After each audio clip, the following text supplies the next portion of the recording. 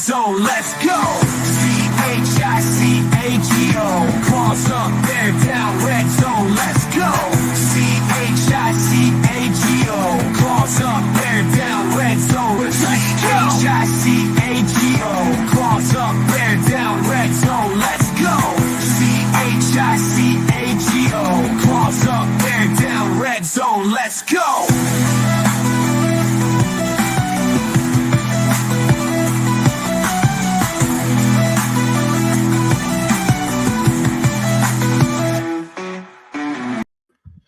What's up, guys? Welcome back on Bear Down. Figured we had to go live for the last game of the year, right? We have to. Because it's our Bears, and we're bearing down. Bear down, bear down, bear down. Of course, we're trying to break a streak today. Let me know if that's too loud. I got the game on right here. I'm doing the little studio today, not doing the big screen. So, doing the little studio. Just hoping for a miracle here. I just woke up.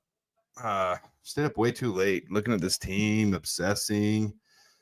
And we're already looking forward to the offseason.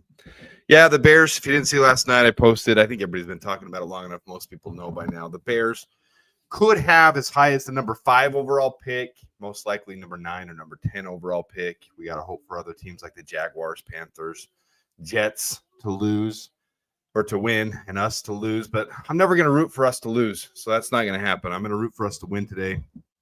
And I said at the beginning of the year, a lot of people didn't believe me. It's true. The Packers are frauds. They will be a first-round exit. Just watch. That's all I have to root for now. I think the Lions and the Vikings could make deep runs. But what have the Packers done? I mean, they lost to both they got swept by both the Vikings and the Lions, and they lost on a blocked field goal to the Bears. So I don't think the Bears will win today because I think morale is the biggest issue. I think we're down. I think we're going to have some things to play for as far as each other and the team, but I really don't think they have the motivation like the Packers do. I realize the Packers are sitting everyone, but it's not in the cards for the Bears. The Bears. So the only thing I've caught this morning was Ryan Poles' interview. I can give some thoughts on that if you guys want. If you guys have questions on the side before this game starts, let's hit those up. Creighton Wilfong, I like your update. Breaking news, Big Dex is in hibernation and will wake up around training camp. Checks out. Sounds about right. That's what we all should do. So after this game, January 5th through March 13th, there's really nothing. It's hibernation time. Time for this team to make the internal decisions. And you heard Ryan Poles talk about some of those decisions today. I'm just going to say this. I just listened to it once, and I just listened to it just barely as I was getting ready. I do not believe there's a whole lot you can take from that because, no, I don't feel like his position is safe. I don't think he's guaranteed a position this next year. I think he has to go through the process just like everyone else, and he talked about that. He talked about how he has to internalize, and I hope he takes that seriously because, like all GMs, he gets attached to his players, and he really needs to cut a couple of them. Ryan Bates, Gerald Everett, they have to go. But when he said that this team has a really good core, I do believe that. I think there's some really solid players on this team, and coaching was exposed more than anything this year. If there's one thing Bears fans can learn from this season, one takeaway, I should say, it's that there really is truth to coaches being the key. Matt LaFleur has shown that in Green Bay. Malik Willis looked like a freaking Pro Bowler when he stepped in for those 2 games. Kevin O'Connell has taken a team that people had serious doubts at the beginning of the season and made them a number 1 overall seed. Potentially, we'll see how the game goes tonight with them against the Lions, but the Vikings could come out with the number 1 seed in the NFC, and that's Kevin O'Connell. Dan Campbell looks amazing. So we are definitely lacking in the most important position in the game. We did all the breakdowns. I did all the breakdowns of every position by position group, and the Bears were second as an overall group behind the Lions. Now, admittedly, I'm probably a little bit biased as a Bears fan, but not that biased.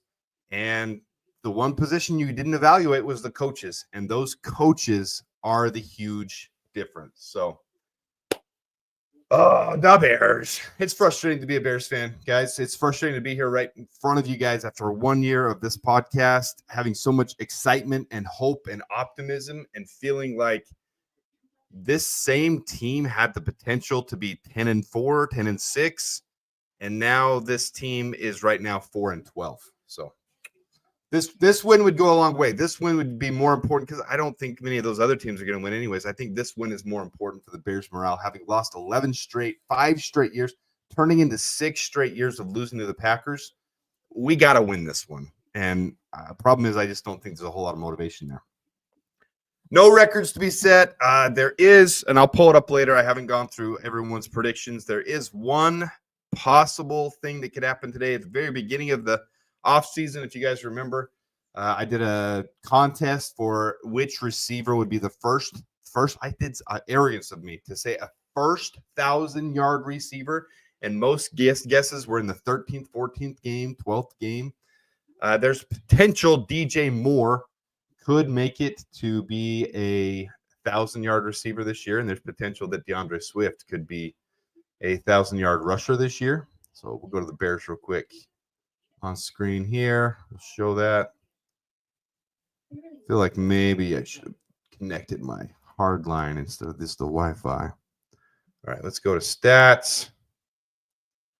So here's the Bears on the season so far. We're about 7 minutes from kickoff unofficially.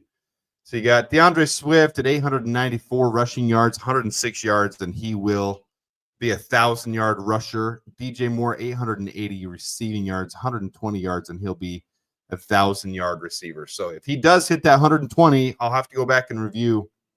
But there is someone that will win a jersey, DJ Moore's jersey, which I'm wearing one today. Boom. DJ Moore I'm repping in hopes that he'll do it. And he'll be a 1,000-yard receiver. So that's right. FGB Atlas. FGB. I know, Jedi. It doesn't mean anything anymore, but it's still nice to say we have one. Hey, don't crap on my parade here when I'm looking for anything to be happy for, okay? I just want my Bears to be relevant again. I just want some hope. I just want to have some joy in my life and not that right there. That does not bring me a ton of joy.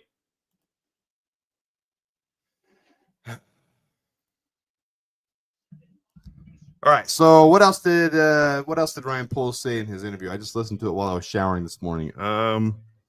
It does sound like he's going to be the GM next year, but I say don't put too much stock into that because really it could come down to the rumors you hear about interviewing Thomas Brown and interviewing other coaches. You're not going to fire your GM until you're sure that you're moving on from him. Lambeau does look cool. I like Lambeau. I just hate the team that plays inside of Lambeau.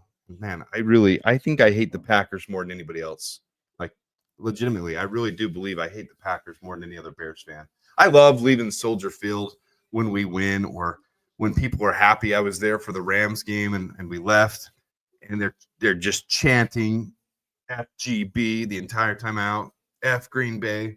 You're walking into the tunnel and you're leaving. Man, I love that atmosphere, but I'd like to visit Lambeau Field, but I only want to do it if we're going to win because I can't stand Packers fans. Can't stand them. I hate them with a passion. They're so annoying. So Caleb warming up. They've got on the screen 11 straight losses versus the Packers.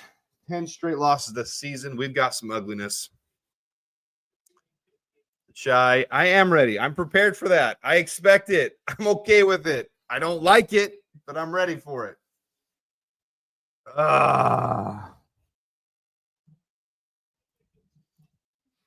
Oh, that was the other thing. Firing the head coach midseason was the dumbest thing ever. We went from losing close games to the playoff caliber. Yeah, but you know, there's something to be said about ripping the Band-Aid off.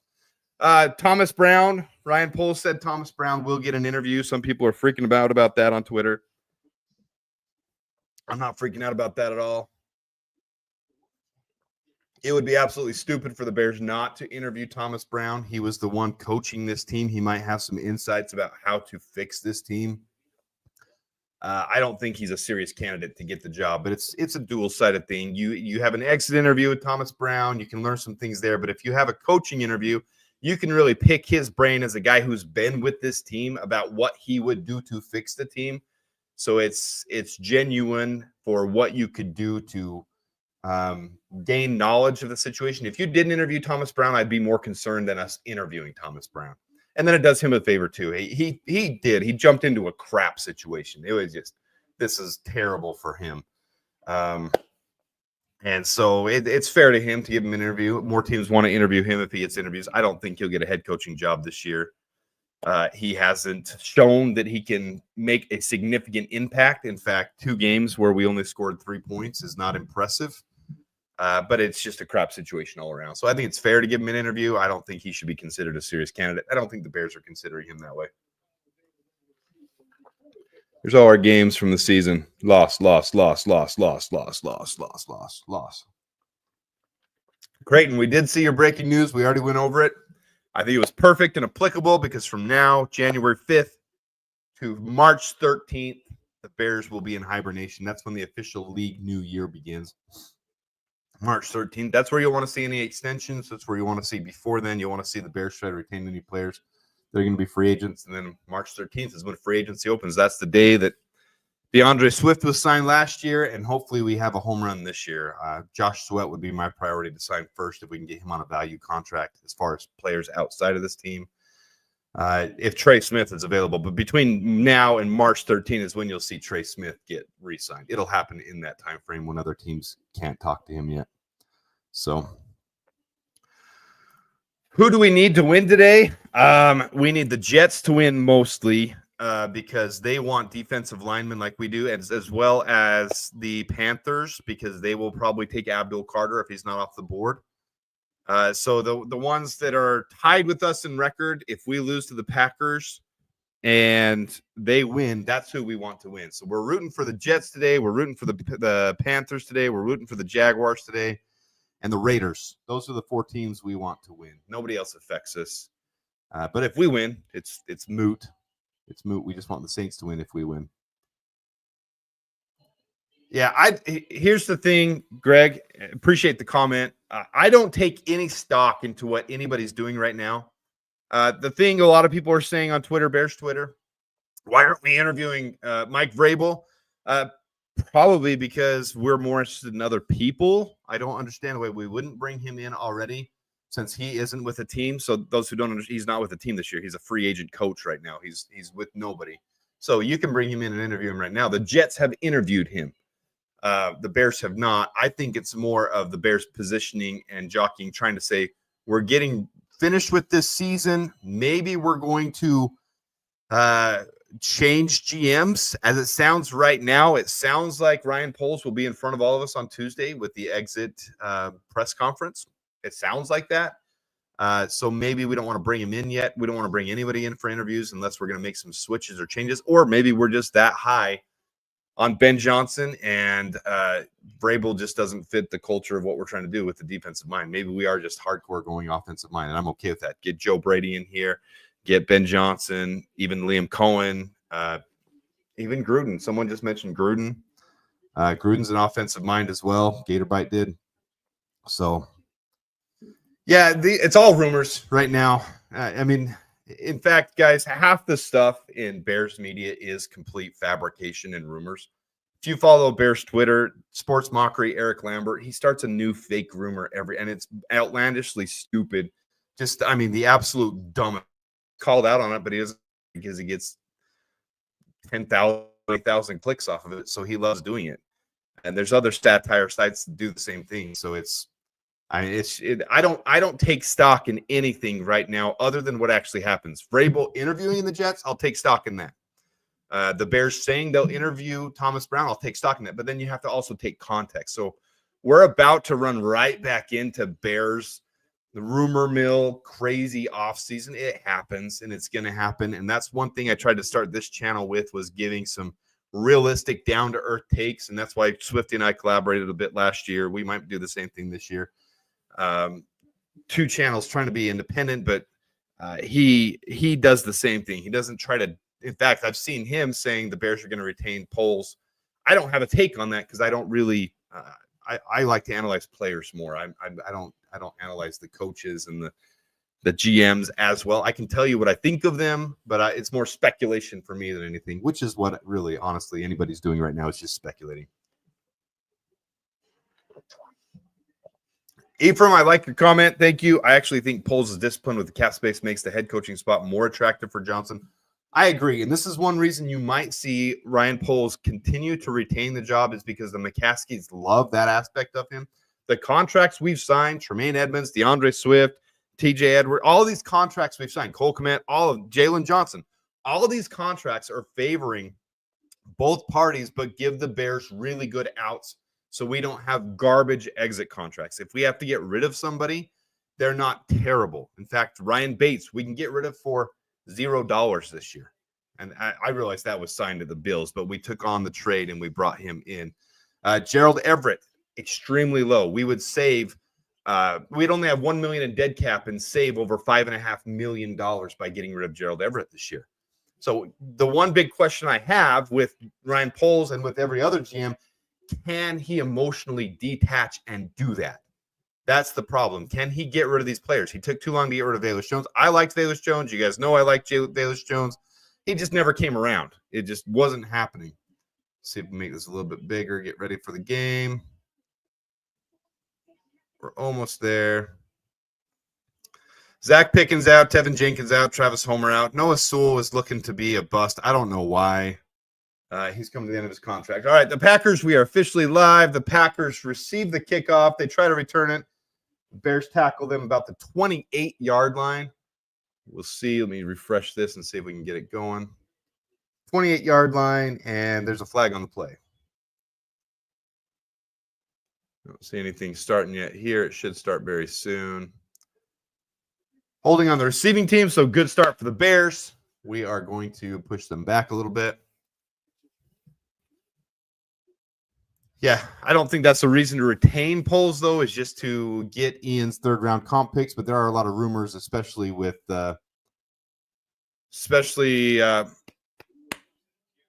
lost my train of thought.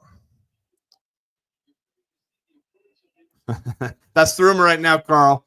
Kevin O'Connor, there's no way the Vikings will do that. All right, JC1, we'll hit this real quick, and then the Vikings are under center. In the shotgun is Jordan Love. He'll have his first play of the game. Because them and if you study and you follow salary cap like I do, and that's probably my greatest strength in this channel is studying salary cap. Nice hit by Stevenson, pushing out of bounds. Looks like Watson. Nope, Dontavian Wicks. So Dontavian Wicks about a 5 or 6 yard catch. Stevenson hits him pretty hard out of bounds. Teams like the Chiefs, who are in their Super Bowl window continually, they will extend their salary cap by signing crap contracts and extending them out, pushing the money out years and years and years. The Saints did that, and it hasn't worked out for the Saints, but the Chiefs are following the same path.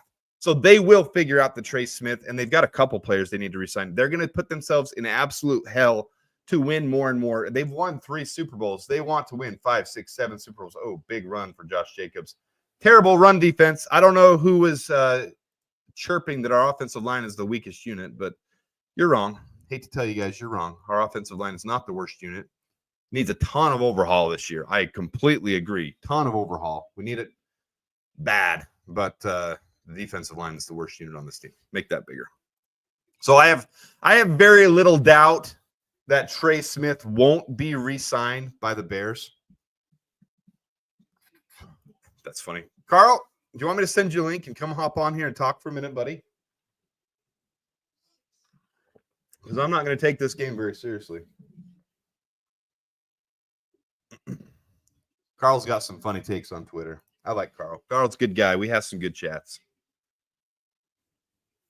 All right, so it's going to be first and 10 now. I don't think Eric Washington retains his job either. He hasn't done anything to make this defense special. Matt Eberflus did show that he can coach a defense really, really well. He just has no situational awareness. That's why he got axed. He has no awareness to be a head coach. He would be a great defensive coordinator, cannot head coach for the life of him.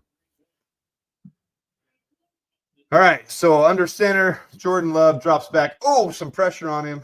Hit Josh Jacobs on the out route. Little dump pass. Gets about 2 yards, so it'll be 2nd and 8. 3rd and 8. My bad. 3rd and 7. I'm half paying attention to the game, guys. I'm going to put, let's see here. Give me 1 second.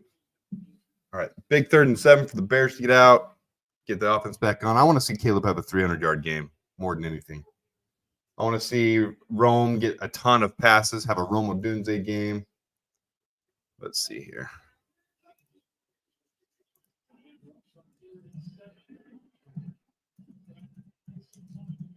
Love just throws it away. It's going to be 4th down. They're going to have to punt.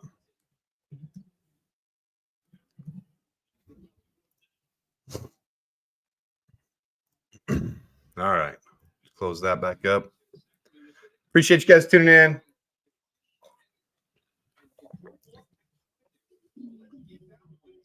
Our secondary did a good job of covering on that one. I'll pay more attention to the game. Sorry, guys. We're having fun. We're having a good time.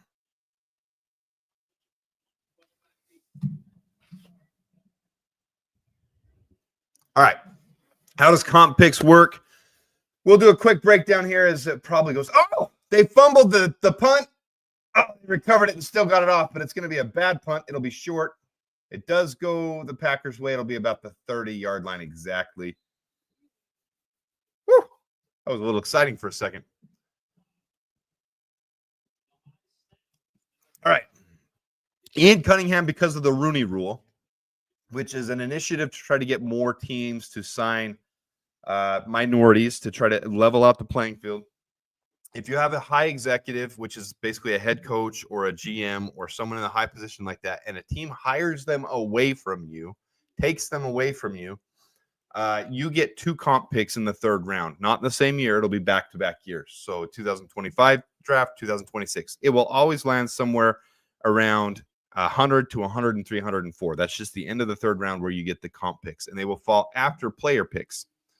Player picks are if you get decimated by free agency, if you lose a ton of high-value players, and it's gauged off of what other teams sign your players for, and you don't retain, and you don't bring in an equal amount of free agents in that same position, comp picks are there to help you rebuild your team. Those will happen anywhere in the 3rd, depending on how high value, 4th, 5th, 6th round. Those comp picks are not what the Bears are in position for. Even if we lose Keenan Allen, we should sign a high enough value free agent that we get that we just lose our comp pick as well. We lose Keenan Allen. There's really not anybody else high value that we could lose. So you get comp picks in that situation as well. This is what the Niners have rebuilt their team over and over and over. They build good players. They build a good team.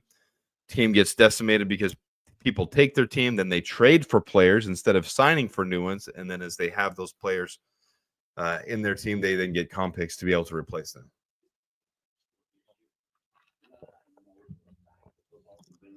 Yeah, it would be nice to finally have an opening drive for a touchdown. Let's see if we can do it. I want to see Caleb with a 300-yard game more than anything. That's what I want to see.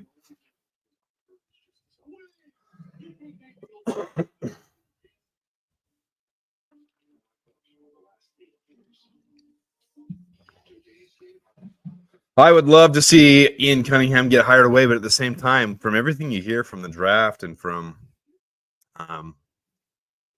stories you hear about things that take place during the offseason, he sounds like he's the voice of reason for Ryan Poles. So I don't know if I do want him gone. He's the one who convinced Poles not to trade up and waste valuable draft picks to get Rome Odunze, which I love Rome Odunze, but we ended up getting him at 9. So it was obviously solid advice. Special teams coach getting upset over at Green Bay. All right, Bears are going to take over here. See what Caleb can do today.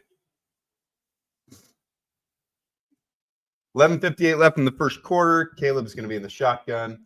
I would expect a lot of help from Cole Kmet today on the outside by Borum and Curhan. Those are 2 of the worst. And, fumbled the snap right off the first. High snap by Coleman Shelton as I continue to praise him. And I've said, how many missed snaps have you seen this year? Well, there was one. Just to answer that one, Phil, it's going to be Jake Curhan and Larry Borum. I was probably saying it right as you were saying it. Has nothing to do with pass protection there. That was a bad snap. Got the rhythm and timing off. We should do a sack time. We should do a sack tally for this game with Borum and Curhan on the left side. There's one. One on the sack tally. Might have to refresh this, huh? Hey, Cole Kmet got the ball, but negative yards. Poor Cole.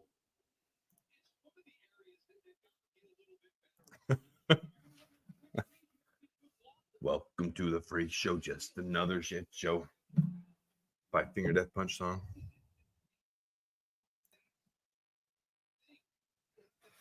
I think this team is checked out. This might get really ugly today, guys. I really do think the team is checked out. 3rd and 21 coming up.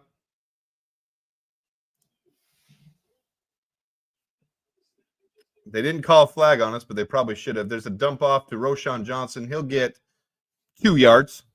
And so, as always, we will not have a first drive touchdown. We'll have a first drive punt. Let's see what we got out of our punter. Let's see what Tory Taylor can do today. Did anybody expect anything different? I mean, let's be honest. Did we expect anything different than that first drive? Did I want something different? Of course. I didn't expect anything different. I don't know why I'm live today. This is going to be ugly. Dave, thinking we might not win. I think you might be right. I think if anybody had expectations to win today, they've drank the Kool-Aid way too hard. That's funny. Tory Taylor punts a booming punt. Let's talk about the punt. All the way down to the 25-yard line. It was so big, they have to return it. They returned about 15 yards to get to the 40-yard line. Our guys couldn't get down there fast enough. This is the norm for the Bears. 3 and out on the first drive. All right, so we got Carl who decided to join, which is going to be funner than watching the game. Hold on, Carl. Carl, what's up, man? What's going on, brother Adam? We got to have Can you something hear me fun okay? to do the game today because it's going to be ugly to say the least. Yeah, definitely. I mean, it is what it is, though. I don't know if it's just me or if your volume needs to be turned. Can you turn your volume up just a little bit? I'm on. So this might be scuffed. I may have to reevaluate. Hold on a second. You're good. It's not that bad. You guys in the comments, can you What hear about now? Carl? Do I sound any better now? It sound about the same, but it's fine. It's just a little soft. Maybe it's actually me. Maybe my volume's a little low. My reverb volume. I increased it by 50%. How do I sound now? I think you're actually okay. I think I turned mine up and I think it's actually okay. Sounds good. What's going on, chat? Appreciate you jumping on last second. We didn't talk about this beforehand. Carl was just in the comments, and I said, Carl, if you want to come on, I'll send you an invite because this is just going to be a shit show, and there's nothing else to do than just talk Bears football and have a little fun today because this is going to be ugly. Well, I don't know if the chat can see my name and my image, just full troll mode right now, but what are we saying? O'Connell. That's funny. What are we saying about that?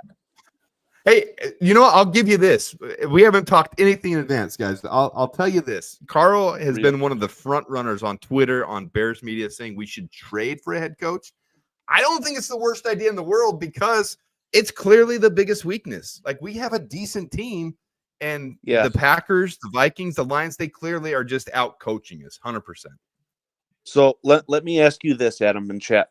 What's the average career of an NFL football player? I'm going to guess 4 to 6 years. It's actually less. 4 years might be at the high end. Even if you call it 4 years, though, right? Your opportunity cost is what?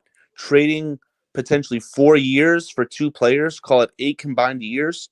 For how long of stability at head coach? You'd obviously have to give Kevin O'Connell everything. But he'd be a guy who'd be here for at least the next 10 years, right? Assuming all goes well. You'd have to sign him to at least a 5-6 year deal to be able to trade. I mean, you trade for him, you're going to sign him long term, 5-6 years. Yeah, you want exactly. Longer, but yeah, and that money doesn't come against the cap. I know that you're big on the analytics here on this channel, so it's not like that's infecting the cap. Whatsoever. So you're trading assets to have one man improve the rest of your entire team. 53 assets. It's going to suck in the moment, but as long as we can't get Mason Graham, there's no real opportunity cost. Like it's. I wanted McVay. It's always been a joke, right? You're never getting McVay. Maybe Kyle Shanahan, probably not. But if you've got reports saying that Kevin O'Connell could be had, it's also direct addition by subtraction, right? Well, let's clarify. You just said there's no chance we get McVay. There's no chance we get Shanahan. I'm going to tell you right now, there's 0.000% chance we get Kevin O'Connell. Maybe throw a one there just for myself. All right, I'll give you this 0.000000001%. Okay, I'll give take you it. It's not 0. I'll take it. It's not going to happen, but I don't mind the approach that you're saying. I just wouldn't want to do it this draft. I would hope they'd say, okay, we're going to give you our, and no team is going to do that. We'll give you our, or maybe we make the trade too late. They're not going to do that either because they want to get the head coach organized. Give them a 26 and a 27 draft pick because this draft is actually, so that's another thing. And I won't take too much of your time with this, Carl, but another team, a couple people have been saying was in the comments of some of my other videos is why did we take a developmental tackle in the 3rd round last year when there's so many good players in the 3rd round this year? The draft is different every single year. It's something I really focus on is draft and salary cap. This year's 3rd round is way different than last year's. Last year's wasn't deep. This year is deep. And class. the direct comment that I have regarding Karan, is he going in the 3rd round if he's fully healthy? He's probably a 2nd round pick. So Bears took him out of value. Crapping him on this year when he was developmental. We needed to get him healthy, get him a full year in the system. Just like Austin Booker. Some people are crapping on Austin Booker. We knew taking him in the 5th round that he was developmental. These are players that we were taking for the future. So, all right, Carl, answer this one. I've already answered it earlier in the show. Ryan Poles staying after this game? So I did a show last night, and the comment that was brought up was maybe do you rest Caleb Williams in this game to prevent him from being injured? Thomas Brown. Would Thomas Brown bench Caleb Williams when Thomas Brown is auditioning for 32 NFL positions? No. The only person that would be able to tell him to rest Caleb Williams would be the general manager, Ryan Poles. That's his investment at quarterback, right?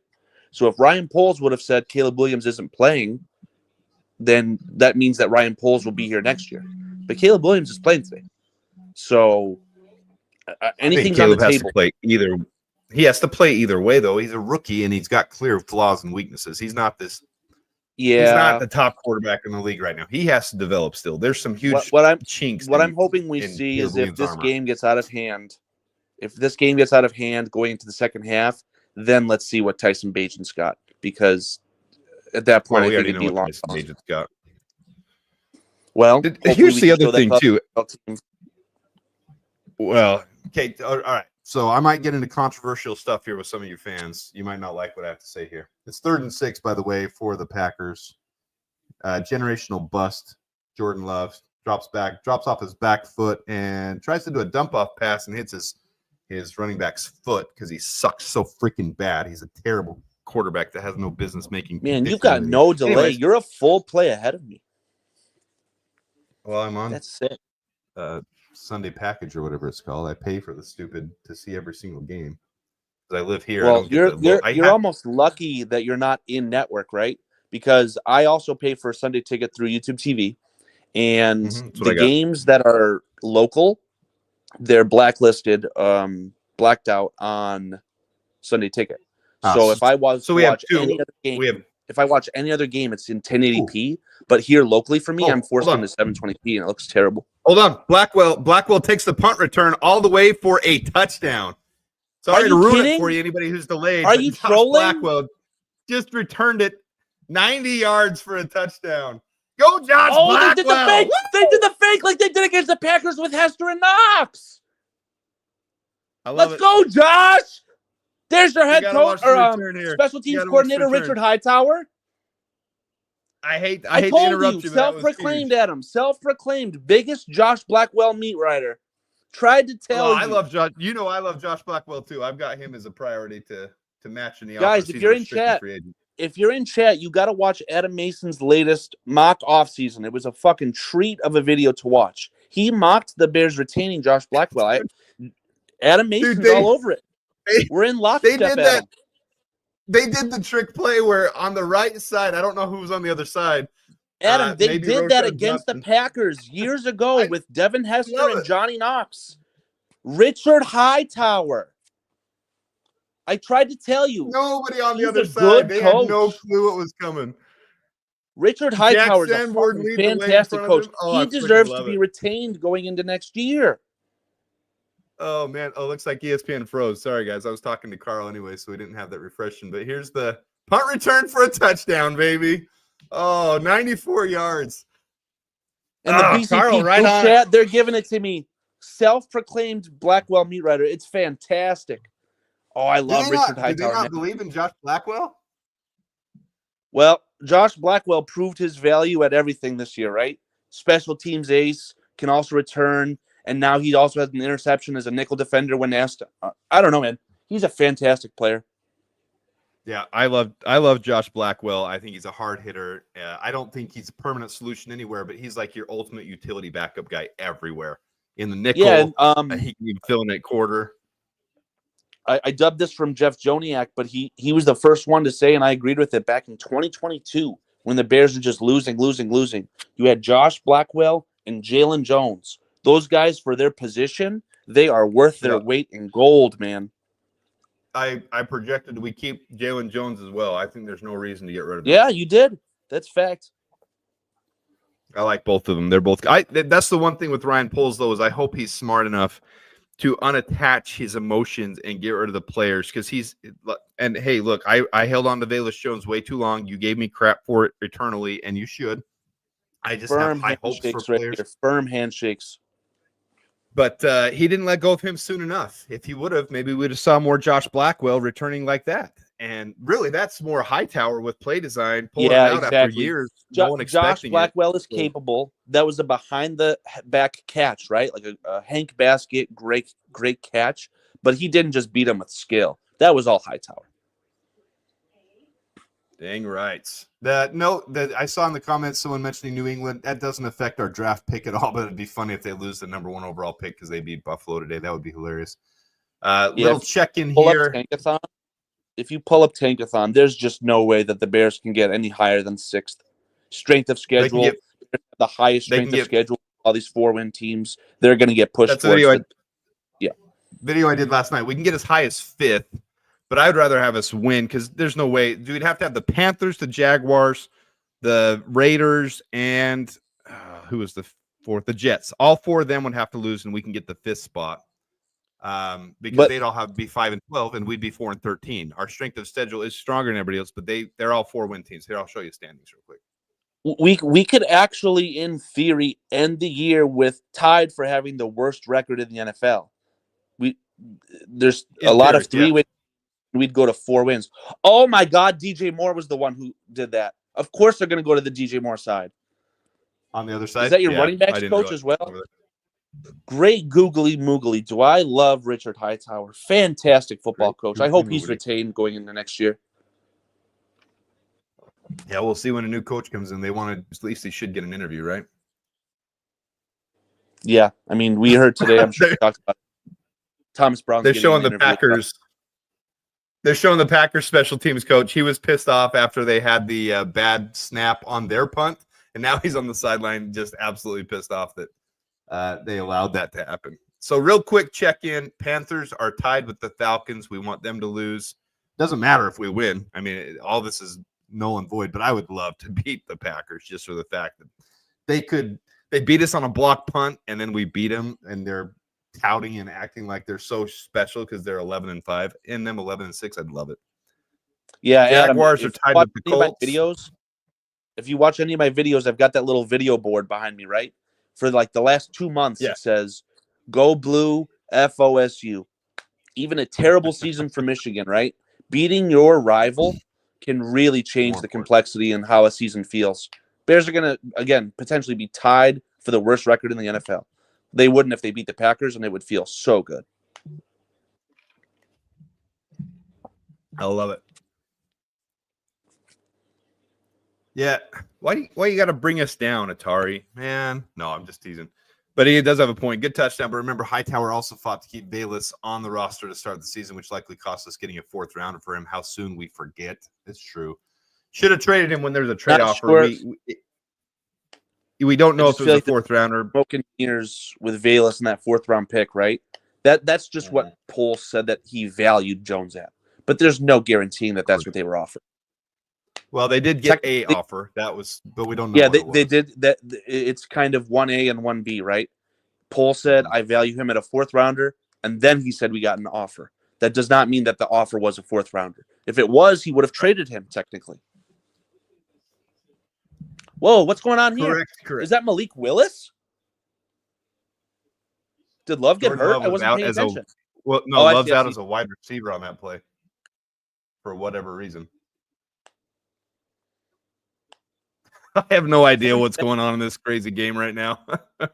Fun fact, a certain someone who hosts the Bears Country Productions channel is talking about a potential former Bears quarterback being a potential head coaching candidate, being Josh McCown.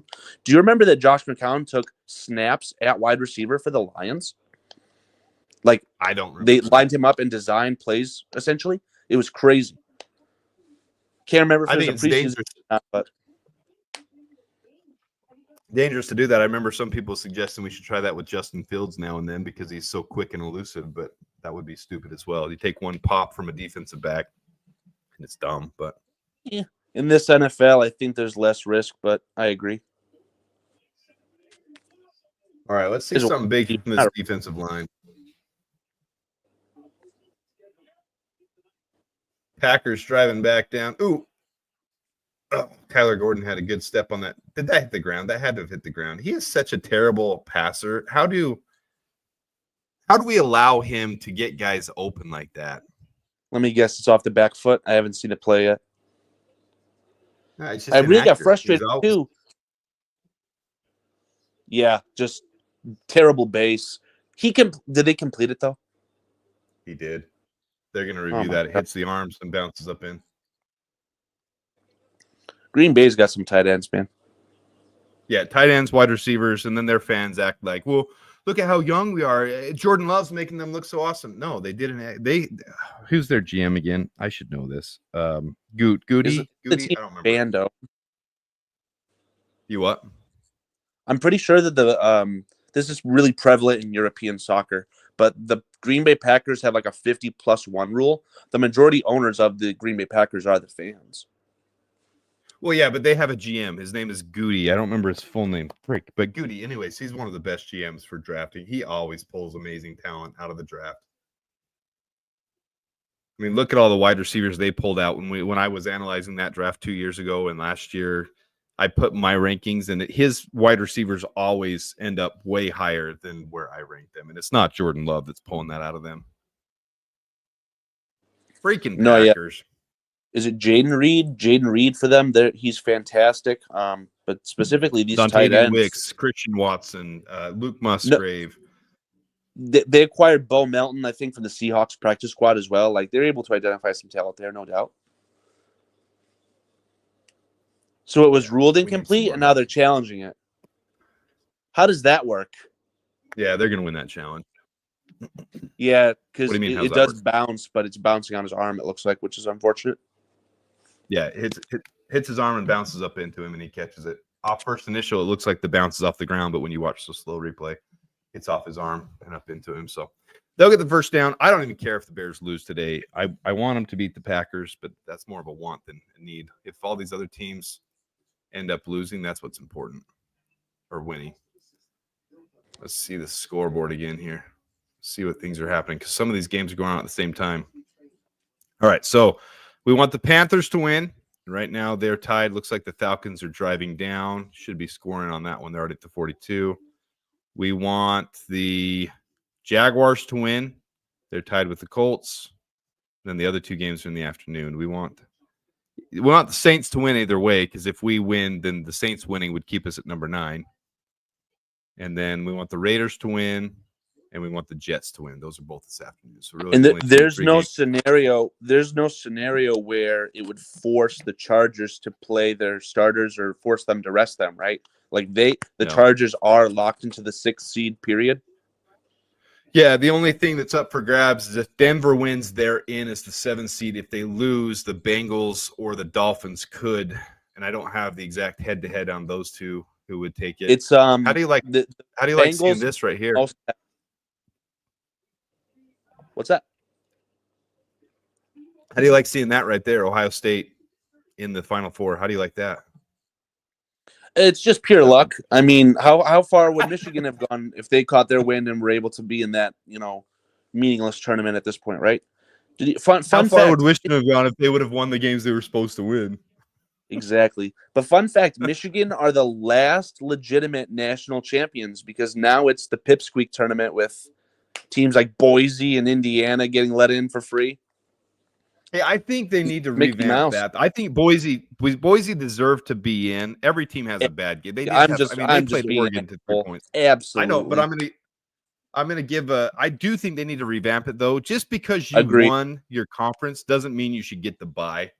It should be, the Power Four all gets their automatic bye, and then the best non-Power Four team should get in.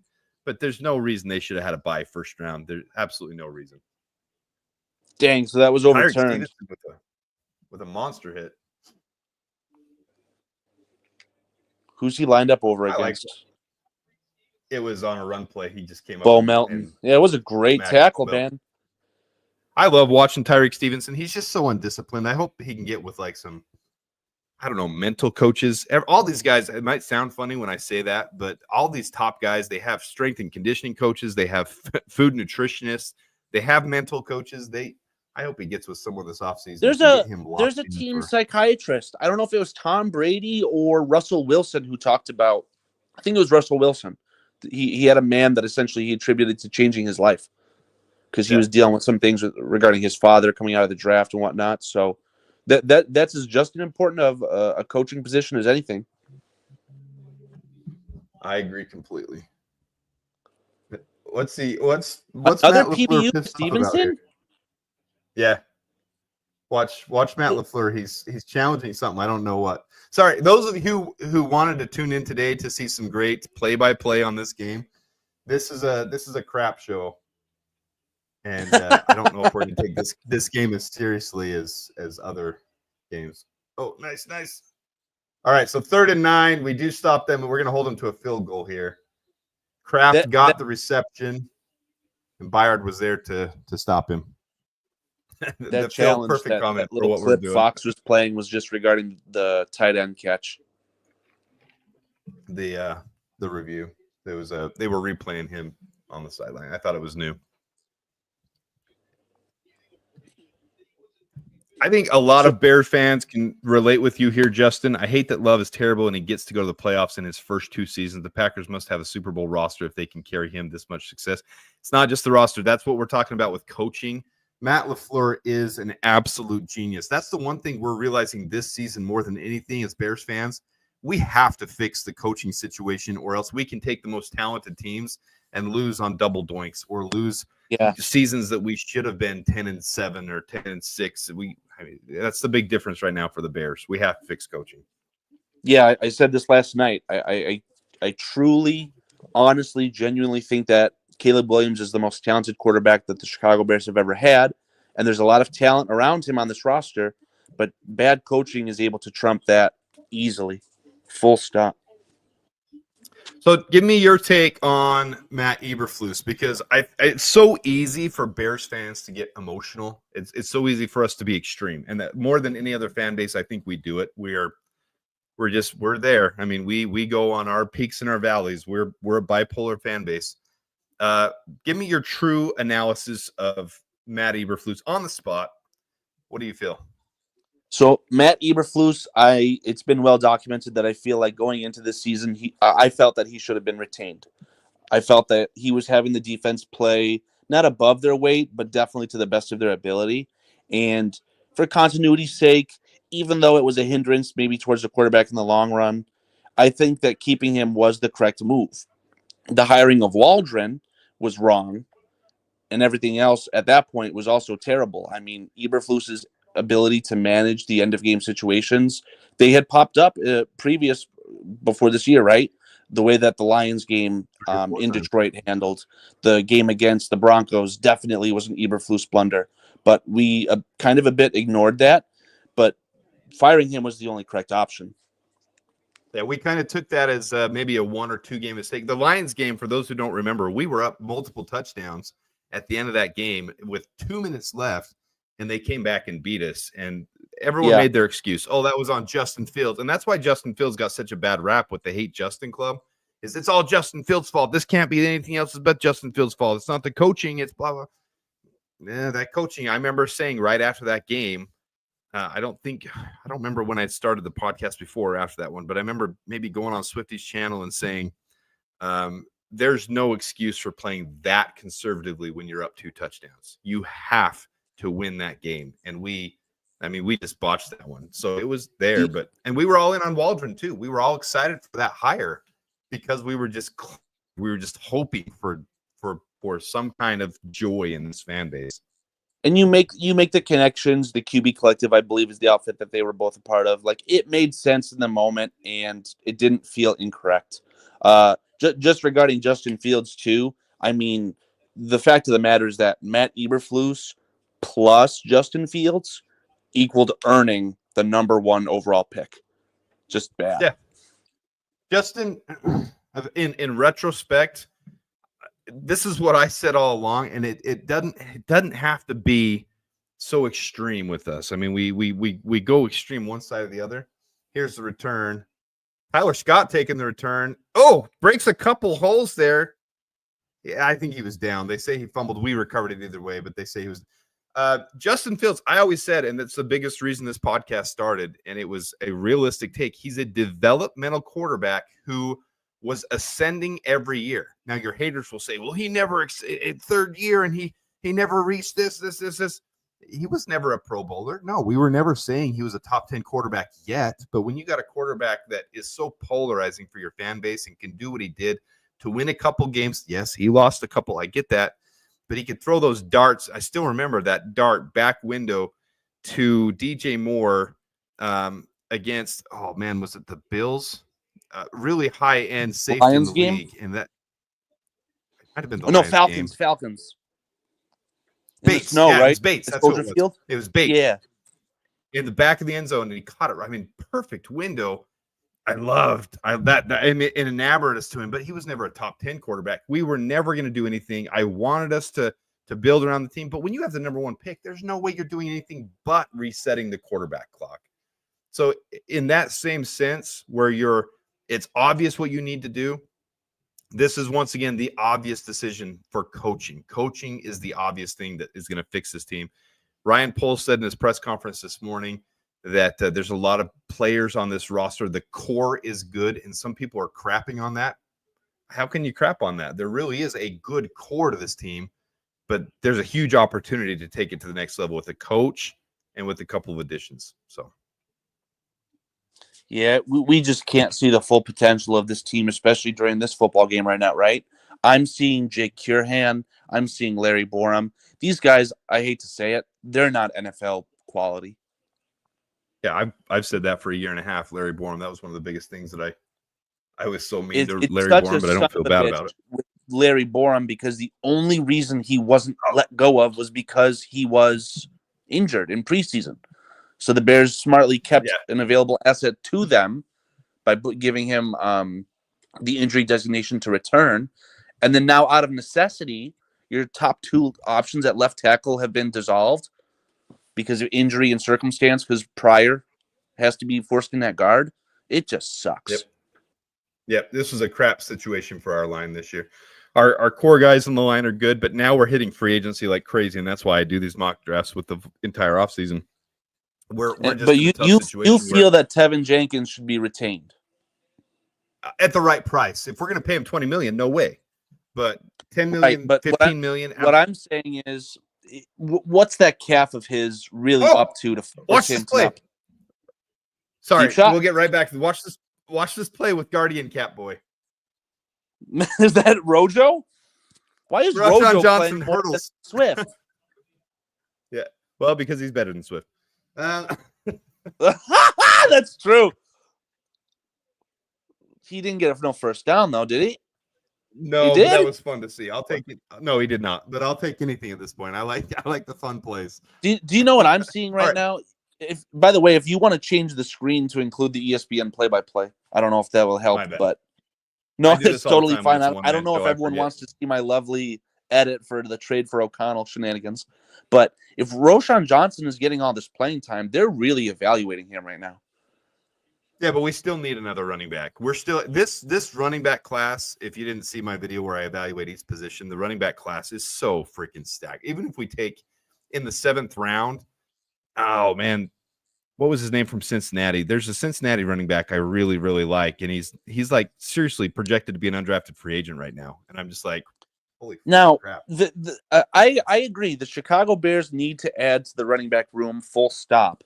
But they've already got a 6th round, 7th round guy, in my opinion, on their roster, in Ian Wheeler. I think you need to acquire a real quality RB number 1. So Correct. whether that's I believe that as well. Cam Scattaboo, maybe it's not worth those guys because they're going to be so high up on the draft board. But what are these kids from Ohio State? What's the buzz with them? Both high as well. Here's the thing you just nailed. Travion Henderson. Yeah, like if those kids need to come in and play, I'll accept that. I'm pretty sure they're both second, third rounders as well in this class. Exactly. So here's something you just nailed on. I do not have any desire whatsoever to use a first rounder on a run. In fact, I don't even want to use an early third rounder. If we do get a comp pick, and say that's going to be right in the 100 range, because some of these players are rising boards and getting attention, like Cam Scattaboo, who I loved before he got all the attention. Because they're getting attention, they'll come up boards. That leaves players that I think, oh, freaking man, this is a fun game. Man, you guys are breaking the shit. I'm a whole play behind you. I'm hearing fumble. We won't say anything until Jonathan Owens picks up the fumble. I missed the beginning of it. I got to watch this replay. God is good, Adam. God is good. After I praised Jaden Reed, this team is one and done. Go. They're going to go to Philadelphia. Oh, it was Jalen Johnson did the peanut punch. All he did was put in his left hand and punched it out. Jalen Johnson. He started to the Lambo leap. Did he get hurt? I don't know. Oh, my God. This is fantastic. Green Bay, you got money on Green Bay going to Philadelphia? They are going to get murdered. Yeah, Jalen Johnson peanut punched that. Oh, yeah. Owens picks it up. He used to be 33 and he changed out of it. They got to give him the 33 back now. Fantastic, Jalen Johnson. Great play. All right, so what I was saying was with some of these guys jumping up how deep this class is, Dylan Sampson is a perfect fit for the Bears, and he could fall down into that comp pick range right there around 100. I would be pulling for that hard. Dylan Sampson would be such a steal in the late third round. There's a couple, RJ Harvey, there's a couple really good running backs right there that I would absolutely love the Bears to steal with a comp pick in the third round. So I want to touch on something that I identified when I was looking over kind of some of the Ryan Poles moves that have been made. You're saying that you want the Bears to draft a running back in the third round with a comp pick that would be acquired thanks to Ryan Poles' good buddy Ian Cunningham getting a new job? This is again rumors. This is just there's a lot of rumors of the Colts really liking Ian Cunningham. Anyways, go ahead. It's very plausible. But Ryan Poles seems to take players that are acquired in positions where they got rid of a good asset, whether that's the Khalil Mack trade, the Robert Quinn trade. They're taking players that are kind of higher impact. So imagine the Bears take a starting running back with a pick that used to be Ryan Poles' best friend. That is also something that could definitely be the case. Very poetic. It'd be fun. Yeah, there's so many things. We can do stuff about the draft. We'll get into that stuff. Someone asked if this is a deep, where was it? Before the fun. You guys. He was going to do the Lambo leap. The starters are not trash on this line, guys. They aren't. I'm sorry to break it to you. They're not Pro Bowlers. The thing that I don't think I rounded this out. You want to retain Tevin Jenkins, and I hear the continuity sake, and I think that applies a lot more to your left tackle, Braxton Jones. But what's up with this calf of Tevin Jenkins that's preventing him from playing when he's trying to earn a contract for his new wife and child?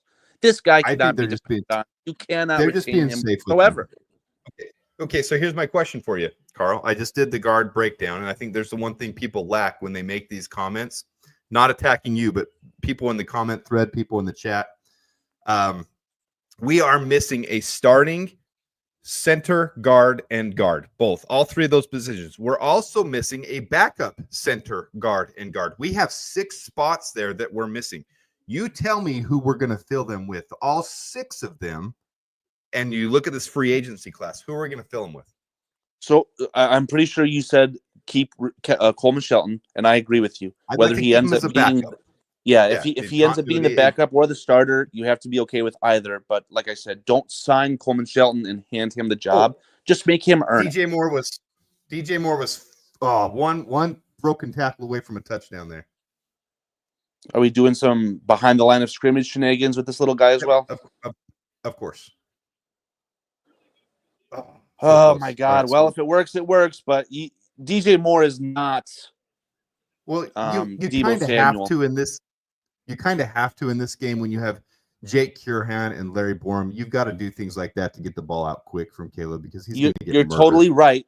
You're totally right. But in an ideal situation, let's just say Ben Johnson comes to Chicago, right? Who we got? Got to be a throw to Rome, right? It's got to be a throw to Rome. Handoff, of course. DeAndre Swift with a 4-yard rush for a touchdown. Never complain about a touchdown. Look at the Bears racking it up on the Packers. FGB. Screw the Packers. I freaking hate the Packers. I'm glad we're winning. And I hope all the other teams that we needed to lose for us or to win for us to get a higher pick, I hope they lose. And then it didn't make a difference. Sorry to interrupt you, Carl. Yeah. Go ahead. There's so many things. I mean, if you guys are watching this play right now, right? Watch Cole Kmet. He's coming across to seal, but there's also a play that I'm starting to see that the Bears are starting to run now that Thomas Brown has been injected into the play calling. If you watch the Rams, and I love Sean McVay, the Rams always have this play where either a tight end or a wide receiver leaks across the formation, and you get a little dump off while he's just completely ass naked. And it always goes for 10, 15 yards. This is what good play callers do. They will set up their play calling. So they already have seen a play where Cole Kmet comes across and blocks, so they'll not expect it when he actually does that and catches a pass. So Thomas Brown has some good ideas, and he can't change the whole offense full stop in the middle of the season. I think if he goes somewhere else, Thomas Brown could be a very good play caller. Ooh, I don't know if that's my reception or yours, but you cut out there at the end. But I absolutely love what you're saying. Creativity is an issue the Bears have had for years. We've got to get a lot more creativity on this team. Look at Matt LaFleur, very upset. Arizona for trade. Yeah. Can you hear me? We lost you there for a good 10 seconds. That's okay. I feel like also I haven't capped off Tevin Jenkins. Tevin Jenkins, if he's let go, because you can't depend on him for anything. It's a contract year. He should be playing even if he's slightly injured. If you just get rid of him, you could still bring back 4 players who are playing meaningful snaps for you. So it's not like just because you let Tevin Jenkins can't get anything. To go back, who's available? Look at this free agency class. Obviously, the NFL everyone will immediately go to Trey Smith, and I know Trey Smith plays right guard. Not going to happen. But outside of that, there's got to be some other guys, and that'd just be the player that you draft then, right? Well, you've got to draft 6 of them. You've got to have starters and backups for your guards, and there's no one of it. You got Will Fries, who's coming off injury as well, who had finally a breakout year for the Colts. I would think the Colts are going to try to retain him. Other than that, there's nobody available. Like, this is a good class for guards for draft. You're right. There will be some moves made. Teams will. What I've learned about the NFL, Adam, there's always a name that pops up that you never ever think of. The Bills are in the middle of the championship contending season, and no one at the start of the season would have ever guessed that Mitch Morse would have been released. Right? No one would have guessed that. But you're also talking scraps like Ryan Bates and like these guys that they're not going to be your home run hits. Tevin Jenkins is a home run hit if he's healthy. So, I mean, he's a top 5, top 10 guard in the league when he's healthy. Someone in the comments of that video. What is going on here, Adam? Oh, my God. The knee. Someone's grabbing their knee. Yeah, but if the Bears player's touching him, like that looks scary. Oh my God. I need to be more invested in this game for a live broadcast of the game. I'll make jokes, But this and that. Oh no. Oh, I don't like to see that whatsoever. God I damn it. missed it. Who is it? I'm on commercial now. 'Cause I'm Christian ahead of you. Watson, non-contact injury. Poor guy. Oh, God, I you like don't like Christian Watson that too. whatsoever. Yeah, especially the last game of the season. Yeah, and I'll it's have to not wait like for a that Bears play. situation where you're immediately trying to get a vacation booked. Like these guys are going to the playoffs. That's not cool, Yeah. man. Oh Jesus. So here's the hard thing with fans and with Bears media is we want to get the pitchforks, we want to get the torches out, and we want to say we got to replace this guy. But there's a reality of saying that and understanding how strong a free agency class is and how strong a draft class is. Now, the guard draft this year is absolutely loaded, especially with players that are playing tackle, like Tevin Jenkins in college that should move in, Wyatt Millum, Armand Membu, the Arizona guy, Salvia. I don't even know how to say his last name. I mean, there's just there's a dozen of them, like literally. And these guys, you're going to have 20 guards go off the board between round 2 and 4. And I'm not even joking with that. There's going to be some high impact guys. So that's great. You can pick up a couple of them. And I do think we should draft 2 of them. We should draft 2 guards in the draft. But expecting 2 guards rounds 2 through 4 to start for your NFL roster sets this team back. You can't have that. Even if they're Wyatt Millum or Tate Ratledge. I mean, even if these are high, they've got to adjust. You would absolutely need to retain Coleman Shelton at that point with them, but then he's going to go through crap, and he's going to get crapped on by this fan base too for having 2 rookie guards on each side of him. Tevin needs to be retained, but I really liked one fan's suggestion is if you take him as a top guard in the league, he's averaging $1.25 million per game. Give him a base of $10 million and then pay him 10 or 1.25 million on average per game that he plays. So he could earn up to $20 million, or he could earn as low as 10 million if he doesn't play. I kind of like that suggestion. It would be creative and unique. I don't think he would go for that or his agent, but I think he might sign a hometown discount for staying here with his injury history. He's not affiliated with the general manager that drafted him. I don't know. I think that Tevin Jenkins, but he's already said he loves Chicago. Off He'd love the to stay here with his family. I just don't know if I believe that. I'm pretty sure he's a Texas kid. I mean, someone's going to give him a fat bag at him. I just feel it in my gut, and I don't think he'll be here. And if the Bears want to match that and overpay him, I would be very disheartened. Oh, Jalen Johnson, really good job on that one. Tremaine Edmonds too. Yeah, but I'm not going to be upset like other Bears fans if we do give him $15 million a year. We are in really good salary cap space. If we take him for $15 million a year and we re-sign Keenan Allen, I'll be upset. But if we retain Tevin for $15 million a year, I won't be upset. And I guarantee 90% of Bears fandom will, because they don't understand how weak this offensive line free agency is. The draft great, but they're prospects. We have to remember they're undeveloped prospects that you can't. I mean, you could have Alex Leatherwood, for all we know, that shows up, or an Evan Neal team, and you're expecting to start them 17 games. You have to have depth, and that's been our biggest problem. We've got to get deep. So signing Tevin and then getting some really high-end draft picks as well is the only way to go for me. Yeah, I agree. Like I'm just saying, there's going to be a name that no website that you utilize will be able to tell you is going to become available. There could be a player who's got 2 years left on his contract that has a dispute. Things happen in the NFL, man. Watch this play. I think Jordan Love's knee is down, but I'm still watching Josh Jacobs. Okay, it's coming real soon here. Jordan Love just got his hand hit. Oh my God, and they can't get him behind the field. Josh Jacobs really shut me the hell up. I thought he was a worthless piece of nothing, and he's a player. He wasn't down. He got that away, but Jordan Love's hand might be injured on the play. He's pointing to his pinky. Oh my God, he said he can't feel it. He may have dislocated a pinky. Thank God it's on his right hand. Right hand, yeah. Austin Booker almost had that slamming the sack, turf. man. He's just so undisciplined, Austin Booker is. He's just such a wild card out there. He will. They even talked about at the beginning of the season where they don't want to make him play in structure, let him do what he feels and what he wants to do. I'm very squeamish at him. I'm sorry. I don't know if that right pinky was doing something it wasn't supposed to. Oh, my God. I don't know if it looked loose or not. Malik Willis is warming up. Actually might be worse for Malik us 'cause Willis undefeated for these Packers? Yeah, that's what we're talking about. He actually has better stats than Jordan Love. Here comes Malik Willis.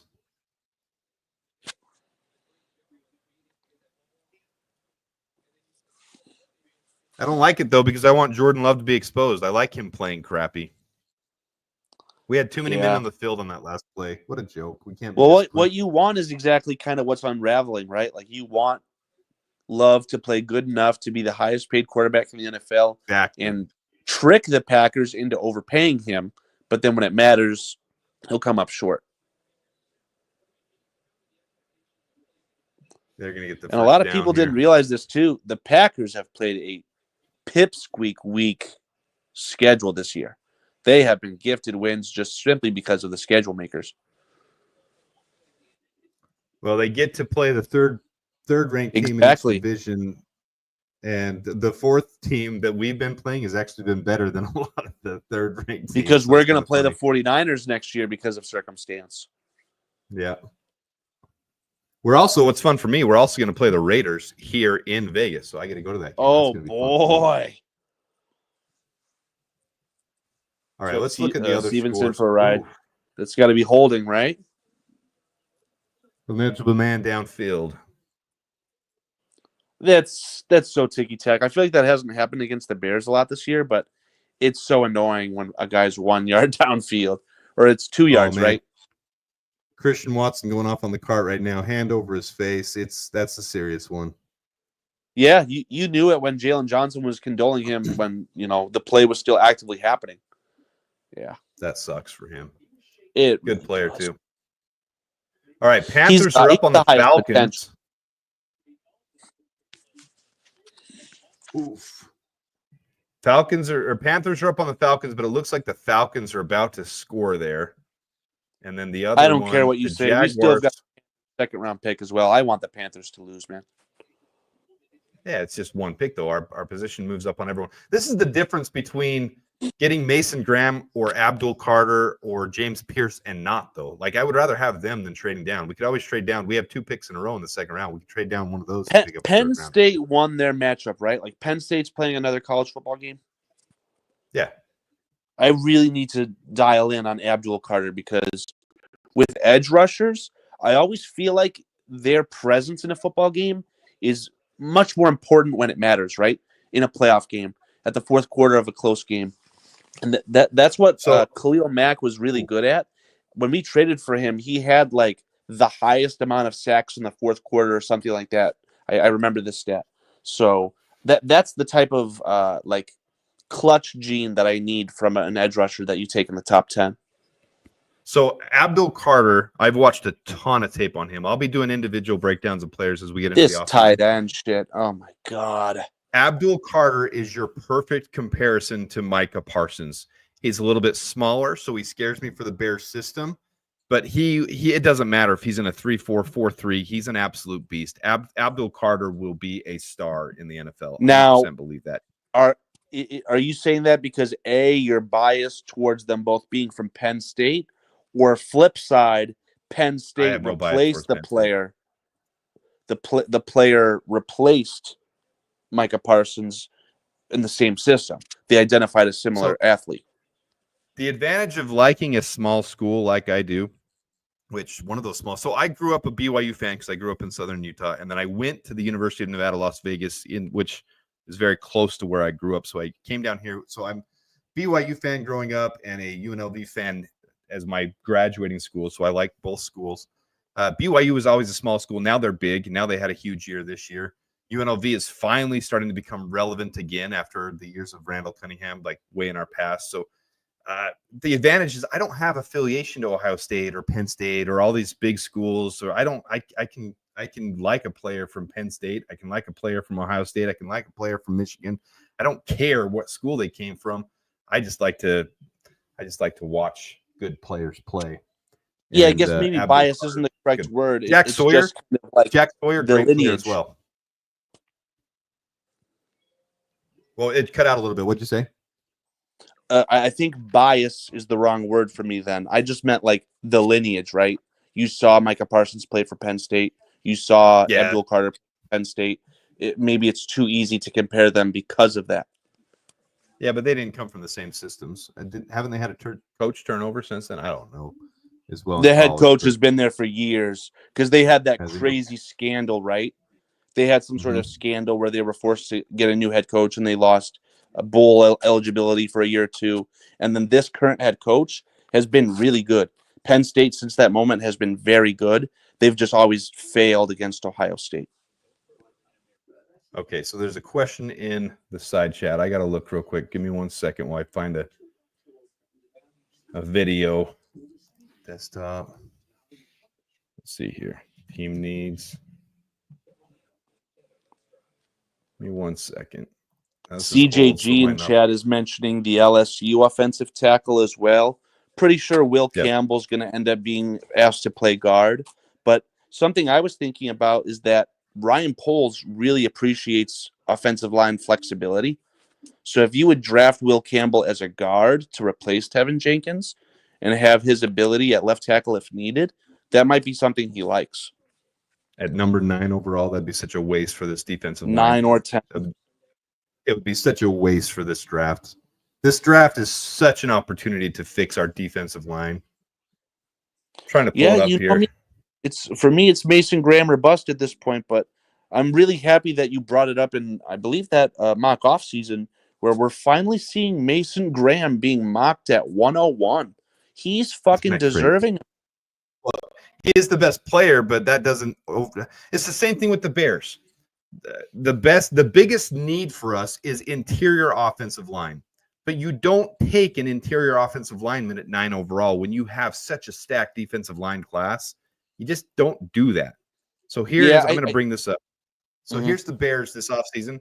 If you're going to retain Ryan Bates, you don't have as much depth need, which scares me with Ryan Poles. I really hope he doesn't retain Ryan Bates. That would be the biggest, stupidest move he would ever do. Got to get rid of him. He's basically medically retired. And then you got Bill Murray, who should really be third on the list. I like Bill Murray, but he shouldn't be a backup anywhere. He needs to be third on the depth list. So you need a left guard, a center, a right guard, a left guard backup, a center backup, and a right guard backup. You can't, in good conscience, take an offensive tackle in the first round when you have that many needs. And you also have needs on the defensive line. So you hit those big needs in the first round because of value. It's draft value and positioning. If we needed a left tackle this year, sure, take a reach on a player that's probably a guard. Go for Kelvin Banks. Go for Will. This is a weak offensive tackle class. So I'm not taking. If I'm the GM, if I'm the GM, or if a GM this year takes a tackle in the first round, I might be done with the Bears. I might just have to say, "I screw you guys. You don't have a clue what you're doing. F you, I'm gone." And I talked about this ad nauseum yesterday. You're not improving Braxton Jones by drafting a left tackle. Maybe you get assets back for Braxton Jones in that scenario, but you are directly improving your second round investment in Gervon Dexter when you draft a defensive tackle. Whether he's playing next to him or allowing him to be fresher in a rotation, you're kind of maximizing your return. It just makes too much sense, in my opinion, to take a defensive tackle.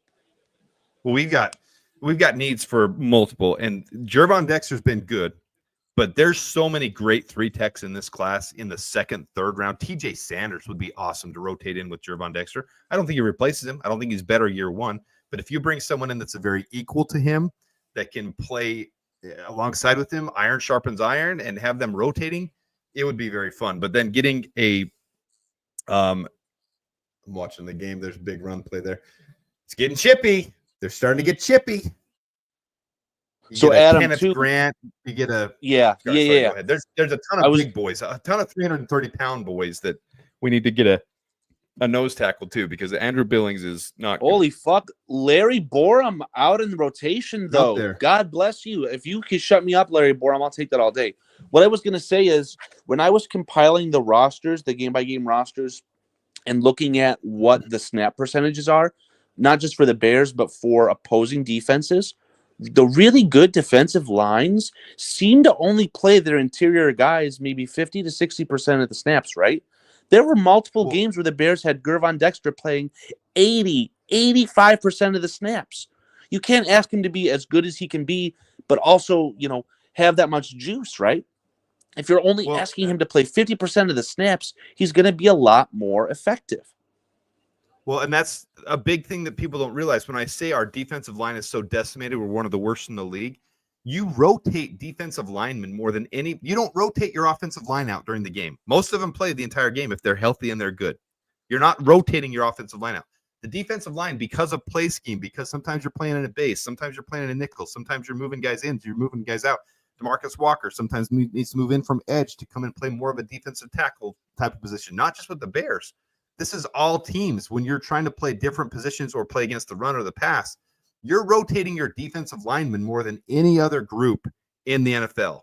So you're using 6, 7, 8 guys on the defensive line every single game. And we've got 2 that are starter quality and maybe 1 or 2 that are decent backups right now. So we need a complete overhaul of that defensive line. Yeah, that's a really good comment. Who is that from? Knowledge Untamed. I really wanted the guy from Miami, Christian Wilkins, who went to the Vegas Raiders. I really fucking wanted that player, but he just cost way too much. Yeah, we had the money if we wouldn't have spent on some garbage contracts, though. That's the problem. This keep going behind the line of scrimmage crap. I hate it. Well, if we keep doing it over and over, they're going to start to sniff it out. So we're doing it too much. Absolutely. It's happening multiple times a drive. Okay, so if you guys want a good take on offensive tackle, there's only one thing I want at offensive tackle. If we did go the path, which I don't think we do, it's not smart. If we do, there's only one offensive tackle in this entire class. The 2026 offensive tackle class is so much better than this year. If you want an offensive tackle, it's Josh Simmons, but he's injured, so he shouldn't go in the top 10. So if we trade back, we get extra picks in the second round where our need positions are really high, and we get Josh Simmons in the end of the first round, and then we pick Wyatt Millum and Princely Uman-Mielen and Tate Ratledge and Jack Sawyer and all these other guys. No, chat. No, don't listen to anything he says about Jack Sawyer. 1,000 snaps in Jack Sawyer's college career, never been held. He's not good. He's not good. There's a reason. I'm sorry. You were speaking blasphemy, so it cut you out on purpose.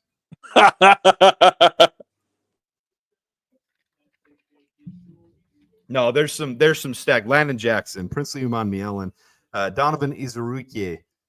There's some really good defensive ends in the second round, and there's some good 3-techs. There's some good big boys as well. So it'll be fun. I'll continue to pound the Michigan drum, Adam, but Josiah Stewart is a player. I talked about that clutch gene. Watch his play 2 years ago now against Alabama to win the Rose Bowl. Josiah Stewart in like the 3rd or maybe the 4th. Fantastic. I don't dislike Josiah Stewart, but he's not anywhere near what I think is a true need for the Bears. The thing I do like about him is for his size, he gets a ton of pressure. I think his sack, hit, hurry, my metric I use, his pressure rate, he gets 1 every 6 plays. But I also think that has a lot to do with the 2 boys in the middle that are making it a lot easier for him. Yes, exactly. I was about to say that, right? So maybe you start to take a page out of the Howie Roseman school of thought. Instead of the University of Georgia, will be the University of Michigan, and we'll bring that band back together. Mason Graham, Kenny Grant, Josiah Stewart, give them all to me. And you know what I told you on Twitter. If we somehow ended up with those 3 guys, if we ended up with the University of Michigan, with those 3 guys, somehow with the picks we have, because getting Mason Graham and Kenny Grant is not really possible, but if he somehow fell to the second and then we got Josiah Stewart with our third rounder, if that happened, I'm happy, Carl, and I would hype that train for you because that's value if we got that in the draft. And there's no chance it happens, just like Kevin O'Connell, right? But if there's that 1%, let's do it. So this is a good comment by Knowledge on Teams. I've watched Josiah Stewart. In the NFL, he's going to be more of a 3-4 type of edge. His size, I believe he's 245 pounds. I did a lot of research already on the edge class. And unlike, which is Abdul Carter's side, but unlike Abdul Carter, he doesn't play big. He doesn't play down on the leg as big. He gets a good amount of pressure, but I think it's more because of his interior defensive lineman. And he doesn't hit as hard as Abdul Carter. Abdul Carter plays like he's 260, 270 pounds. Josiah Stewart plays like he's 245 pounds, which is not bad. I don't know if he's the best fit for the Bears. Breaking news, Adam. I'm sure you can see it on the screen. Dallas is beating. I don't know if you'll take offense to this. I'll say the Commanders. But that means, as things stand currently, the Packers are still the 6th seed, or they're the 7th seed. Yes? No? I don't know. have, Washington's got 10 wins. I don't have all those breaking scenarios for this. I don't. Where's I should open up Tankathon. You can still hear me, right? Yeah. See if I can get Tankathon open in the old Safari. Let's look at the scoreboard here for everyone.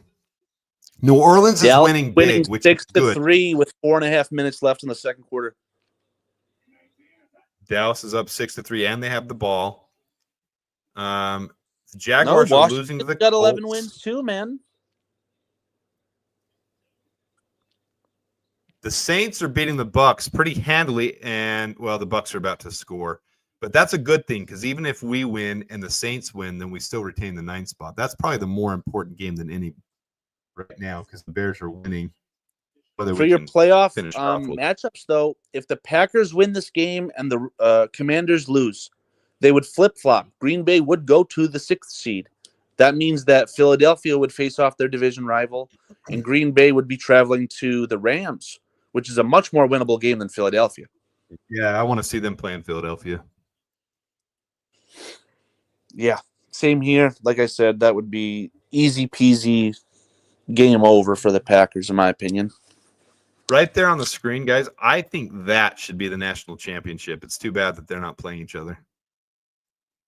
Penn State, Notre Dame, I think that should be the national championship. Notre Dame hasn't impressed me per se, but they've definitely played better than I thought. What? They didn't impress you with this last game? I mean, they got an easy win against a terrible Indiana team. They played just against Georgia, right? Georgia was AP ranked number 2. I'm very biased, but I will say, Jalen, gosh. This is the same crap with Jordan Love all year. He throws a Hail Mary ball. It's a 50-50 ball, and our defenders don't that's Malik Willis. Okay, same thing. It's the same system. It's a system thing. Yeah, it's off his back foot. They just huck it up. They could have called holding. They would have called holding if he didn't catch that. Oh my God. Not a good look for good old Eric Washington, huh? Eric Washington. I got a frog in my throat. Sorry, guys. Eric Washington has showed he's a clear weakness. I was very excited for him because of our defensive line being so trash that I was hoping he could bring some stuff to the defensive line. But you can only do so much with, third stringers. Keith J. Hall. And then he's not a defensive back guy. It was an underthrown ball. It was good coverage. This is underthrown off his back foot. This is the entire Packers in a nutshell. It's Jordan Love throwing up 50-50 balls, throwing up Hail Marys, and them knowing what they're doing, and the defense is never turning around and recovering fast enough. Our last game, they did that at the end of the first half. They threw a 60-yard bomb that put them on the 5-yard line because of a Hail Mary ball. Do you know who doesn't let that huge running hole open up, Adam? Mason Graham is not letting that huge hole up the middle. No, Mason Graham would fix a lot of problems. Sorry, I'm chewing on ice. That was really unprofessional of me. Good stuff there. God, is that the son of John Runyon, Michigan legend as well? Pretty sure that Runyon went to Michigan. Can't have anything, Adam. Can't have anything. Here we go. Showing Bryce Young with the deep little ball. I stupidly put a parlay on this one, $10. I don't big bets, but I put a parlay that would win me $1,500 just with the most outlandish things, saying Caleb Williams would get 300 yards and DJ Moore would get 70-plus yards and a touchdown, and Roma Dunze would get 70-plus yards. And I mean, all the things, just being a hyped-up Bears fan, I lost $10. That's all I can say after the first round. Oh, boy. All right, let's see here from knowledge. The proven tackles in this class don't have length or trunk. Not a lot of guys do. When you talk potential, you look at the Texas right tackle. He had great trunk length, but isn't a player yet. Yeah, here's the thing is I think people crap on some of our best players too because our media and our social media run away with junk. While I defend our offensive line, it's not I'm defending that they're all Pro Bowlers. I'm defending that this is the best offensive line as far as starters go. And now you have to throw Matt Pryor in there because he's the weakest link on our starting offensive line, but he wasn't meant to be, but he's in there. I definitely have to replace him. I'd like to re-sign Matt Pryor as a backup because he's obviously shown he's a great backup. He can play at least mid to low level starter as a backup, and that's what you want. But Braxton Jones isn't nearly as bad as our media has showed a few lowlights. They show a bad play, and then fans run away with it like he's terrible. Is he a Pro Bowler? Is he a top 10 tackle? No. But he is also on a rookie contract, and we have needs for 6 players on the interior offensive line. There's bigger focus we need to go for this year when next year's class of offensive tackle is really, really solid. So there's going to be – and next year we need to use our first round on an offense left tackle for sure, 100%. I don't disagree with that. Even if Braxton's retained, we're not going to sign him to a monster contract. Let him be a backup swing tackle.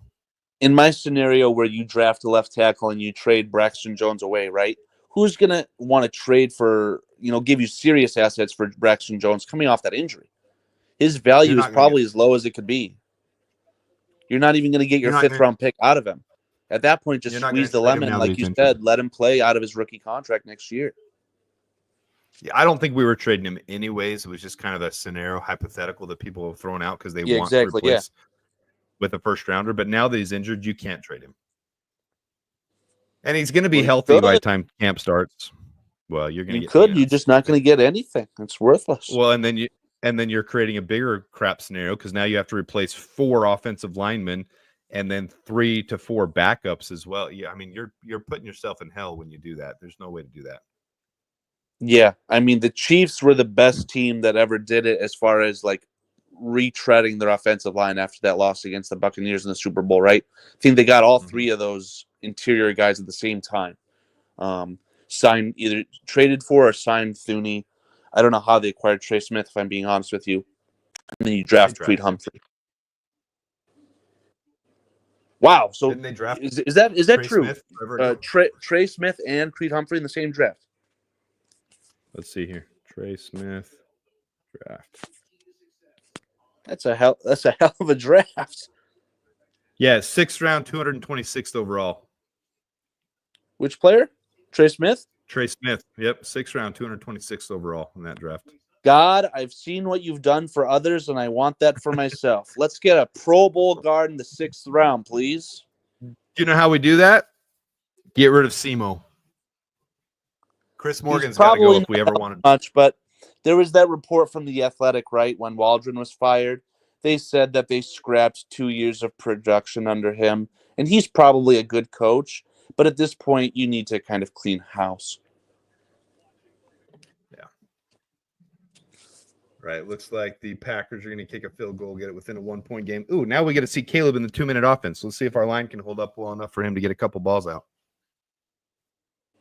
Yeah, on the pregame show, Fox, the play-by-play, Tom Thayer, he was like, I don't want the left and right. I want the deep shots. And I agree, man. Like, this season's over. You're worried about throwing interceptions. I know you're trying to get the ball out quick to protect him, but just throw the ball down the field. Yeah, we should air it out, but the problem is our offensive line is decimated. I mean, we just don't have. You don't have Braxton there. You don't have Tevin there. I mean, those are two of your best three. You've only got three really solid.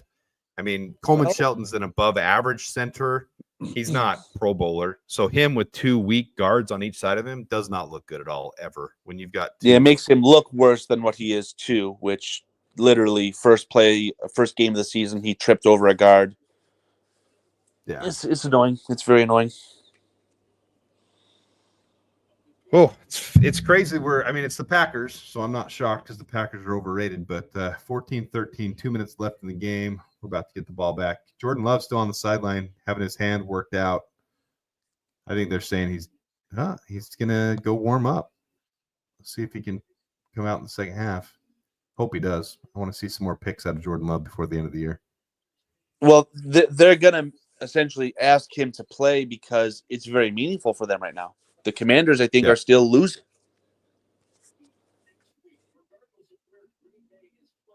I don't think anybody said anything about Darnell Wright being a guard. I'm missing stuff. Who would say that? Darnell Wright's not a guard. Oh, look at the return. Tyler Scott might have found his new position on this team. They gave him a good look in preseason, right? He just didn't earn it, and I know that he took a wallop, I think, in the Chiefs game as well. But if he can't cut the cheese, so to speak, as a wide receiver in this NFL, he's still got speed. That was a good My return. God, this Packers special teams is playing terrible today. And I love Rich Bisaccia. I think he's a fantastic coach. But they are just getting outplayed by one Richard Hightower right now. There's been like 3 or 4 times we've had sack opportunities. We just haven't gotten them down. Caleb fakes the short pass, hands it off to DeAndre Swift. Going to get about 3 or 4 yards there. Minute 40 left. Let's see a little hustle here, boys. Come on, Thomas Brown. Let's act like we have 50 yards to go and be a little quicker here with our tempo. Tick, tick, tick, tick. Snaps it. No one's open. Caleb's looking around for someone. He's going to dump it off to DeAndre Swift with a missile that should have been a layup. You'll learn, young one. You'll learn. It's okay. Now, I'm trying to watch this play before I talk on it, but the way he does that. Oh, Knowledge was joking about. Oh, no, I like that missile there. I mean, it's kind of like a layered throw. There was a guy coming at his face, and then you've got the defender right there. He could easily. No, but he's got to get a little more touch on it. He's got to get more touch on it, though. I'm not saying he should lob it. He shouldn't have lobbed it, but he's got to take a little off that to be able to make it catchable. I thought that Caleb Williams was in the what would be considered a clean pocket and rifled it to an open receiver for no reason. And I was going to ask you if you think that's kind of the result of him taking as many sacks as he has been taking. But I don't. So you're a play behind. This is the one reason I love Keenan Allen. He is a good safety blanket for Caleb. Great first down here. Now there's 53 seconds left. Get the snap off. Oh, outside to Keenan again. It's going to get out of bounds, so the clock's going to stop. It's going to be second down with 50 seconds left. You're just going to have to be a play behind while we go through the play by here. It's going to be and that's fine. I'm seeing a football team with 3 timeouts, Adam. Yep, but they got it out of bounds there. This is good. We got all 3 timeouts within 50 seconds left. Play stop there. We're good. All right, so it's going to be 2nd and 6. We'll actually get to the actual play-by-play like we usually do here. For those who are tuning in, I do appreciate you guys being here. Those who are suffering through this Bears fandom, I wasn't going to go live, but I decided last game of the year we're going to do it. Appreciate Carl jumping in too. All right, 6 seconds left on the play clock, and it looks like we're going to waste one of our – nope. We have a false start. The Bears false start before – So we are going to waste a timeout to avoid a 10-second runoff, right? Is that how that works, or is the clock not running so it doesn't apply? Clock was already dead because we went into bounds. We don't need to waste. Okay, so no 10-second runoff to be avoided. That's your right tackle. Darnell Wright does need to clean up the penalties. He's had more penalties than he should. I actually like Josh Simmons, but I'm telling you, this class is weak for defensive tackle. You guys are getting stuck on the tackle offensive here in the chat. Offensive tackle. Defensive tackle is stacked. Tackle. Mason Graham, Kenny Grant, take your pick of the litter. Stacked. Here we go. Caleb, 45 seconds left. Rolls out to the right, getting pressure on him. He's just going to throw it away. Nothing was open. It's going to be 3rd and 11, 42 seconds left on the clock. We got to get something here. Got to be 4-down territory.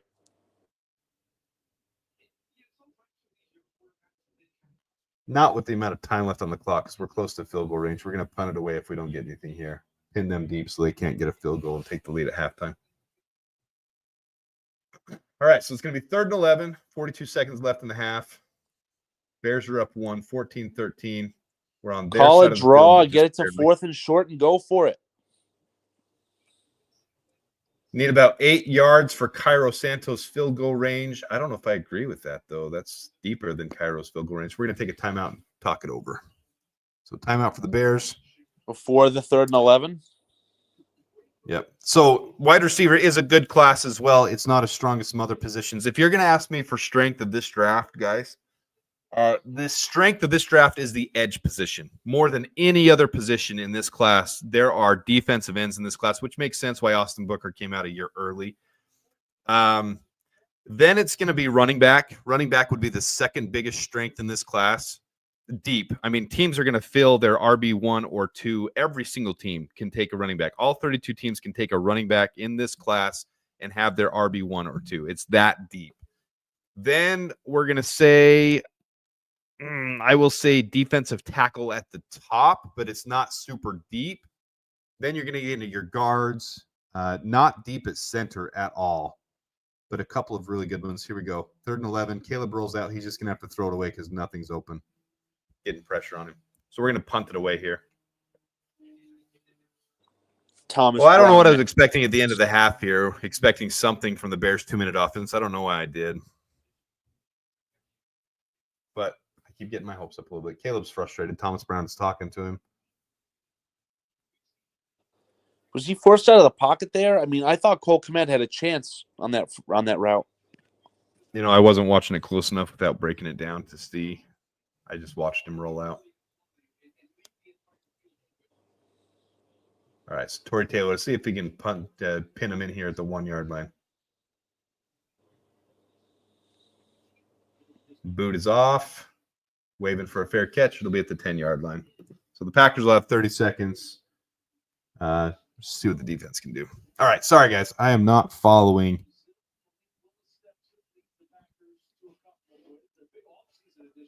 Then the wide receiver class would be behind the guards. So there are some decent, but there's some players that also have not come through. It's not deep at wide receiver, but you've got 10 or 15 that should be wide receiver 1, 2, or 3. McMillan is obviously the clear wide receiver 1 in this class. He's an absolute. See, I'm going to disagree with you there. I mean, he probably will be drafted first because of his physical attributes, but I think might be a case of it being you're overthinking it. Luther Burden should be the best receiver out of this class, in my opinion. He might not go first, but Luther Burden has great body contortion. He can really go up and get balls.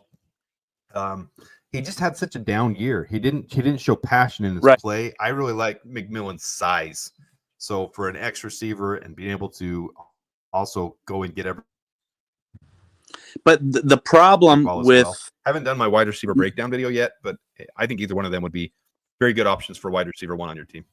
I was going to say the problem with Mr. McDonald, aka McMillan, he doesn't play to his physical stature. He doesn't play like he's 6'5", I believe. He kind of, I don't know. The comp for him too is Drake London. I don't think that very much of Drake London.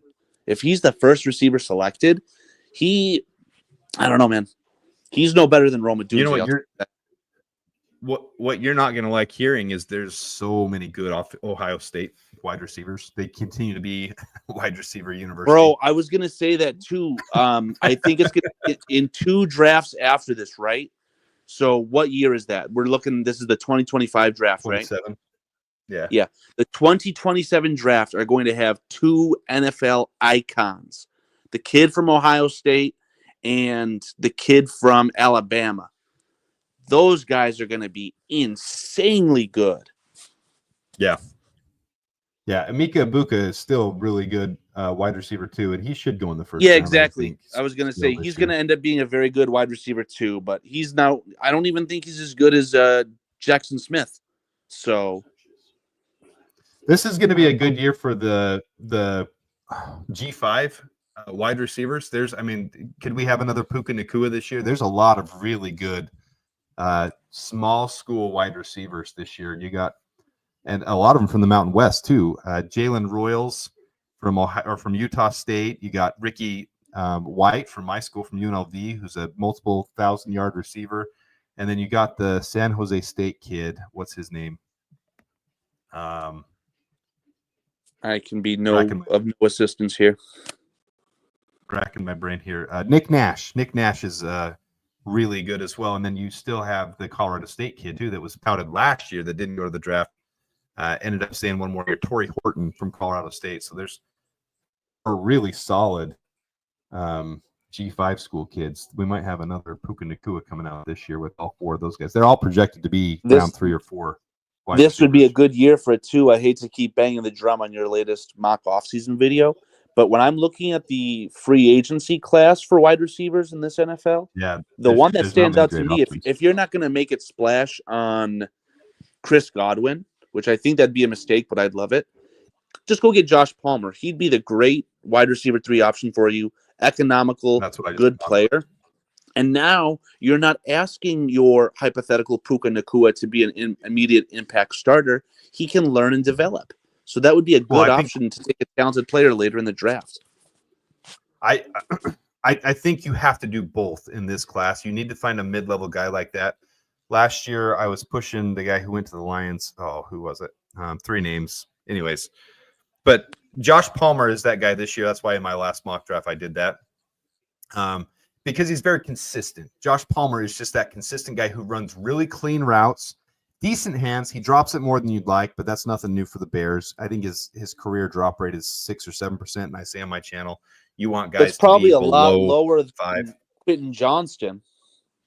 Talk about drops. Oh yeah, nobody compares to Quentin Johnston. He's one of the worst. He's terrible. First rounder. I would be so pissed off if my first rounder dropped it that much. Those who are hard on Rome, I think you saw it on Twitter. I know you saw it on Twitter. Carl, yeah. I put up a stat that showed Rome, he's on a historic level for contested catches. We just don't get him the ball enough. And he and Caleb need to spend just a significant amount of time this offseason working together to get on the same page. Because there's a lot of routes where Rome he thinks he needs to sit in an open zone, or he needs to keep running. They need to work together to get clean together. Because if they get clean together, Rome, his contested catch rate is 3rd best in the entire league. It's better than any rookie in the last 4 years. Contested catch rate for a rookie. So he will catch those balls if they get on the same page and just get him in the right vicinity for him. They just got to do it. Yeah, I mean, and the coaching, you have to treat him like the wide receiver 2, or I'll say wide receiver 1. I don't care. If DJ Moore is going to be your Deebo Samuel, that's fine. But Roman Dunze has all the talent in the world, man. He cannot be your 3rd option. He could even be considered the 4th option if Cole Kmet got the respect that he deserves. But that just can't happen. New coach will fix those things. I saw someone in here say they like Ricky White. Knowledge. You like Ricky White a lot. Can he return? He is like the ultimate hardworking, put the team first type of guy. He can return. He doesn't because the Rebels have Jacob DeJesus, which is an All-American returner, one of the best return rates in the entire college football. So he doesn't, but he has filled in there. He even plays on special teams. He led all of college football with 4 block punts this year. So he will be your special teamer. He'll be your gadget guy, but he's also a 2 year in a row 1,000-yard receiver. He wouldn't be your X with Rome here, but he could fill in as a slot receiver. I mean, there's just so much value to Ricky White. He's got such good, clean hands, and he runs such clean routes. This will be the year for the G5 schools. I mean, there's really a lot of really good mid-level wide receivers. They should be maybe round 2 or 3 picks if they were at a bigger, better school. But because they're at Colorado State, UNLV, San Jose State, I'm missing a couple of guys here, Idaho. Because they're at these smaller schools, they'll go in the 3rd, 4th, 5th round, but you could get value there just like you got with Puka Nacua. So are you able to quickly, while we're at halftime, are you able to quickly utilize something like a PFF to look at separation rate? The boys in the chat are talking about separation rate. for wide receivers? No, separation rate's a lot harder to delve out. You have to go individually into guys, and separation rate's not something that PFF gives a lot of good stuff on. They Okay. make it easy to separate with contested catch and drops. Separation rate is a lot harder to. You have to do a lot of research on that crap. So Might be something you want to put some homework into, because I would be interested to see that as well. I think it's a combination. I don't say it's, I want to go with one or the other, separation rate versus contested catch. But I would love to see what some of the best receivers in the NFL, what their separation rate was. Well, Because that here's the obviously thing would with be- separation rate that I probably haven't explained enough on my channel. Separation rate, I give credit to coaching more than receivers. It is your scheming and your play design that separation rate gets such big numbers for in the NFL. Now, Right, granted, that I'm not could be saying the players don't do their Totally. part, because players do their part. Players like Keenan Allen, who can run clean routes and juke out the receiver, are huge. Malik Neighbors, really good at putting the hips one direction, going the other direction to really fake his guy out. So there are receivers that do a good job of playing a bigger game. So I'm not saying it's not on the receivers, but coming out of college, I look at contested catch a lot, because if you've got clean hands in the NFL, you're going to win a lot of those battles.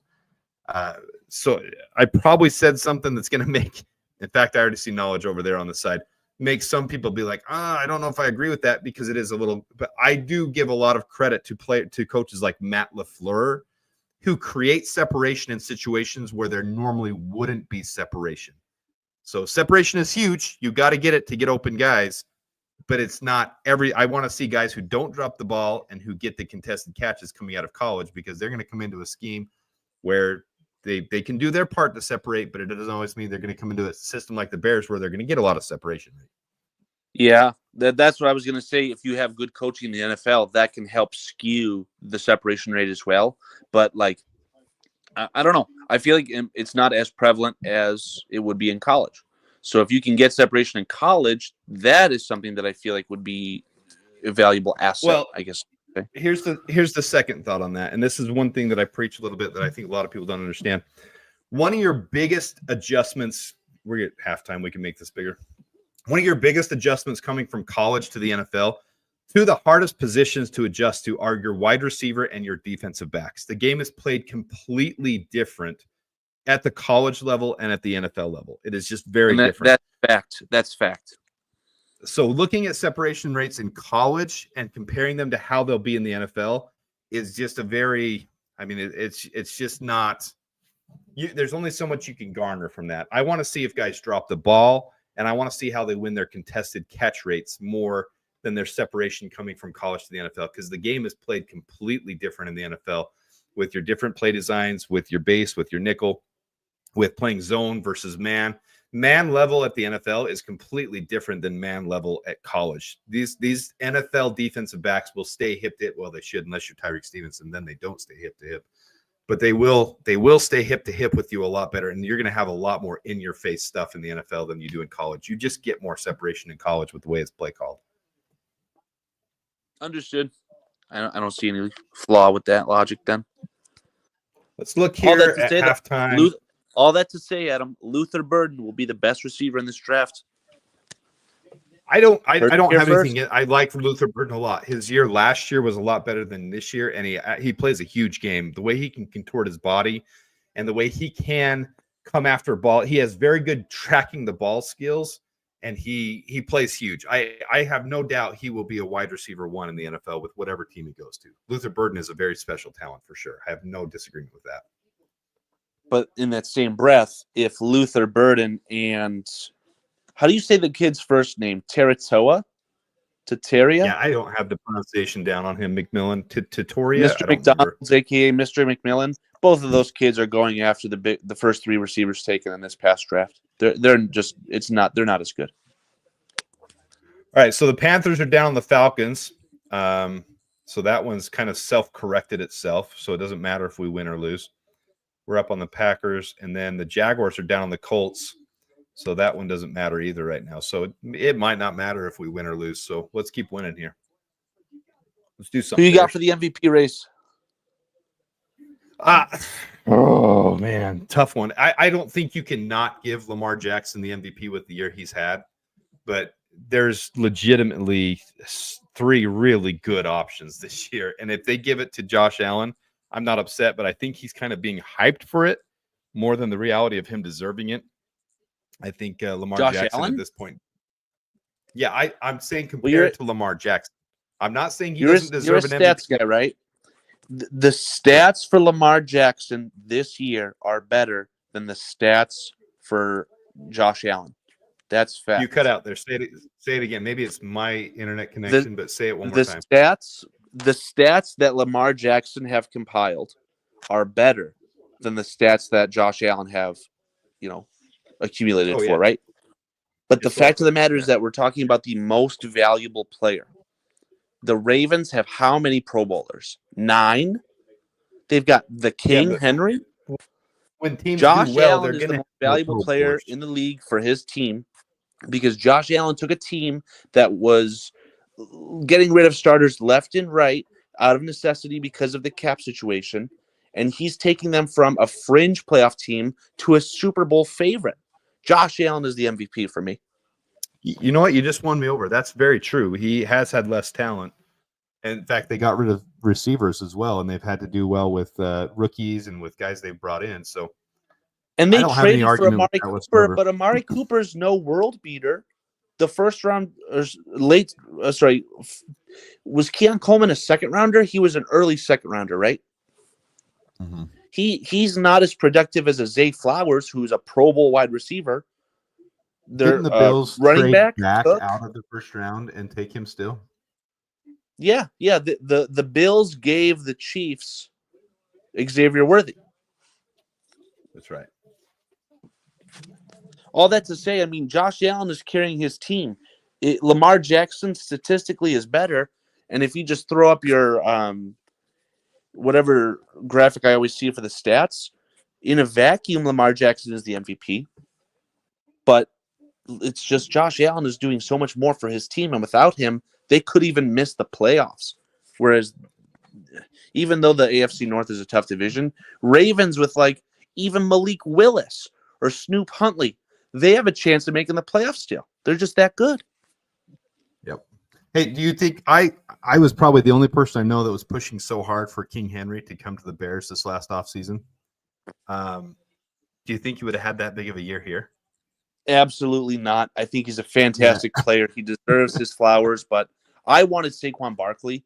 I think that Saquon Barkley would have had similar success just because of how good he is. But King Henry, I think, if he's getting hit behind the back, in the backfield, I don't know. I think he needs a little bit of a team to really start to show off the incredible stiff arms and trucked tackles. But he doesn't have the same acceleration that maybe a Barkley has, in my opinion. So should that make everyone be a little less rough on DeAndre Swift for us? DeAndre Swift was just a miss, in my opinion. I think DeAndre Swift needs to be in the Jahmyr Gibbs role. If the Bears retained Montgomery and then signed Swift, you'd have what you're seeing in Detroit. You'd have a really good one. I'm going to agree, but also say I don't think it's a miss. I just don't think we completed what we should have. They would be so much fun if we did get a Scatterboo type of player. I mean, Scatterboo. Yeah, that's why I'm pounding the table for this guy. Yeah. Yeah, but he's going to go too high now. I was pounding the table before anybody was pounding the table. I was pounding the table for Scatterboo before he had the big game. Yeah. I mean, and I took some vacation time in Arizona, right? I was in Tempe. So I was near his school. I literally was in the house that Scatterboo built. You sent me a picture from the ASU bookstore. Yeah. Jake the Snake, all the legends up there. It was really cool, man. But I watched the local news for just 10 minutes. Happened to be the sports segment. Young kids, old men, they are in love with Cam Scatterboo. You'd think that he's their god. So I watched him. So as I said, I'm a BYU fan as well. I watched that final game of the year with Scatterboo against them. And I liked Scatterboo before that. And I'm just like, I can't root for Scatterboo this time. But every time he'd have a big play in that game, I'd always be like, Scatterboo! And I was like, no, wait, he's playing against my team. I can't like him. So it's just fun to watch some players. And Scatterboo is one of those guys that he's fun to watch on every play. I call him the human pinball machine. Like those guys with center of balance he can get hit by 3 different guys at the same time and pinball off and go for another 5 or 6 yards. He's fun. And you're not going to like this, but just take exactly what you just said and exponentiate that for, oh my God, I can't think of Genty. Yeah. Oh, great reception there. On 3rd and 4, Caleb Williams out to Keenan Allen. This is the one reason we might retain Keenan Allen, guys. Keenan Allen is really special at those clutch What's He's got a connection with Caleb. What's Keenan Allen making this year? $25 million? Yeah, but we can't pay him that much. If he I was going to say, what's the lowest that the Bears could keep him at? 15? I'm saying the most I would pay for him is 15 just because of our needs, but I don't think he would sign for 15. He's going to want. You think he signs for 20? Yeah, I'd be upset. He's still playing high-level ball. Someone's going to pay him $20 million. I don't want it to be the Bears. It's like you said, all these issues are compounded, right? Caleb Williams is forced to get the ball out of his hands. Get rid of the ball, Caleb. As you're talking, this is happening right now. Get the ball somewhere. There are windows somewhere where you can throw the ball. Quit trying to make your interception stats be perfect and get the ball somewhere where someone has an opportunity to go make a play for you. If he would throw half of these balls to Rome and give Rome a shot to just make a play, you're Rome right. Would be like everyone's brilliant wide receiver 1 this year, but Caleb won't get rid of the ball. Guys, I'm not trashing on Caleb. I see the potential there. I just get very. You might want to jot that down. Second play of the first or second half. We got to watch that back on like an all 22 or something. One tackle to beat there for Swift, and that was a good play designed and he could have gone. Edrin Cooper has been really good for the Packers. Really good draft pick for them. Like I said, they were ranting and raving about him on the pregame show on Fox. Well, Goot who hit a home run there. Edrin Cooper was a great line. I would switch in a heartbeat Tremaine Edmonds for Edrin Cooper, 100%. Not just because of the rookie deal. Like, he's just a better overall athlete in every aspect. And he was not a high draft pick. He was late. The 2nd round, wasn't he? I think he was high. Oh, I have no idea. He was one of the top line. Oh my! Get rid of the ball, Caleb.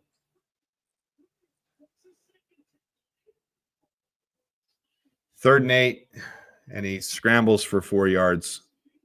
I'm trying not to be too upset at Caleb. Like, there's just better. He needs to get. He needs. I'm glad he's our quarterback. I'm not trashing on Caleb.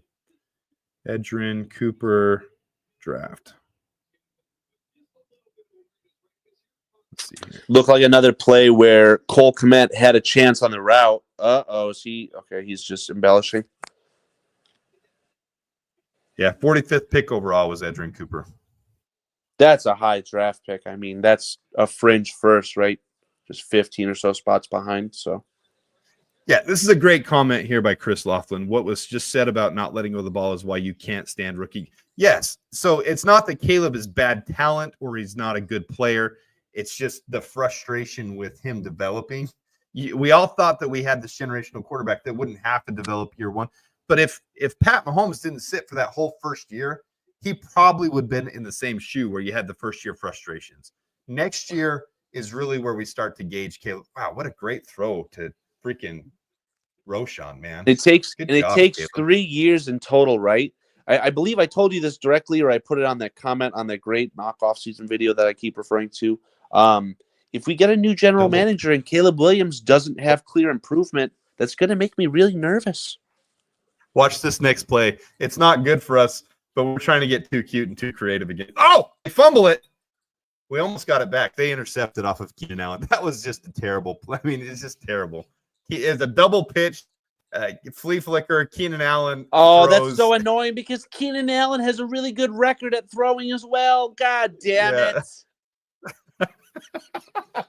Your response is perfect. He did fumble it too. Hey, why is Keenan throwing the ball? He's actually so Darren Toomey. He actually Keenan Allen has done this before. He's actually they've used him before. And it's just just a bad overall result. But all I can do is laugh, guys. I want us to win, but all I can do is laugh at that. Why did he have more time in the pocket than Caleb? Because we did a double reverse. Who's that naked down the field? Was that Tyler Scott? I didn't see who the receiver was, but if he would have unloaded it, that might have been fun. And I've talked about this with Roshan Johnson because I think Roshan Johnson has some ability throwing the football. I was expecting more shit like this. In Keenan Allen, I remember I had him, or I lost in fantasy to him against the Vikings because he had all those receptions for all those yards, and he threw a touchdown pass.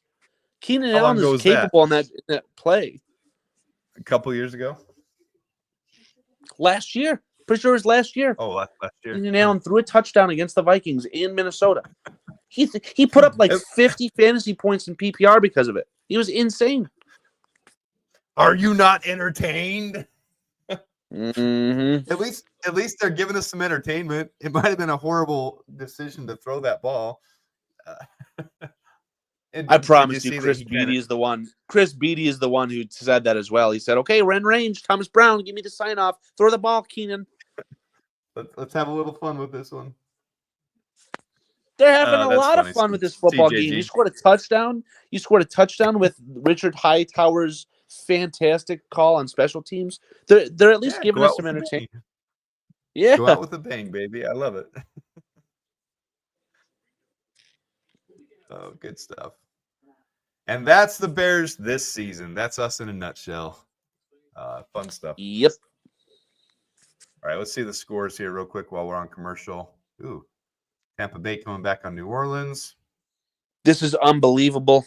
Indianapolis in a close game with Jacksonville. Well, the Jaguars, I've said all year, aren't a terrible team. They're the same situation as us, badly coached and missing a lot of key pieces. Their secondary is not nearly as good as our secondary. Atlanta's beating Carolina, which is cool. I don't think we'd ever be able to leapfrog Carolina. Maybe I'm wrong there, but better draft pick in the second round at least. No, if we lose and the Panthers win, we leapfrog them. We get a better pick than them. Well, the Saints are beating Tampa Bay, which is very disheartening. As things stand currently, why is that disheartening? I love Baker Mayfield. That's the only NFC team that but we need the Saints. If we win, we need the Saints to win so that we don't get the 10th pick. We're more worried about draft picks than Baker Mayfield. Well, if we win, we need the Saints. The difference between you can't get Mason Graham at 9th or 10th overall, right? Yeah, but there's a good spot right there at 9. Buddy, that might be where the first offensive tackle goes. And if a team like the Seahawks wants to trade up, there's a couple teams that really need offensive tackle, and they'll reach for Will Campbell or Kelvin Banks. They'll reach and take these guys at 9. They'll trade up for him. So if we want value. Well, all I can tell you is that Chicago beating Green Bay today means that Green Bay goes to Philadelphia, and that's what I want. Yes, me too. Everyone should. Now, Malik Willis is still out there, man. Yep. Who is 31 for them? You're asking me to know every single. What wasn't he also a high draft pick? No, but he was a high ranked running back last year. Emmanuel Wilson. Let's see. Emmanuel Wilson. What's in there, boy? Draft. Let's see. That looks like a face mask. Undrafted, man. He was undrafted in 2023. What? Maybe there's another player that the Packers selected really high overall or really high in the draft as running back. And they've been a disappointment, I thought. That's what I thought I was seeing. I don't remember that. Let's see here. Another first down for the Packers. They're driving on us. Appreciate you guys tuning in for the crap show today. This is a crap show. I don't expect us to win still, even being up a point. But it'd be fun to see Caleb do some big things and Rome get the ball a little bit more. What is going on? How little we're doing here. All right, so here's the Packers running back room. You got Josh Jacobs, Emmanuel Wilson, Chris Brooks, who they got from fumble! Fumble! We got it! We got the ball! I love when Adam's mic cuts out. Who caused it? Kevin Byard. All I saw was TJ Edwards recovered it. Love it. There you go. Byard on that. Oh, blind. Didn't even see it. Boom! Ooh, I like you. I'm going to have to get a snippet of that. Replay Kevin Byard. Imagine being Kevin Byard in that moment. You're coming off the edge and the quarterback never saw you. Got to be one of the I best love it. feelings in this earth. Josh Gordon gets a couple of those too. That's so much fun when Josh Gordon hits a guy Oh, that yeah. hard. So, yeah, Adam, Got blasted, the man. Packers drafted Marshawn Lloyd out of USC with the 88th overall pick. Ooh, I don't remember. I don't know if him he's even going played there. for them this Oh, year. he's been a injured. He's total been injured disappointment. all year. No. Okay. He's been injured all year. He's not a disappointment. He's been injured all year. I remember Marshawn Lloyd now. You're right. Yeah, he got injured in the preseason. I forgot all about him because he hasn't played all year because he's been injured. Yeah, he'll be back next year for them. I do remember that now. Man, it's been a long season, dude. Yeah. This has been a long year. Ooh. Honestly, there are a lot of good running backs drafted in this past draft. So I hope that the class that we're going to experience now is just as good, as much quality, because like we talked about, I think the Bears need them. Let's see here. I always like when someone puts something up like this. How we are Bears. Let's see this. Number 9, number 71, Roshan. You already lost me on this one by getting rid of Roshan. I can't do it. And Doug Kramer. Doug Kramer's not under contract after this year, I don't believe. 4, number 13. Yeah, Doug Kramer's not under contract because we cut him initially, brought him back, so he's not under contract. 4, number 13, You're number missing 48. Yeah, there's draft picks involved here. Yeah, but you can't trade Doug Kramer. I get it. I'm going here. Number 13, number 48, Trey Benson and John Gaines. FYI, Trey Benson, number 1 all-time NCAA forced missed tackle. Okay. Well, even trading down 9 and 71 for 1348 is a steal in and of itself. That would give us that second rounder. Swapping Roshan for Trey Benson, I can get behind as well. I John have Gaines no would just be the idea icing. anything about John Gaines. I don't think he would start for us, but it gives us depth.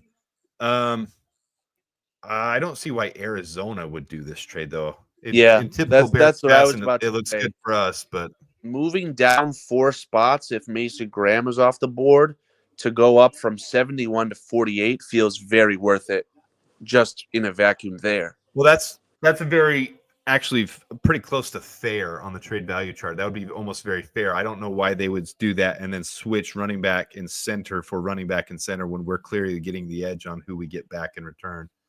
Fun. It's fun to always hypothesize these things. I would feel that Arizona would value their running back draft pick more than Roshan Johnson too. So yeah, I just don't see how Arizona does that. All right, Bears take over. There's actually a hole there for DeAndre Swift. He's going to get about 5-6 yards on the play. So the Bears with a 1-point lead. We're 8 minutes 28 left in the third quarter. DeAndre Swift takes the first handoff on this one. Here's a replay of that hit. Oh, he just didn't even see Kevin Byard coming. Absolutely lambasted him, man. Oh, I love it. Both his feet left the ground, and he shook a little bit in the air. Reminds me of Justin Fields against Buffalo, right? Only thing that didn't happen is the helmet coming off. Another handoff to Swift. That's beautiful. What is this?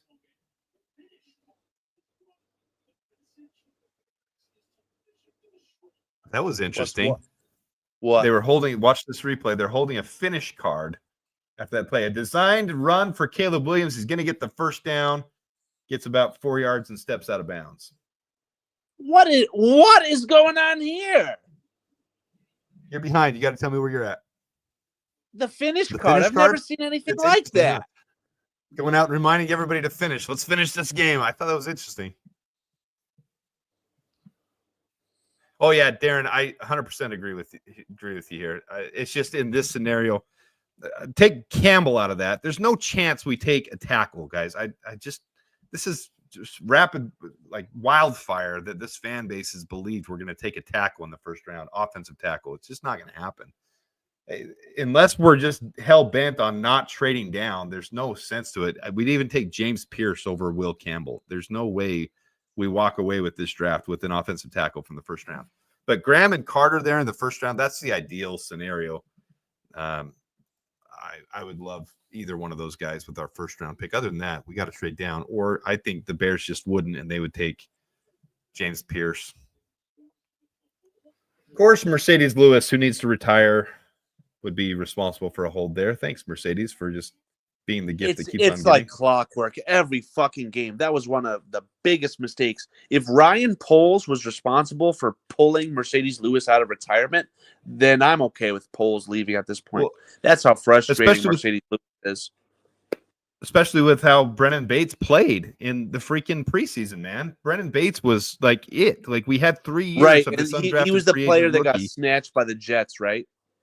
Yeah, because I mean, when you release, when you don't keep him on your 53-man roster, they can get stolen by anybody. And the Jets took him, and he's having a very rookie year. He doesn't get much time, and when he does, he's not the best blocking tight end. But tight ends take 2 or 3 years to develop in the league, unless you're your superstar Brock Bowers.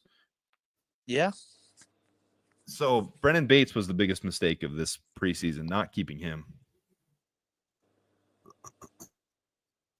Rob, Why are we thanks for tuning in. First and 20. Just logged onto the channel. Do the Bears even know that Roshan Johnson was a quarterback in college? Why are they giving the ball to Keenan? Keenan's had some success in the NFL doing that. Yep. So but Roshan was a quarterback. Yeah, I think we talked about that in the preseason here. We haven't talked about it a lot since, but all right. Yeah, second definitely. and 18 here. 5 minutes left. Caleb. Wow. Oh, watch this play. This is fun. Caleb just whips it out there, hits off the defender's helmet, and DJ Moore catches the ball still and goes for 3 or 4 yards. What a joke. Why are they running that to the short side too, dude? And look at the replay here in the background. Watch how Rome is open across the middle of the field. Oh, no. DJ Moore catching that's just hilarious. Oh. I have no answer to why Cole Kmet and Rome aren't getting the ball more. It just doesn't make sense.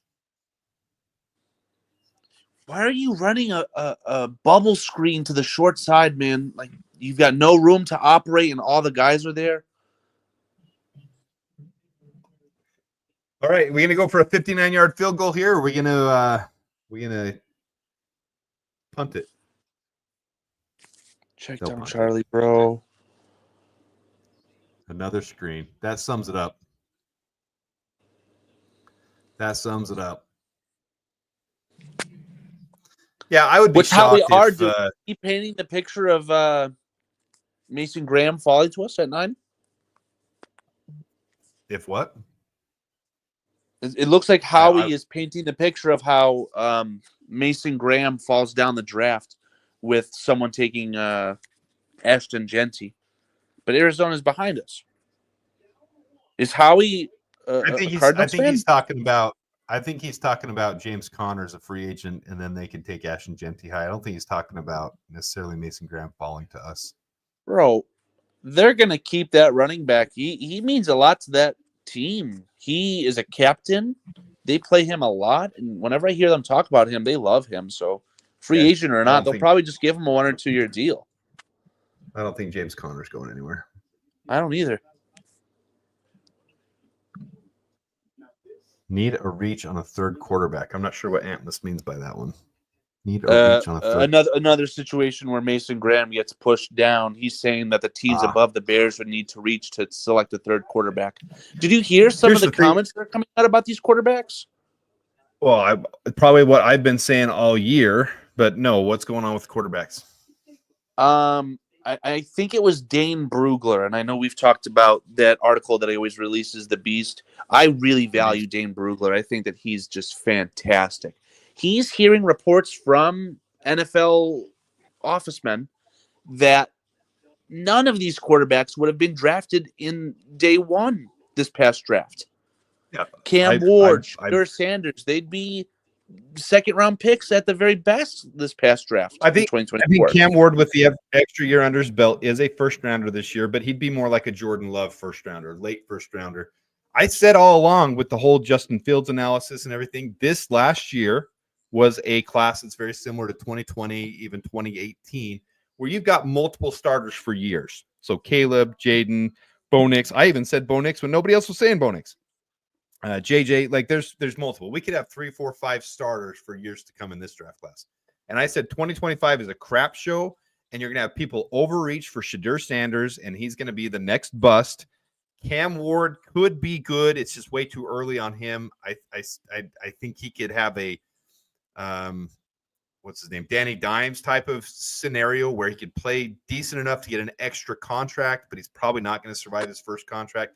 But 2026 is absolutely loaded as well. So 2025 is a bad year to need a quarterback. So who do you got in 2026? We're talking about Drew Aller, the quarterback out of Penn State, and then we're talking about Arch Manning, right? Arch Manning, Nico Ioseliava, what's his name? Dante. Oh, come on. I did a whole video on him last year. Nico Ioseliava. He's the Tennessee quarterback. Dante Moore. There's seriously 7 quarterbacks that might go in the first round next year. I'll see that when I believe it. How do they pay attention? Pay attention. It's coming. I don't know, man. What's your analysis on Baby Mahomes, the kid out of Nebraska? Dominic Raiola's kid. No, he's not even worth mentioning. He's fun for entertainment purposes. He's just overhyped. Yeah, he's overhyped, and it's just the satire with him. Maybe he'll get drafted in a mid-round, but he's not worth mentioning. With next year's draft class, there are some true studs next year coming out, guys. Like there's some good quarterbacks next year for sure. I saw some things I like the Raiola kid. I watched a couple games of his, and I think like his first game as a starter in Nebraska's home field, he feel like he had a quick release, but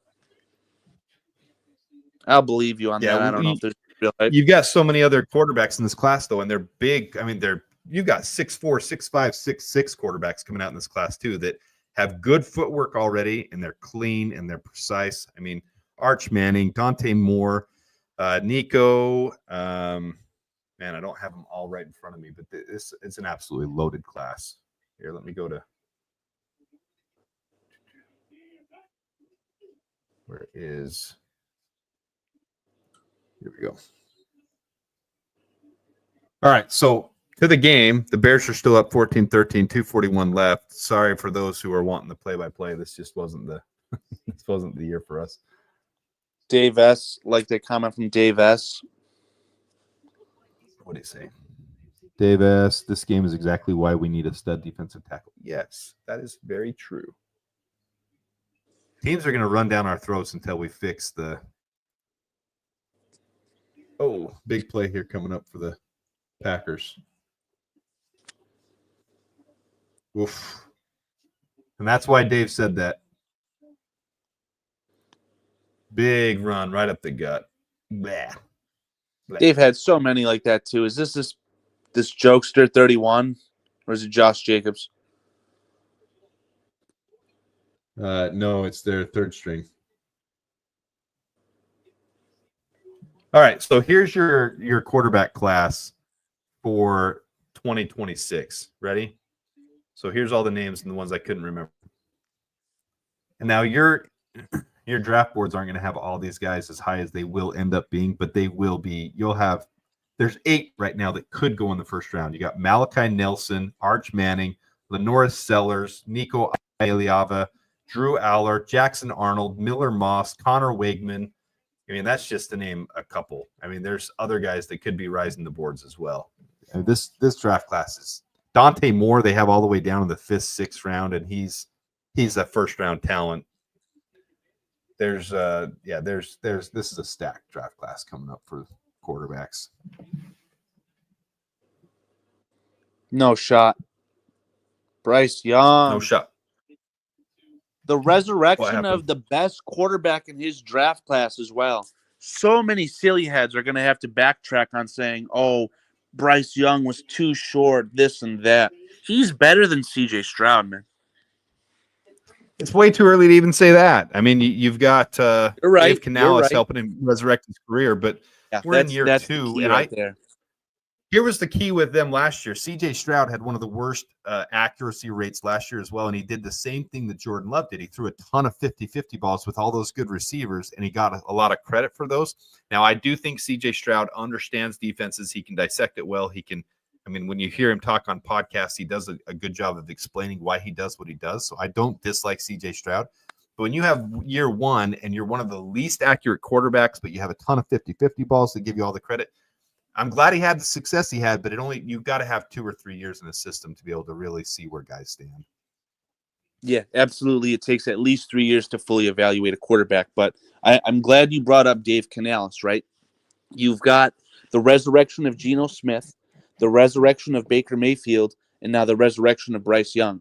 All 3 of those items are resume builders for Dave Canales. He is a seriously good coach, and I'm very frustrated looking back that he's not the head coach of the Bears.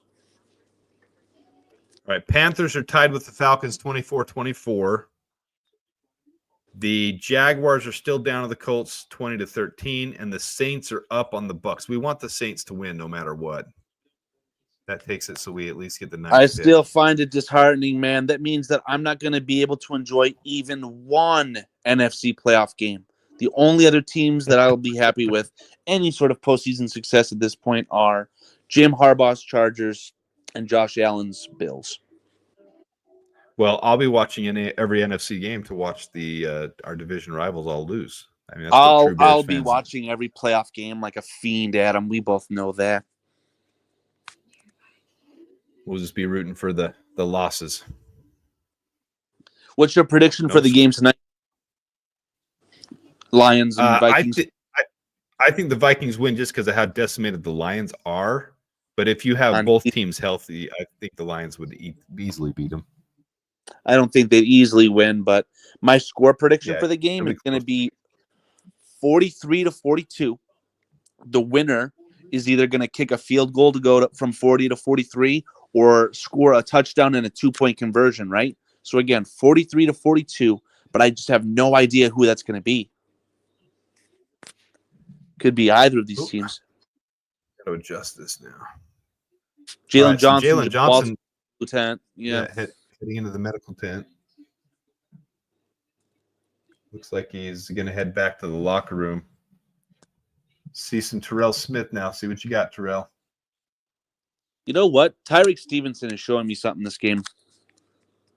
I'm not noticing. He always plays with some passion. I love Tyreek Stevenson, but he's just got to get his head in the entire game the whole time. That's something that I said with the new head coach. I think that's going to have to be their step one.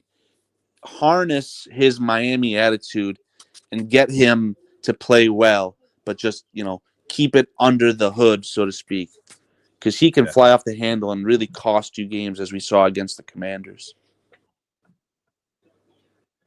Oh, I haven't even looked. As we hit the end of the third quarter, let's look at the stats for our team. I don't think there's been much of anything. Here's the box score. Caleb was 60 yards passing on 12 of 17. Whew. Beautiful. DeAndre Swift with 53 yards. So it looks like we're not going to get, that 1,000-yard receiver out of DJ Moore. He's going to. What's DJ Moore at? Yards short. He was at 880 before the game. He had to have 120 yards. 880. So, that's it. God. Yeah. Yeah. Womp, womp, womp, womp. They showed it again in their little cut up. I've never seen a player bust out a card that says something on it like that. Craziest thing I saw was Joe Horn. Joe Horn caught a touchdown on like a Monday Night Football game and lifted up the goalpost and pulled out a flip phone. Yeah. Seen T.O. take a Sharpie out of his sock and sign a football after scoring a touchdown, but I've never seen a finish card. Kevin Byard's sack is the only sack we have of this game. Wow. Our defensive line. Jalen Johnson quad is doubtful to return, Adam. Probably for the best. Let him enjoy his vacation in the Pro Bowl. Yeah, and give Terrell Smith a chance to play because he deserves some more reps. Not looking good, guys. That comment from Howie, that trade scenario from Howie, I don't know. Tyler Scott is showing me something at this point as well, and I don't think we need to trade for a backup tight end. Who's the player that you said that we should acquire as a backup tight end in free agency? Was it Gesicki? Yeah, I don't think we'll have a shot at Gesicki. I think Mo Alley Cox is more of a realistic take of getting a low level tight end, blocking tight end. He's kind of Mercedes Lewis 7 years ago. Yeah, like and some we of these really ideas. don't need a tight end who's like a pass catching option. It's always nice, right? But Cole Kmet needs his job back. Yeah, he just needs to get some more reps. Needs targets. Watch the Alamo Bowl, BYU versus Colorado, for why Sanders won't be a first-round pick. My brother was at that game. He invited me to come, but I had some family constraints with my kids, and I wanted to go so bad. That was such a fun game for BYU fans to watch. Farius, can we clarify? Did Shedeur Sanders played in that game, but Travis Hunter did not, right? No, they both played. Oh, that's right. He had that crazy play. That's right. They both played in that game. They just got manhandled. They got whooped by BYU. All the hype coming into that game ever. Colorado's going to show why they're such a presence. They're going to be. And then BYU just came out and absolutely just knocked them in the teeth. Just slaughtered them. Loved it. Oh, screw them. Screw the Packers. On fourth down. We stopped them on fourth down. Look at Terrell Smith, too. Watch this play. Terrell Smith coming from the outside. We snuffed that play out big time. Attaboy, Jacob Martin. And then he squeaks up to the line again. Yeah, good pursuit. Who did that play? Who got him in the backfield initially? Was it Dom Robb? Jacob Martin was there from what I saw. No, Jacob Martin pursued at the end. Who was on the other side? Yeah, Jacob Martin, Tremaine Edmonds, all right there. Terrell Smith coming up quick. I like Terrell Smith more than a lot of fans. I don't know why we're not higher. Not more than me. Reps.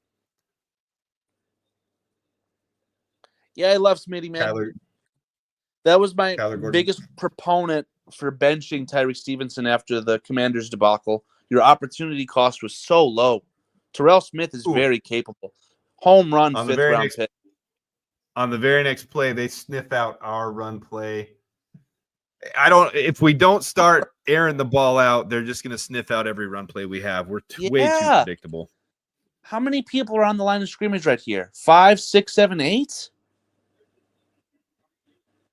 All right, so it'll be 2nd and 13 for the Bears. We're up 1 in the fourth quarter, 1 quarter to play. Appreciate you guys tuning in, being here for it. Yeah, I don't mind starting Jacob Martin to another year. In fact, I've shown on the channel, I'm going to show it at the end of the year. Of all the players on the defensive line, Jacob Martin would be an excellent rotational. Don't hurt my Cole Kmet. Don't you guys do that. That was almost dirty. Jacob Martin's metrics, his win rate against the offensive line is off the charts. I mean, we just are not playing him enough, but he's a smaller defensive end, so he needs to be situationally played on passing plays and not as many run plays. But he's a nice guy to have if we can get him for a cheap value. He says he can't air it out. We can't do it because we can't air him out. Well, Bagent doesn't deserve a snap. Oh, boy.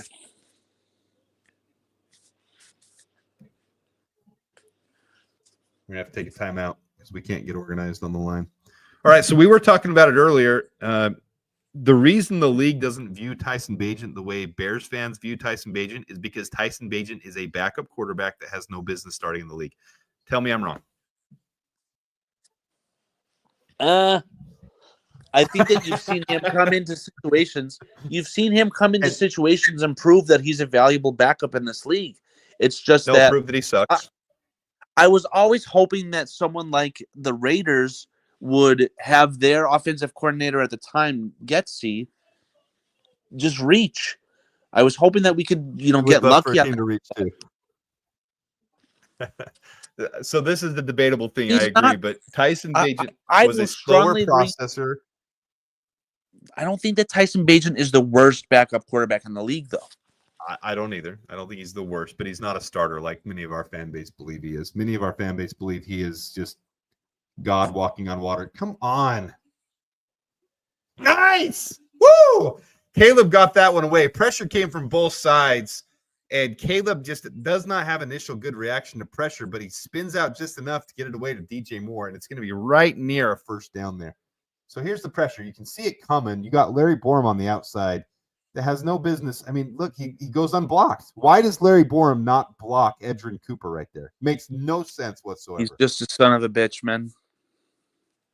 Larry Borum has no business being on this team. In the NFL. I hate him. Black Rain, you nailed it. Tyson Bagent is overrated by Bears fans. He's gonna play the final year of his rookie deal next year, and he'll be a backup, and maybe he'll get a chance somewhere else, but there's no reason we should retain him. There's no reason for – if you can trade him and get a 4th, 5th rounder, I'm fine with it, and then bring in a vet backup. I'm good with that. But Bears fans – that was also something that when I was compiling the roster projections before the season, like before that was finalized, you always thought that was it Brett Rippon? You needed a veteran presence with Caleb Williams, and he just hasn't had that. I think that having a veteran presence would really help him, and I think is almost like borderline neglect. Yeah, I said that before the season. If anybody had interest, which you were saying with if the Raiders had interest in trading for Tyson Bagent, I said before the season, if we can get a day 3 pick for him, a 4th or 5th rounder for Bagent, you trade him in a heartbeat and keep Brett Rippon for his experience. And fans were like, no, that's the worst idea ever. I'm just like, just being realistic here. Brett Rippon is more valuable than Tyson Bagent on this team. Well, you decided to practice squad Reed. And if you would have practice squadded Rippon, he probably would have gotten snaked. But he did get snaked. That's exactly what happened. Yeah. It's frustrating by the Vikings. Oh, great. See, man, we are not great first down right there. This is a great pass from DJ or from Caleb to DJ. And I don't know why we're not doing this more often. Like all year, these little plays right here, not your behind the line of scrimmage, but your quick slants, just get the smallest amount of separation and get the guys the ball. If Caleb's accurate, it's good play design. Keenan Allen's on a slant right there as well. Double slant. I like that play design. This is what we should be doing all year. And then when they start to play that slant, air it out over their head. Bite them deep. Go for a juke route and go for a vert and just nail it over their head. We're not doing it. It's a triple slant. Roman Dunze was on a slant.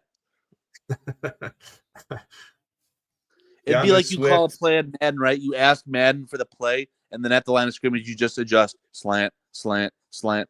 That was awesome. This is a great comment by Jim Body. The Bears backup quarterback is always a fan favorite. It doesn't matter who it, and it's so true. It doesn't matter who the backup quarterback is. He's always going to be the favorite for this team. Facts.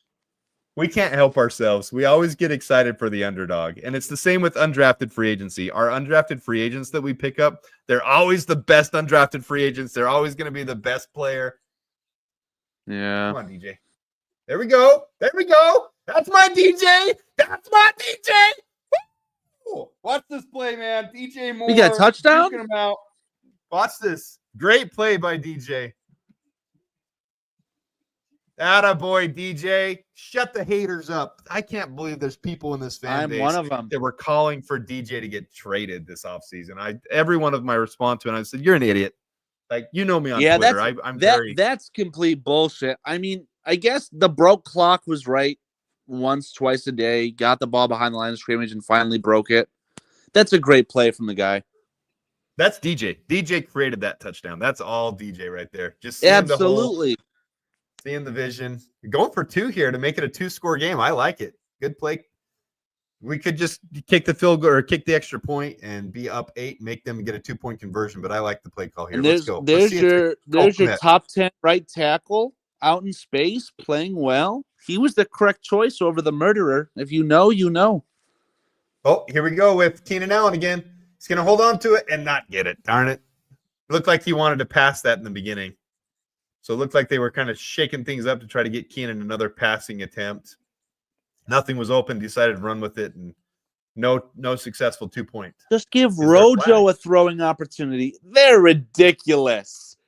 Caleb Williams was running a route. That was designed to be thrown to Caleb Williams, man. There's a flag here on the play.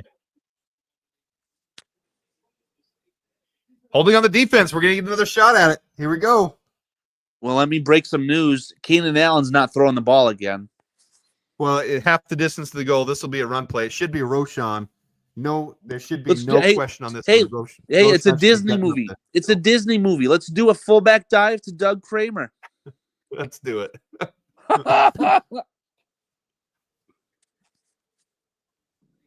Let's see here. Yeah. No, it wasn't going to It wasn't going to Caleb. He was out there blocking. I think they were trying to get it to Roma Dunze, and he's the one that got held, which makes I sense why they feel couldn't like throw it. Caleb was running a route, though, if he was open. No, watch the replay right here. He was just blocking. But if he was naked, he's running to the front pylon. We're just He's kicking the jogging. extra- You're right. He We're looks just back, kicking the though, is extra what point gets here. me. So this makes sense. We get half the distance to the goal, so we have an easy punch in for Roshan to be able to punch it in, and now we're going to kick the extra point. That makes total sense. Thomas Brown masterclass. Half the distance to the goal, and let's go ahead and kick it now. I just love this team. Maybe they just had. Wait, hold on a second. There's got to be a conspiracy going on. Keenan Allen has thrown the ball twice. He's got to have a major incentive in his contract. It might be $1 million if he completes a pass. They've tried it twice. Well, McCaskey would be going nuts. I'm going to do some Google searching here. This is funny. Get half the distance, then kick it. Oh, DJ is a stud, Dave. And I'll tell you guys this, though. You guys have made this year fun. This is my first full year of content creating. A little over a year ago, I started this channel. And this has been fun. You guys make this an enjoyable thing to do. I wouldn't do this without you guys. So, and Carl, same for you. You've made this fun. Getting to know other content creators, getting to know other people. It's been fun. I hope we can do it more. I'd have to totally agree, man. Thanks for having me on. I mean, that's my favorite thing. Our channel started with just videos that we'd record offline and then release it. And that was cool. But my favorite thing about this is the interactability, the conglomeration.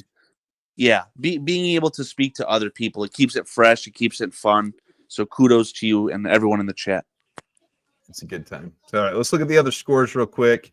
Chargers and Raiders will be coming up here soon. If we win, it doesn't matter. We just want the Raiders to win if we lose. But it looks like we're going to win. Ooh, the Panthers are winning over the Falcons. They've come back and scored 2 touchdowns in the third quarter. Let's go, Baker Mayfield. That's going to be an interesting one. Commanders are still down on the Cowboys. All right, let's see here. The other important one, the Jaguars are about to score a touchdown. They're 2nd and goal on the Indy 4. So they've got a chance to be able to catch the Colts there. And then the Saints are still up on the Buccaneers. All right, so there are some implications if the Packers do come back and beat us. We could get a better draft pick, but I'm all in favor of us beating the Packers and ending this misery streak. You'll hear it from the Packers, though, when we win. Well, we didn't have Jordan Love for the entire game, and we were sitting players, and Jair Alexander, they've always got an excuse, but the fact is, if we beat them, it's finally time that we beat them. Just end that crap. They can't say next year that we beat them 6 years in a row. They beat us 6 years in a row. It's about time this freaking streak ends. I'm so sick of it. That's pretty funny by Creighton. Okay, I figured it out. Virginia died years ago, and Georgia's pulling a weekend at Bernie's. I actually think there might be some legitimacy to this. Yeah, that's really sad to say. It could be true. Wasn't it Virginia's 102nd birthday, like today or yesterday or something? Today, Virginia McCaskey turns 102 years old. Bring back the cheerleaders, Virginia. Good special teams coverage there. It's like Adrian Colbert getting a chance to play, and he makes the tackle. I don't mind it. Good job, Adrian Colbert. Glad you're back. Even if it's just for the I can't find anything on these Keenan Allen bonuses. I'm just so certain of it. There's no burr. You're down the conspiracy theory rabbit I'm hole. certain of way. it. I'm positive.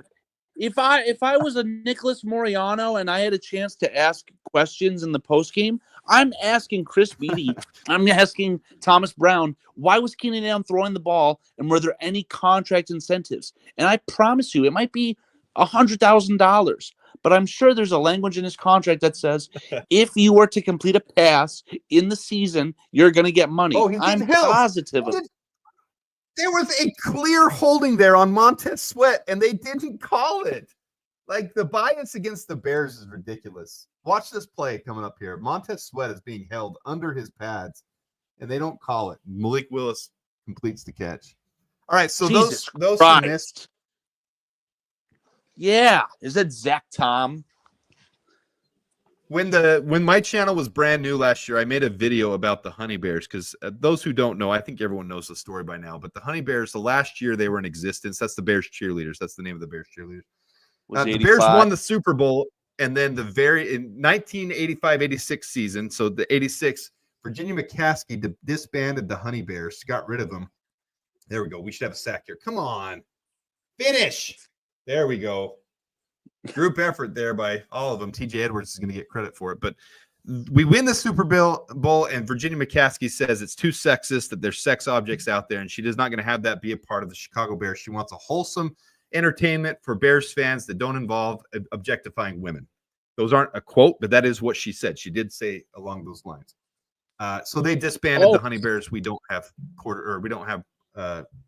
cheerleaders anymore.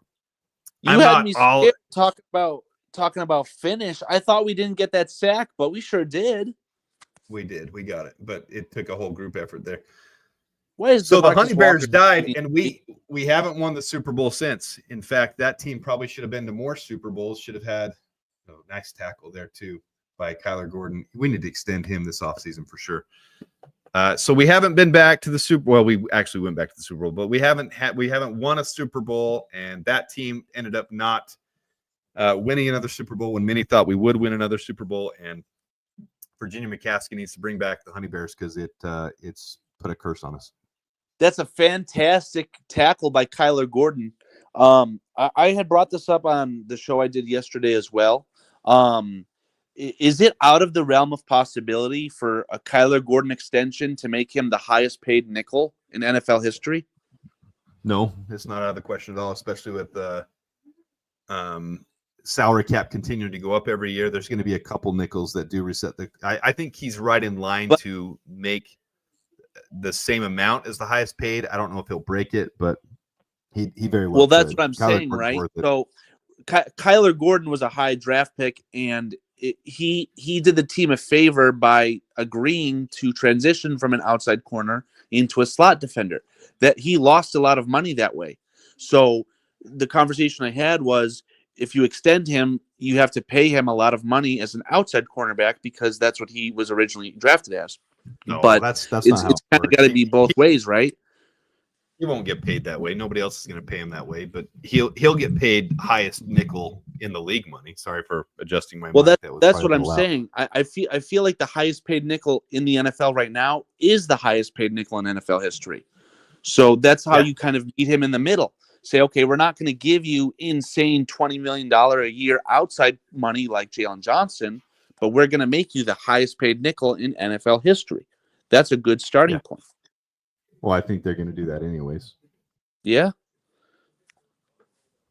Yeah. CJG, you're absolutely right. A lot of people will tell you, oh, but the Bears passed on Cam Jurgens and all this shit.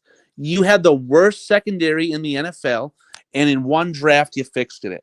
Kyler Gordon and Jaquan Brisker are slam dunk home run picks, and it just sucks for Jaquan Brisker that he's had the shakedown that he's had. And since October, he's been out. I mean, you hear nothing from them about long term. Maybe he could play now, but they decided to put him on IR, and that was a total fucking blunder. You should have put him on IR the day that you were flying to the UK to face the Jaguars. He's off IR now, man. No, I'm positive that Jaquan Brisker's on the IR. They put him on the IR, but now his time is up. His time is up, though. He can be off the IR. They haven't taken him off. It's not because he's on there because he has to be on there to fulfill the 4-week time. They're just not taking him off. So he's able to come back. So if you're saying he could play now, but it's because he's on the IR, no, they can take him off anytime. Whatever reason, this whole thing with him scares the crap out of me because I just hope he's healthy. I hope next year he comes back. Yeah, and I've seen him. Maybe I haven't. I think what I saw was the interview after the Panthers game. His interview was a bit weird, though. Yeah, he's saying things that make it seem like he was ready to come back a while ago. Like he was tweeting. He's a tweeter. I mean, of all the people on the Bears, he tweets more than anybody. And he was tweeting, nice to be back on the field and stuff like that. Like, I'm ready to be back. Now, here's something. Here's some context to that to round it out. Jaquan Brisker, the second that Matt Eberflus did that Zoom interview the day he was fired, laughing emojis, clearly regarding Matt Eberflus. When Matt Eberflus was officially fired, I don't know if I saw a thank God, but he said something snarky. So management might not be happy with the way he handled himself off the field. That could be all that is. True.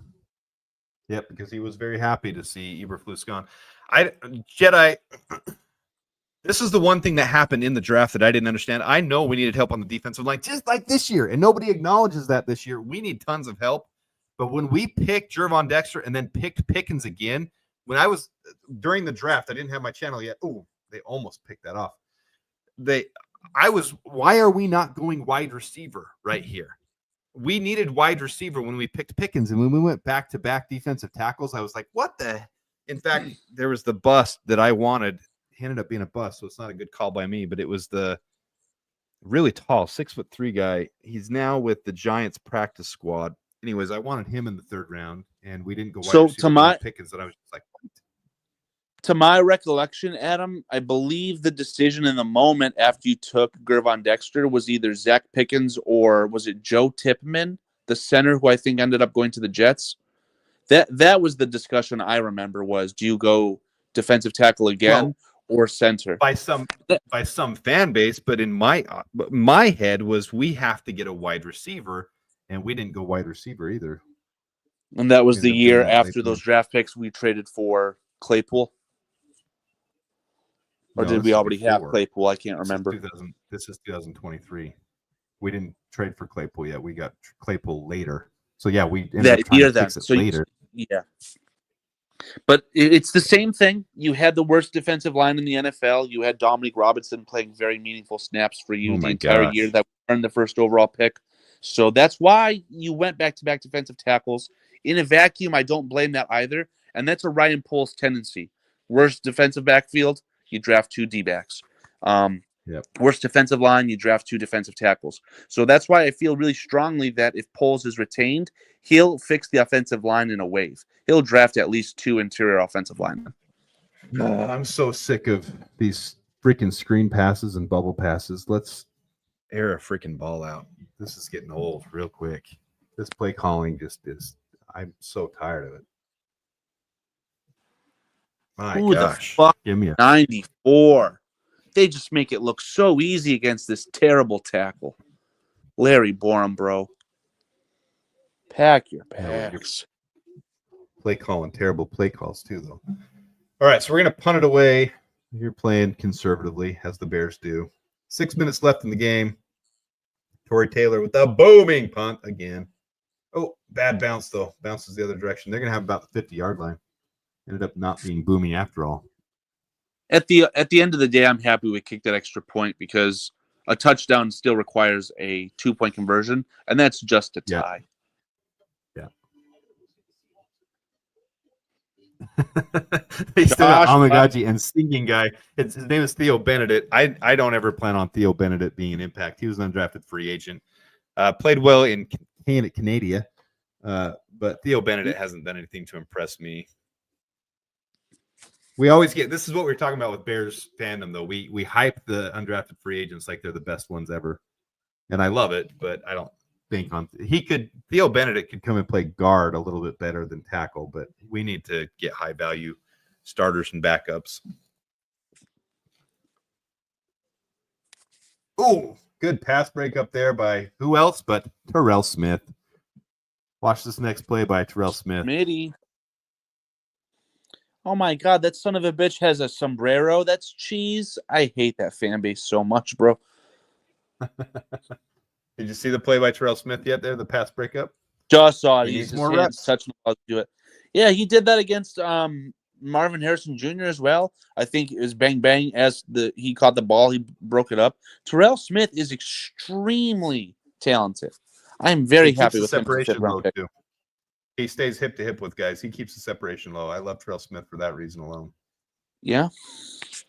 Oh, where's the hold there on freaking Austin Booker?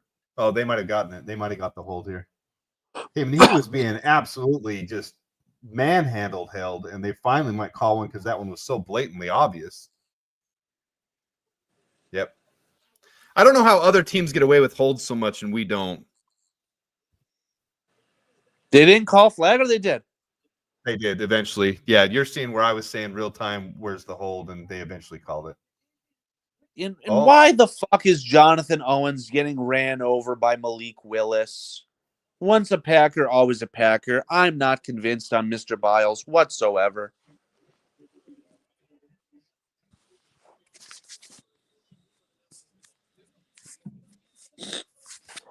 Something that's really cool about Austin Booker as well. I know I told you this in DMs. If you do another mock and we talk about the Bears switching from a 4-3 to a 3-4, Austin Booker's a really capable. He was an outside linebacker at Kansas, right? Yeah, he was. He said in his pre-draft interview that he preferred to go to a 3-4 system. Ryan Cowart acting like he just won the game for us. Gets a sack or something? Yeah, we do get a sack right here. Man, why can we not wrap up, though? That should have been a 6-7 yard sack. Ends up being a 2-yard sack.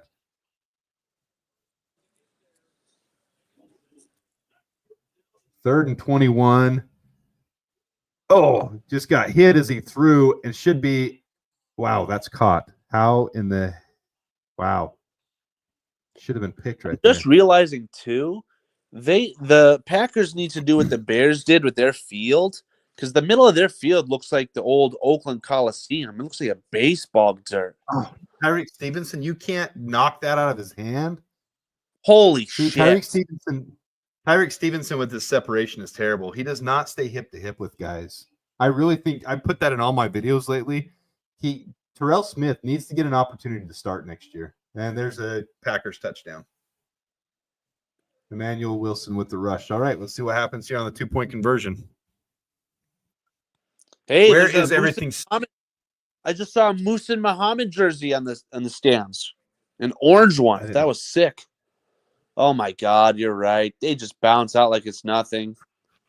All right, Packers and Falcons tied 31-31 in the fourth. We got the Jaguars 20-13 behind the Colts. That game's almost over, so the Colts should win that one. The Jaguars will stay ahead of us in the draft. The Patriots are winning! I'm still banking on us losing. Saints are losing now to the first overall Buccaneers. pick. Cam All right, Ward, here we go. come on down. 2-point conversion attempt here. 4:30 left in the game. Malik Willis in the shotgun. Looks like they're planning on going out. Oh, and he just throws it into the ground. Looks like he was going to throw it and tried to hold up, but the ball came out of his hands, so it's an incomplete pass. So they do not get the extra point or the 2-point. Better or worse than Kenny Pickett last week? Worse. Huh. What? Worse?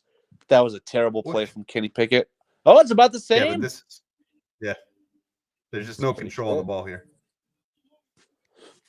Tyreek Stevenson just cannot gauge properly. I love that he hits hard, but man, he can't stay with his defenders all year. He's been struggling with it. He's been exposed all year. And then look at our I defensive really don't line. think there's any basis for this. Could Tyreek Stevenson transition to strong safety? Absolutely, he could. I think he would be better at that because he wouldn't have to stay hip to hip the whole time with guys. He can just read the play. I don't know, because he can't read as well either. I don't know. That's the problem, yeah. Almost want Tyreek hits hard. Back up for Terrell Smith and Jaquan Brisker, but he hits hard. So yeah. That's his best attribute is the way that he tackles.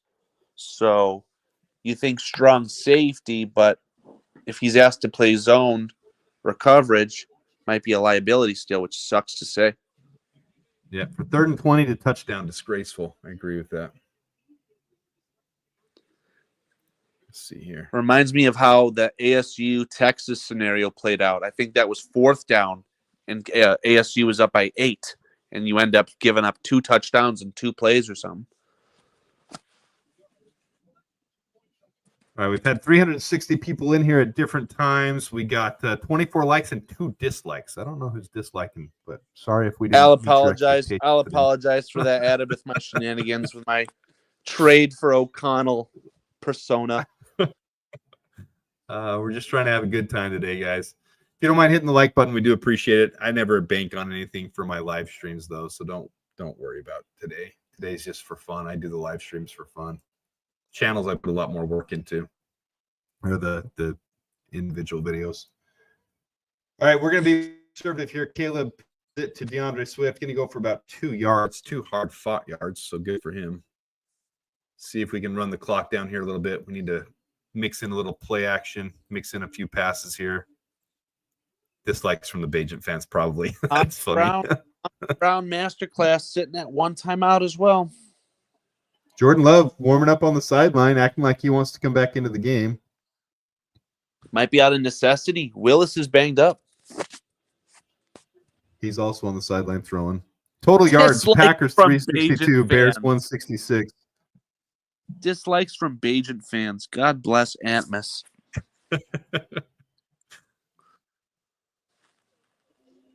Oh, DJ. Oh. DJ gets a couple extra yards.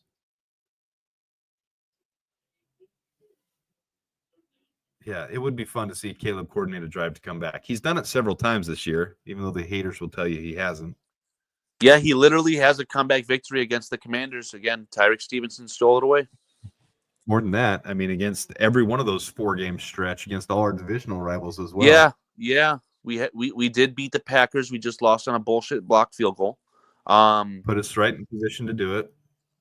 And then it was just as impressive against the Vikings too. I mean, Yeah, the 2-score comeback there too. We were down 10 points. Yeah, here we go. That was more luck with the onside kick, but nice catch there by DJ. And all you guys crapping on DJ, I'm not saying this fan, these guys right here. I'm not saying you guys in this channel crap on DJ, but all you guys crapping on DJ, get a freaking clue and watch this game. He's a freaking and if you he's passionate. I will joke about DJ Moore looking forward towards vacation just because it's a lightning rod. That clip is taken out of fucking context. It's so embarrassing the way that the media is able to manipulate things and slander. Yeah, I was calling out people on Twitter, like big names, Bears people put crap out there too. It's ridiculous. Good block there by Keenan Allen. Swift gets about 5-6 yards on that one. We're running this clock down. God, I'm still watching like more B-roll footage. You are so far ahead. What I should do, if you're familiar with who Foster is from the Bears Country channel, he uses an antenna, and because of how close he lives, he's like 2 plays ahead of everyone. It's crazy. Huh. Yeah, of course I know who Foster is. I should try an over the air antenna out. Yeah, the middle of this field is absolute garbage. Yeah, it looks like it's the Oakland Coliseum where the Athletics used to play and the Raiders used to play. It's crap. Good pound right there for DeAndre Swift right up the middle. Going to be a first down. 2-minute warning. They will stop the clock there. So let's check on the other. Maybe that's why they're losing on purpose for the 7th seed so that they don't have to waste any more Wisconsin taxpayer money on this silly stadium. Like terrible field.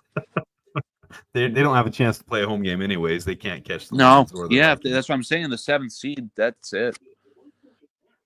All right, so the Panthers are driving with the ball in the 4th quarter to be able to go up on the Falcons. That doesn't help us at all because if we win, we don't want the Panthers to win because we have their 2nd rounder. If we lose, we want the Panthers to win. Is my love Baker Mayfield winning? You don't want Baker Mayfield to win. I need something to root for. No, but if we win, we want the Saints to win, so we still get the 9th pick. That's the only thing we have, man. Like, who cares about Baker Mayfield when it comes to our draft pick? I don't know. We want the Saints to win no matter what. I promise. Nah. The Bears will find a way to lose, and we'll shoot up all the way to 6th. That would be wonderful. I would actually. I want to put on. I'm going to see if I can leverage one of these multi boxes. Jaguars could win too. Hey, if this happens, if the Bears do find a way to lose, and both the Panthers and the Jaguars win, we're all the way up to 7th with 2 games left. We could be all the way up to this. This could happen. We could get up to 5. I don't see the Raiders beating the Chargers. The Jets could beat the Dolphins. What are we looking for? What's the big one right here? So right now, the Panthers, if they beat the Falcons and the Jaguars beat the Colts and they're driving on the Colts, looks like they might be kicking a field goal here. Then we are in the 7th seed if we lose. Ooh, this is going to be interesting. It doesn't matter if we win. If we win, we just want the Saints to win, so we stay at number 9 and don't go to number 10. That's all that matters. Okay, I can get the Saints and the Panthers on the same screen.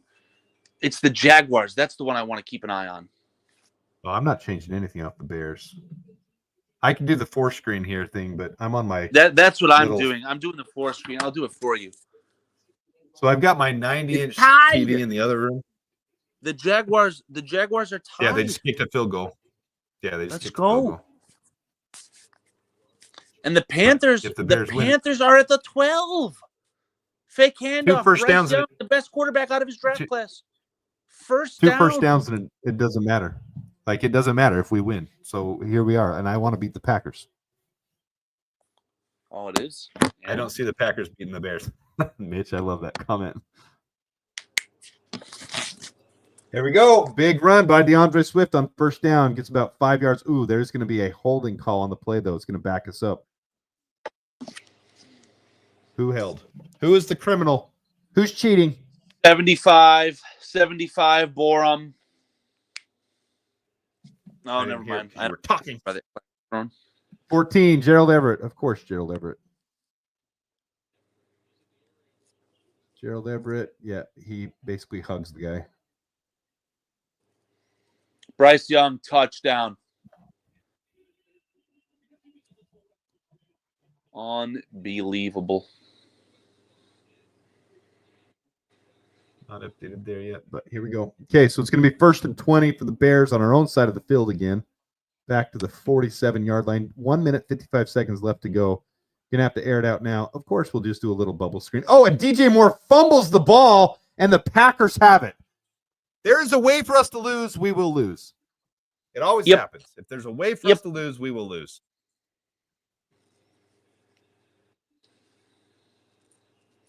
Wow, Larry Our only Borum. hope is they say it's incomplete pass, but it was complete. Typical. All right, we're back to the Tankathon watch. Colts, 3rd and 1 against the Jaguars. Tie game. There's 40 seconds left. Simple handoff to Taylor. You've got a first down. Caleb Williams is getting barky with someone. Who the hell is that? Is that Beatty? Yeah. Oh, man, DJ Moore trying to do too much. Left the ball out exposed. Beatty talking to Williams. Williams visibly upset. DJ Moore trying to shake it off. 1:49 left. It's going to come down to a field goal here. Can we block their field goal poetically the same way they blocked ours? And again, we only have one timeout because of the Thomas Brown masterclass, man. Incomplete pass from Flacco to Taylor. You've got 2nd and 10, 34 seconds left, and they still need yardage to get a field goal attempt off. You want the Jaguars to beat the Colts. 2nd and 4. We're going to stop them there. All right. They're already killing clock. They're going to take a deep field goal. They're not even trying for a first down. They might try right here, but they're going to let the clock tick, tick, tick, tick away. Trying to hard count us. So it's going to be 3rd and 2. Oh, they are going for it. And we stop them in the backfield, so they're going to have to kick the field goal early. Matt LaFleur with some bad play call. They didn't handle that timing well either. They very poorly managed the clock there. Shows Matt LaFleur on the sideline talking. The Bears take their final timeout, I'm guessing here. The clock is stopped. No, it's the Packers taking the timeout. Interesting. A lot of interesting things happening here on this one. Colts are looking at 3rd and 2. See, this is what I'm talking about, knowledge. This is not knowledge. DJ is not going to get traded. There is zero chance DJ Moore gets traded. Oh, no, Adam. Dallas is beating Washington again, though. Don't even care about that one. You do? Because if the Packers win, that means that they're going to fade Philadelphia. This is unbelievable. Here we go. Field goal attempt, 55-yarder. Brandon McManus, however you say his name, the old Denver kicker. 55-yarder.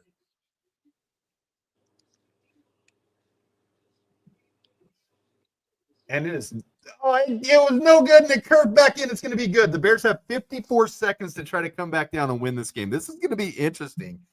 The poor clock management by the Packers, they could have run this clock down to about 19 seconds left. And they called a timeout field goal. What was it curved twice. It was like my hook shot in golf, but it came back and recovered somehow. And McManus is a good kicker, man. They could have clocked this down to 19 seconds, though. They could have finished this game, and they poorly mismanaged it. And then they called a timeout with so much time on the play clock. They could have killed the Bears, and they've allowed us to stay into this. This is interesting. Yeah, there's no shot. Finally getting to see the B-roll of the kick. Oh, my God. This is funny by knowledge. Rigged. That ball had a remote in it. Yeah, that thing, the bend on that, it's unbelievable. There's a drone in that ball.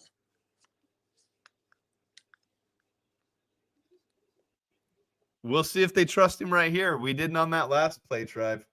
This is going to be fun. This is a good end of the game. We need to beat the Packers. We can't go into next year with 12 straight losses. I'm so sick of it. But if we do lose, I still feel okay because now our draft pick, we have a legit shot here to move up in the draft spots with how teams are playing. Yeah, there's six. So there's this is a win-win either left. way. No, they're going to overtime. Jaguars are going to overtime. All right, so here's the return, and we do a end around. Oh, he tripped. We did an end around there to Josh Blackwell, a trick play to try to. They finally busted the son of a bitch out.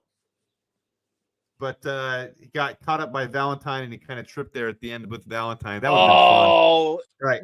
That looks so cool, though. That play design looks so much fun. It was fun. So we're we saw, at the 20-yard line. None of that this year, man.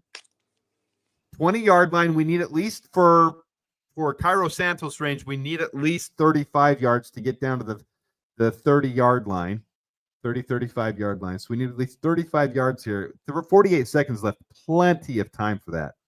We'll see if Thomas Brown got sucked into the bad play call design, though, from his previous administration. Here we go.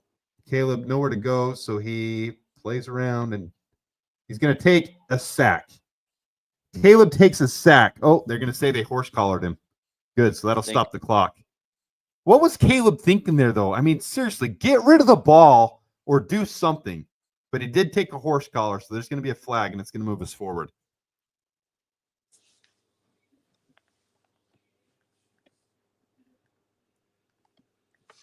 Don't boo. I mean, Packers fans, that's a clear horse collar. I mean, if there's ever a horse collar, that is a horse collar.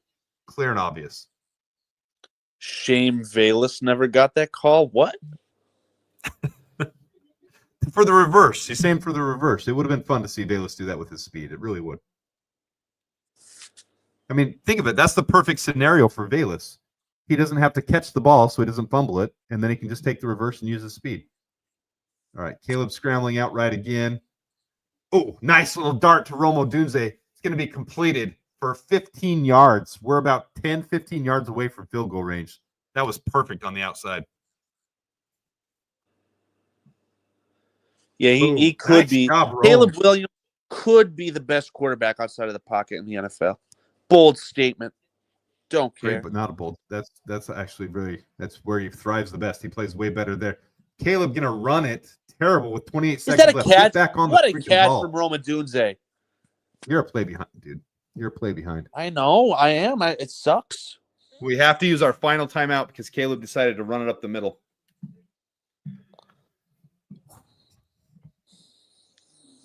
All right, so 27 seconds left. We're about 10 yards away from field goal range. It's going to be second down and about don't let anyone tell you anything. The playbook is wide open as far as passing the ball. You can complete a pass over the middle, no problem. But you have to tell the head coach and the play caller why, or if that happens, because then you got to run the team out. You got to run the field goal unit out if you complete over the middle. Yeah, there's plenty of time, but you want to take a couple shots here. You're going to go sideline on this one for sure. All right, let's go. Almost exactly 10 yards away from field goal range. And that's the far end of Cairo Santos' field goal range. Let's see here. Decent protection. Borum's actually holding up, and Caleb doesn't do his part. Are they going to call that intentional grounding? Caleb does throw it away, but he holds on to it way too long. I mean, just this kid has got to learn to let plays go. Whoever beat number 20 on the Packers looked like they were open early. Like it would be a deep shot, but I mean, he had Mitch Osborne with a super chat. Mitch, appreciate you, buddy. Sorry, I'm focused here on the game. Mitch, what is wild, both wild and sad? I think this is the floor for LaFleur on decision making. Would still be better than our last three coaches combined ceiling. 100%. Facts. Yeah, Matt LaFleur with one bad game is like nothing compared to the 15 bad games by the Bears. We just get the play call, or we just get it off. They're going to call. Oh, and he gets the DJ. It's past. There's a flag, though. All right, so Caleb completes it to DJ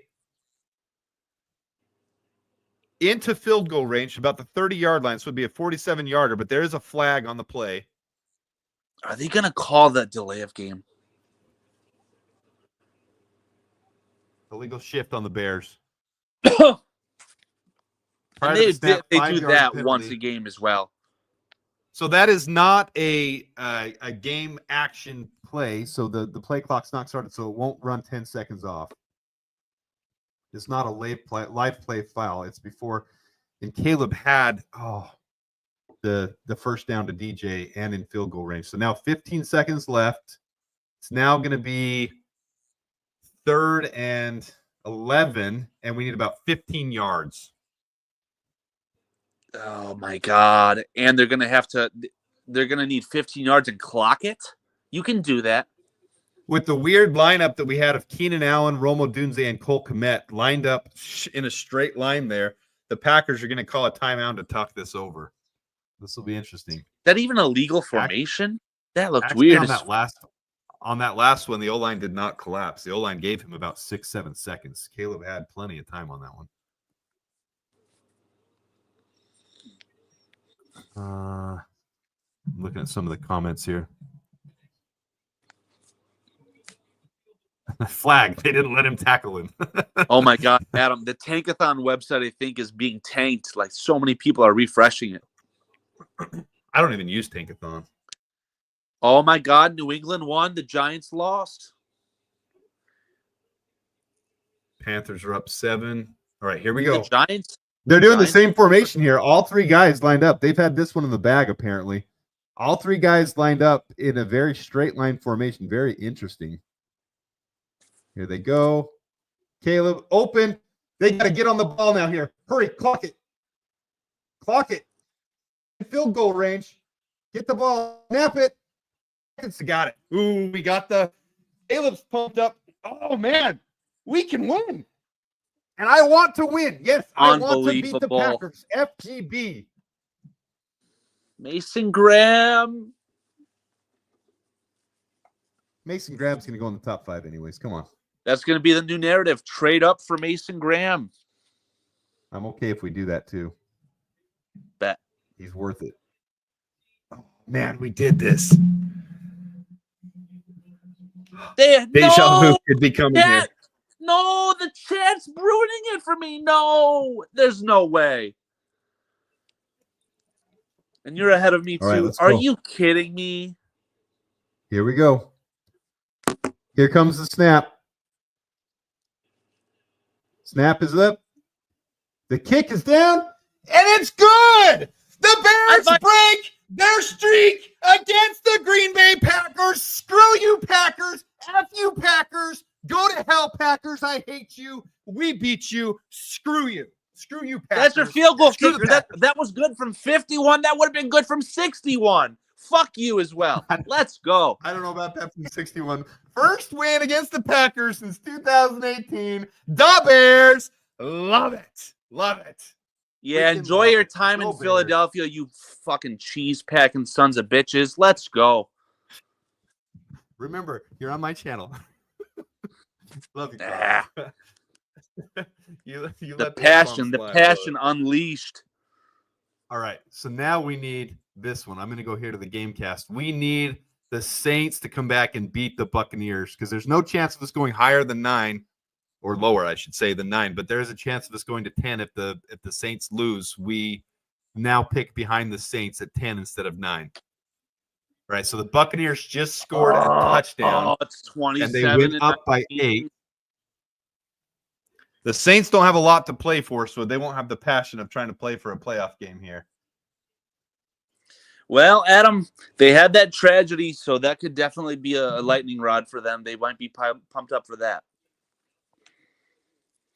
That's true. All right, let's go here to the Saints game. I'm going to switch my channel over to the Saints game. Those who want to keep tuning in, appreciate you guys. The big thing is the Bears won. The Bears won. Atlanta just tied up the Panthers game, 38-38 with 46 seconds left in that game, so it might not have mattered that we won.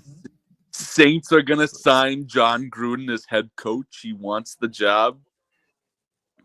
John Gruden deserves another chance somewhere.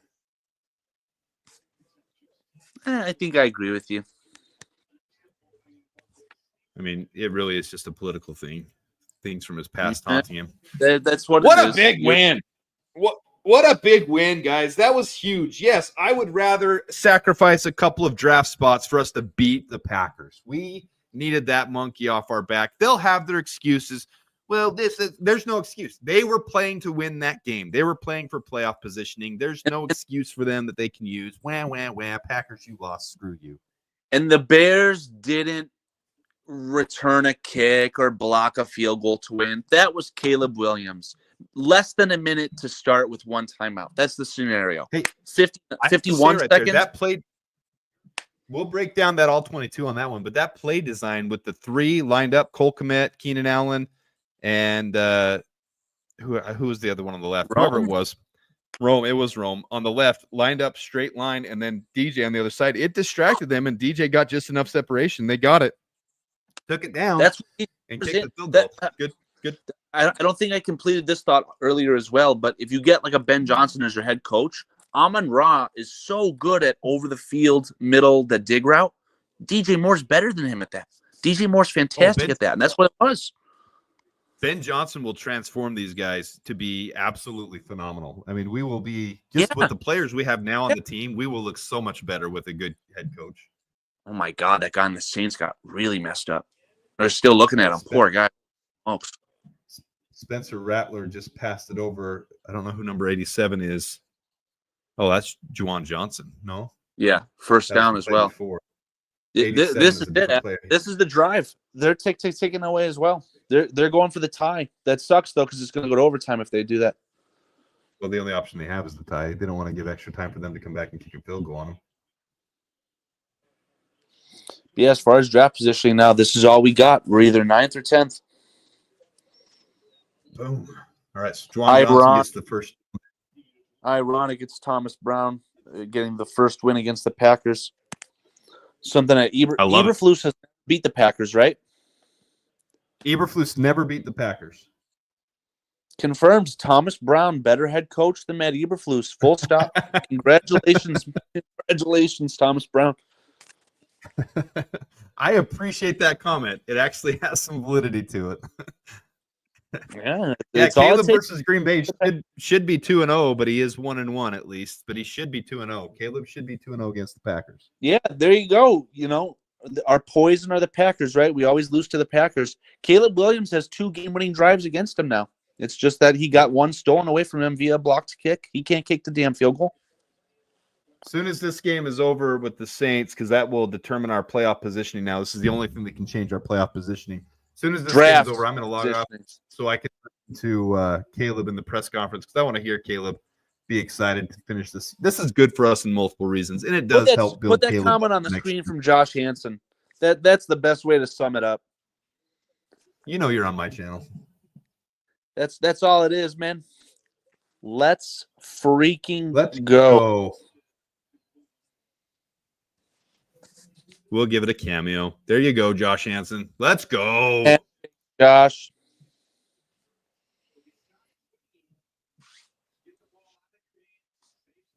I would love if Ben Johnson came in, and he's going to have his own guys, but I would love if he did Big keep completion. Thomas Brown on the staff somehow, because I do like Thomas Brown. But that's not how it works. They're not going to retain him. And when you talk about retaining Thomas Brown, maybe for continuity's sake, there's no continuity with his offense compared to Shane Waldron. No. But it's more of just the character of the man. But if we retain him, it would be, oh, nice catch. They're going to get a first down there. They're 20 yards away from a touchdown here. Weird scenario, Adam. Your head coach is now only the offensive coordinator. You're going to have to listen to someone else. It's just going to be. He's an interim head coach. Don't act like he's got a head coach job waiting for him somewhere else. Thomas Brown is going to interview. He's not going to get a head coach job somewhere else. Yeah, what are they doing? He's going to be an free play for the Saints. He's going to be a head coach somewhere else, Carl. He's not going to be a head coach somewhere else. He's going to be an offensive coordinator. But for the Bears specifically, he was the head coach. Interim. You're forgetting the interim part. He would gladly take the offensive coordinator role for the Bears. I guarantee you. Oh, take that free play. You are ahead of me on this game. How is that happening? How was I so ahead of you on the Bears game and you're way ahead of me on this one? Because I don't get the beautiful, juicy NFL Sunday Ticket view for the Bears.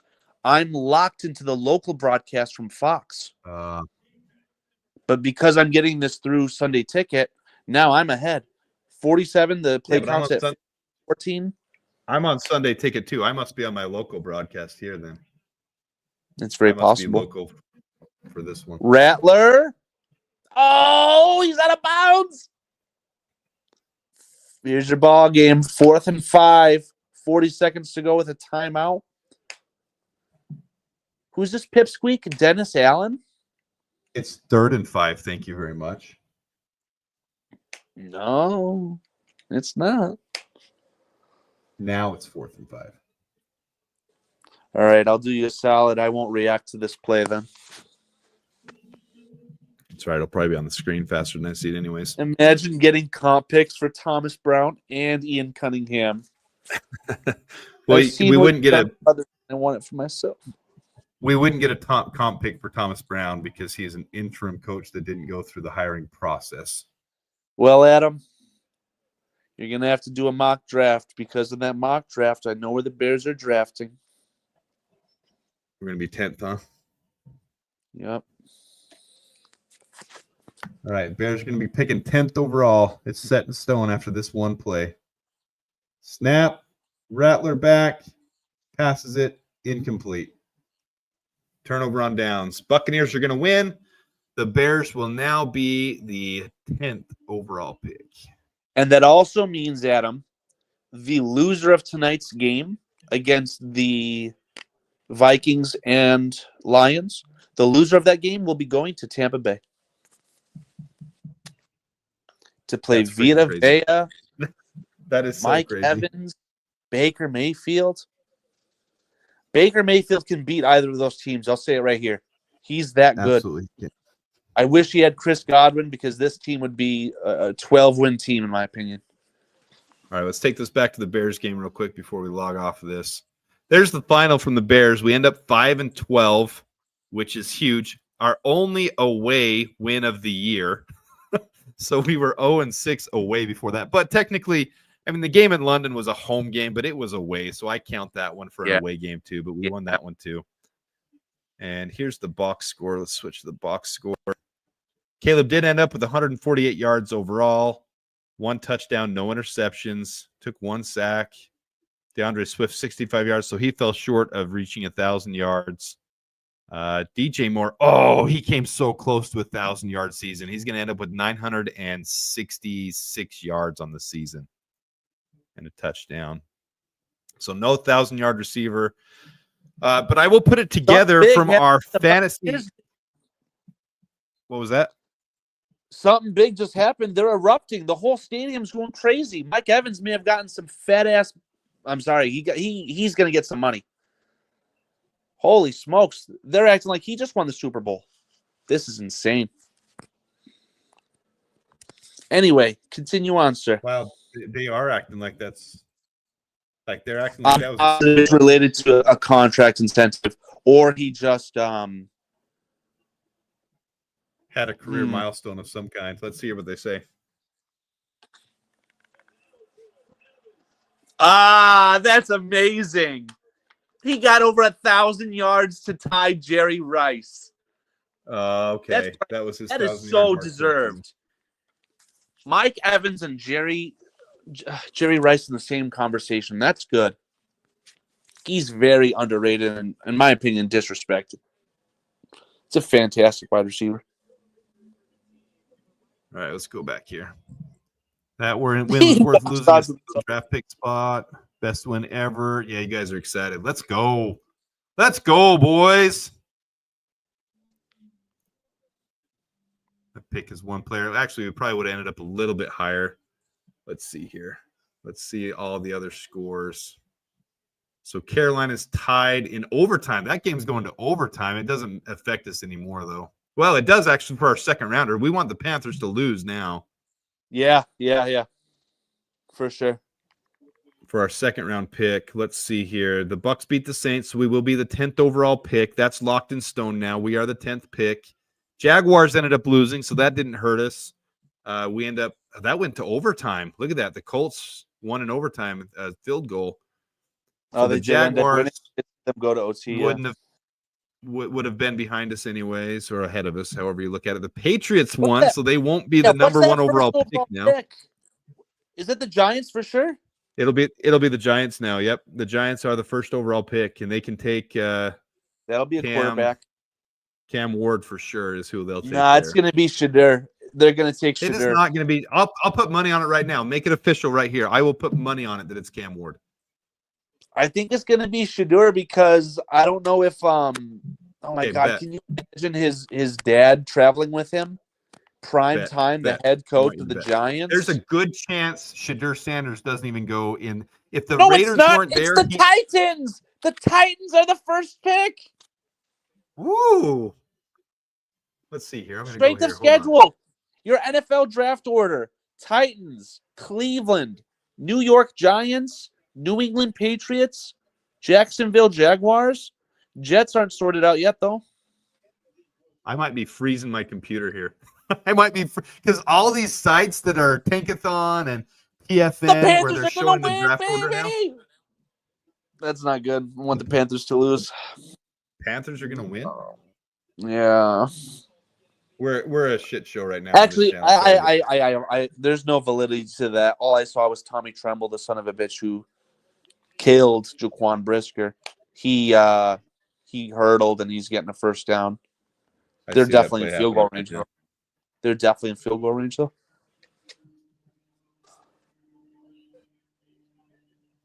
By the way, how is Chuba Hubbard getting 1,000 yards rushing in an NFL season? Because necessity. Jonathan Brooks was injured most of the year. Well, Jonathan Brooks is a set of stories you're ever going to see, right? High draft pick, rough. High enough for a running back anyway. Came out with a torn ACL to begin with and couldn't recover in time. Once he finally got healthy, first game, tore the same ACL that he'd been rehabbing. Such a terrible sorry that I'm not hitting some of these comments here, guys. You guys are making some really good comments, but we're really distracted by the final games going on here. Patriots won. Man, I do not agree with. I wait till the combine is over, guys. Shadur Sanders is not a number one overall pick. He's That's not what it's first. about. It's going to be Cam Ward. Cam Ward is more NFL built. I promise you, Cam Ward will go first. He will be the first pick. He'll be the first quarterback off the board. Now it's going to be interesting. Will the Titans reset the quarterback clock and are you serious? Will Levis is terrible. I know, but if they didn't have the number one overall pick, they wouldn't have traded up for their top choice. But now will they pick quarterback when they normally probably wouldn't have in this draft. That's going to be an interesting take because it's only year 3 for Will Levis. You usually give your guy 2 or 3 years. Well, here Now it's going you to be got the really interesting to see what they decide to do. You got Tankathon What in was front that? of you? No, I went to PFN, and I can pull it up. Hold on, because the other one was overloaded. It was like stopping my because I'm streaming at the same time. There's no point talking about it anymore. We're not getting with Mason Graham. We can get Mason Graham if the Jets win. Well, no, we're not getting Mason Graham. That's not happening. No, we're locked into 10th. There's nothing that can happen from this point in time on. We are 10th, period. So here's where things stand right now with still the Jets, the Panthers, the Raiders to be determined. These teams up here have all played their 17th game.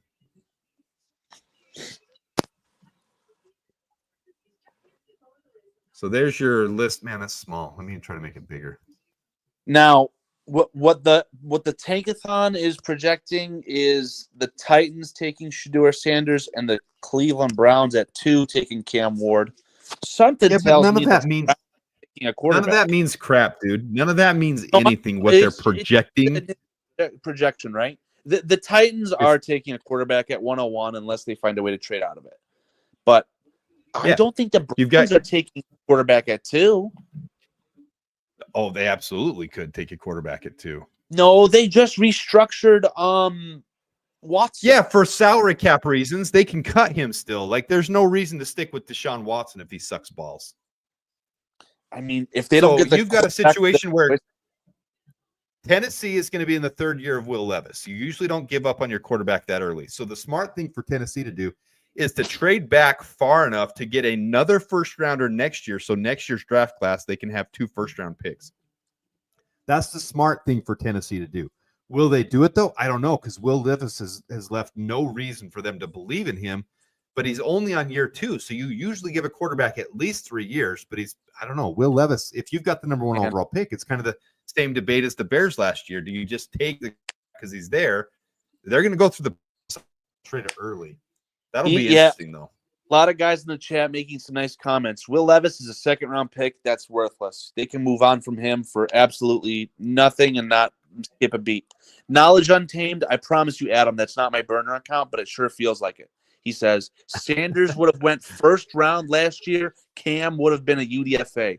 Totally agree. Cam Ward is worthless. Really bad bust of a pick. Cam Ward is more built for the NFL than Shedeur Sanders. Look at the Shedeur Sanders game against BYU. He holds onto the ball funny. He doesn't read the field well. He throws off his back foot. Shedeur Sanders is not an NFL quarterback. Any of you guys hyped up on Shedeur Sanders are hyped up on Deion Sanders. No. It's his father. Deion Sanders will sell his son to someone, and I think that could definitely be the Titans. All right, what happened at the end of the Falcons-Panthers game? Because I've got it on, but it's on commercial right now. No, it's not. Okay. Now it's 1st and goal. They just called a timeout. The best offensive mind in football, Adam. The best offensive mind in football, Dave Canales. Well, this is true knowledge for many quarterbacks. They have to keep developing. That's why they stay in college. All right. So there's the draft order. Notice how some of them have 17 games completed. We still have Carolina to go. Carolina's going to take an edge for sure. The Jets will take a defensive lineman for sure. So this is going to lead up to the Bears trading back. Like, there's New Orleans. Man, New Orleans getting ahead of us. You know what that just did? Their biggest need is edge. They're going to take James Pierce away from us. Yeah. So let's trade back. What that just did. Let's get the other legend. I'm going to have to pivot. Mason Graham, I am no longer fans with you. Kenny Grant is my best friend. Kenneth Grant. Let's trade down. I would take Williams over Grant any day. Grant can't tackle. Williams. Grant can't tackle to save his life. Who are you talking about? Williams, though. Who's that? The Georgia defensive tackle. Oh my God, Adam. Or Ohio State Williams. Tyleik Williams. I'd take him over Kenny Grant all day, every day. Did you say Ohio State? What happened here with screw you. Ohio State. Tyleik Williams is a way bigger body and a way better run stuffer. I'm getting blasted from both sides. This is unfair. Adam Mason's trying to force an Ohio State prospect onto my Chicago Bears, and I have to watch the best quarterback from his draft class, Bryce Young, win a football game to have the same record as the Chicago Bears. Life is unfair. You know what would be funny is if we ended up taking Tyleek Williams and Jack Sawyer for our defensive line. That's it. That would be You're going to invite me. poetic You're going to justice. send me another StreamYard invite on Twitter, and it's going to say account cannot be found. I will be unalived. I will be unalived if Jack Sawyer and his I almost said something bad. If Jack Sawyer and his friends are on the Bears, no thank you. See, you just gave credit to knowledge for his knowledge, and there he is saying that the Ohio State defensive tackle made the #1 defensive line in this year. Bro is slept on. I think Tyleek Williams is easily a mid-first round pick. We'd take him for sure. Couldn't beat Michigan though. Just saying. Jack Sawyer Here, over 1,100 reps in college, never been held once. that's your gauge of a good. That's your gauge of a good edge. It's rage bait. We're just rage baiting right now, sir. All right, so here's what I want to bring up about Tyleek Williams. Does not get any pressure, but he runs stuffs like a beast. But Kenny Grant, he doesn't get any pressure either. So I don't love either one of them. For my big guys, Deion Walker would be okay. He also misses a lot of tackles. And if you don't get Mason Graham, and it's going to be rough for our interior defensive line. We really needed Mason Graham. Walter Nolan, I like a ton, but he's not as big, but he gets a lot more pressure. All right, let's fire Ryan Poles. Let's fire Ryan Poles. Let's draft Ben Johnson. I'm sorry, hire Ben Johnson and Ryan Pace, and we'll trade up for both Kenny Grant. I'm sorry, for Mason Graham and Ashton Genty. Let's just get really bizarro. The Ashton Genty crap, man. The Ashton Genty crap needs to go. No, he's going to fall to 10, bro. He's going to fall to 10. Who's going to fall to 10? Genty? Genty won't go in the top 15. Where are the Cowboys? That's a lie. He will not get past the Cowboys. All right. The Cowboys are at 12. He'll go at 12. That's where he's going. Nobody else is going to pick Genty. He could go at 10. Now he could go at 10. Overhyped bust. What a joke. Okay, Rashad Penny. Unbelievable comparison. Terrible. Disrespectful. No, Rashad Penny is the best comp for Ashton Genty. 100%. If you're saying Rashad Penny is not a good college player and wasn't a good NFL player, you're crazy. Panthers won. We're going to have a worse second round pick now. Let's see. I'm going to refresh can't have anything nice. At least we won, man. All right, so draft order. Right, so Caleb the Panthers Williams won there. The so we're going to have the 8th and 10th pick, and then in the second, I'm sorry, we'll have the 10th pick, and then in the second round, we'll have the 40th and 42nd. Hold on a second. Hold on. Those Raiders haven't played, though. Correct. Right? So if the Raiders win, or the Jets win, they'll move ahead of the Panthers. So we want the Raiders and the Jets to win. God, that's going to be so annoying, Adam. The Panthers are going to have the same record, and they're going to have a better draft pick because they play in a worse division. True. Oh, my God. I hate the double whammy there. You lose games because your team is stronger, and then you get pushed down pushed up the draft order because of it. Let's do some mock. We can do a mock draft. In fact, we'll do it with Carl here. That'll be kind of fun. All right, so let me just explain what's left at stake here. So number 1, we are locked into the number 10 overall pick. That's not changing. We're at number 10. The only thing that can change now is our second round pick from the Panthers. Right now, it sits at number 40 overall. If the Jets or the Raiders win, the Panthers move up in draft order, and we would get the number 39 or 38 pick. We're locked in at 42 for our own pick. So 10 and 42 are firm. If the Jets or the Raiders win, we move up from 40 to 39 or 38. So we can end up with the 38, 39, or 40th overall pick. That's where things stand. And for those looking to finalize the playoff picture in the AFC, Broncos just scored a nice touchdown against the Chiefs. The Broncos are in their own hand. I think they're an 11-point favorite because the Chiefs are sitting everyone. Let's do it. You want to do a mock draft here real quick? Yeah, let's do a mock draft, man. I was just going to say, I haven't seen Mahomes on the field yet, and I think that this will be the determining factor if he comes out or not. Mock draft simulator. We're just doing it PFN because I'm already here looking at the draft And order. final I don't know if caps, they're going to be. If you're the Chiefs, you do want to knock out the Broncos out of the playoffs, but the Chiefs cannot face their kryptonite with Joe Burrow.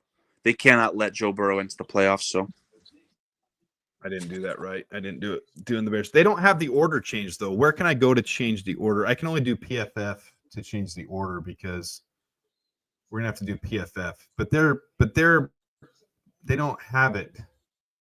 you could like force a realistic trade and of do where something players weird, I guess.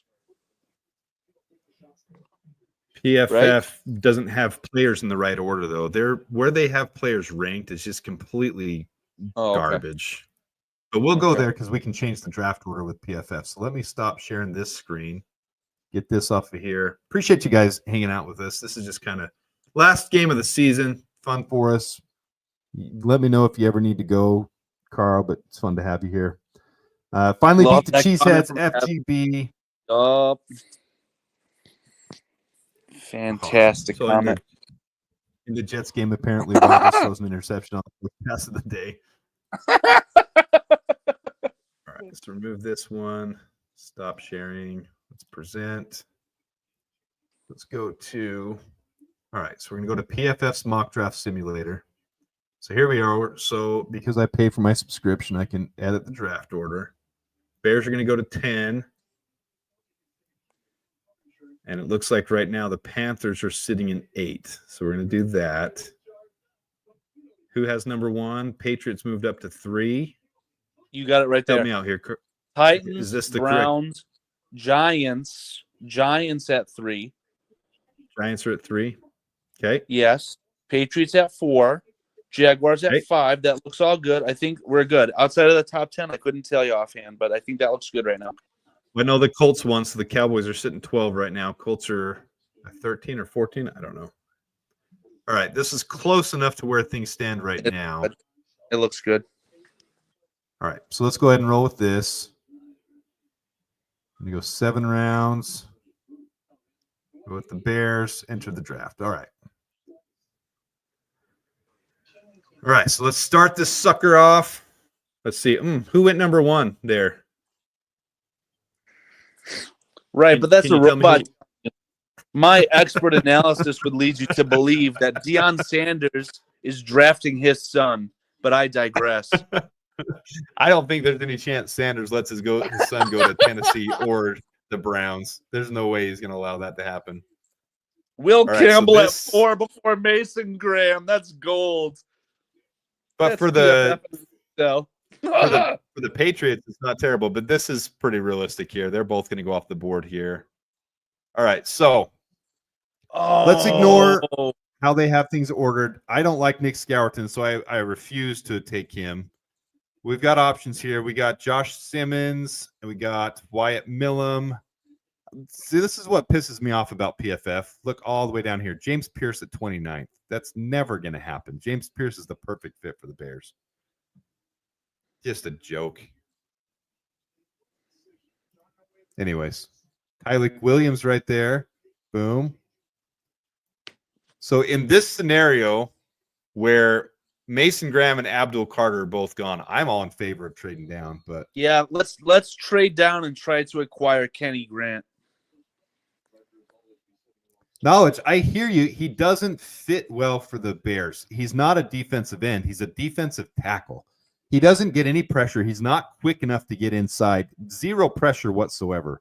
And he doesn't tackle well either. So as far as a prospect, I would take him in the 2nd or 3rd round. Fine. Who's the GM in this scenario? It sounds like Ryan Poles is going to retain his job. So will he trade down? Probably not. It's just something he won't do. Let's go here in the chat. What do you guys think? Should we trade down here or should we take one of these guys? I'll let you guys even decide who we take. Nick Scourton sucks for real.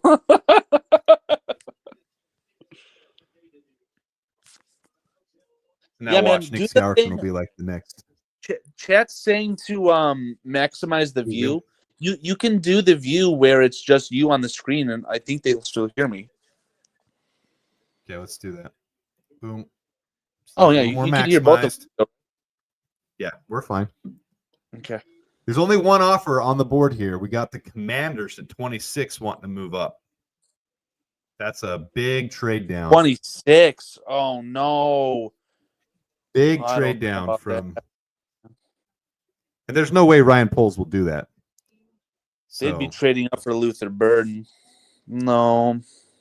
let's go what Ryan Poles would do. He would pick someone here. And my only options here to pick. Oof. They could go Mikael Williams. I don't love Mikael Williams, but Wait a second. Is he actually from Georgia? Yeah, he's Georgia. What do you mean? Isn't there an Alabama edge rusher that's really high up? Or is that what I'm thinking of? You're thinking of the wrong guy. Am I thinking of the big game Mikael Williams had against Alabama? Maybe that's what I'm thinking of. So we can go Mikael Williams here. I don't think there's any shot Kenneth Grant goes 10th overall. Oh, James Pierce. James Pierce could go top 10 for sure. They don't have Walter Nolan appropriately done either. Walter Nolan will go around 15 to 20. I like Walter Nolan a lot. In my expert analysis, Adam, I've heard of Mikael Williams, but I've never heard of the kid from Tennessee. You've never heard of James Pierce? You got to dive into the draft. Maybe from you. Wouldn't it be fun if the Bears selected him at 10th, though? Would that be the first time ever that the Bears have selected back-to-back 10th overall selections out of Tennessee? First being the right tackle. Yeah. So the thing with Mikael Williams I don't love, he's bigger bodied, but he doesn't get as many pressures as he should. Okay. So his PRP compared to, which is his pressure rate compared to Abdul Carter and James Pierce. James Pierce is 13.8. It's the highest in this draft. He has the highest pressure rate of anybody. James Pierce gets a sack, hit, or hurry at a 4.4 play rate. So once every 4.48 plays, which is ungodly. And at Tennessee, he's doing it all by himself. He's a little bit smaller like Abdul Carter, but I think, in my opinion, he could go higher than Abdul Carter if I was running the draft, but I still like Abdul Carter a little bit more. But they're both Bs. James Pierce to me is 1B to Abdul Carter 1A. But PFF isn't rating them properly. Well, if you have that much conviction about him, I say let's take him, because that trade down to 26 does not look good at all. Okay, so anybody opposing me taking James Pierce here? Landon Jackson, DE1. I like Landon Jackson. Here, let me pull this up on the screen so you guys can see this. Let me pull this up. Let me pull up. Stop screen, present, share screen. Let me pull up here. Window. Where is my? Come on, right here. Okay. Got it. Sorry. Little delay there, guys. So here's my analysis from the defensive end group. Here's all your top guys in the first 3 rounds. That's how stacked and loaded this class is. And this is where their average ranking is, according to all the different places, consensus boards. Look at all these guys in the first 3 rounds. It's absolutely ridiculous.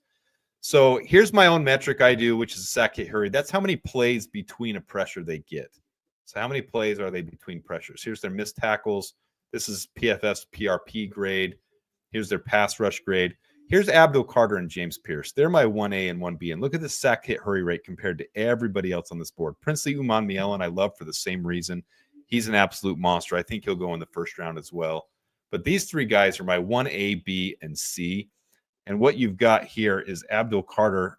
They've got him heavier than he really is. He's more like 250, 255 pounds. Princely Umanmielen, 255. James Pierce is the smallest of them, but he plays big. So I like all 3 of those guys. Nick Scourton, look at his pressure rate, extremely low. His missed tackle rate, extremely high.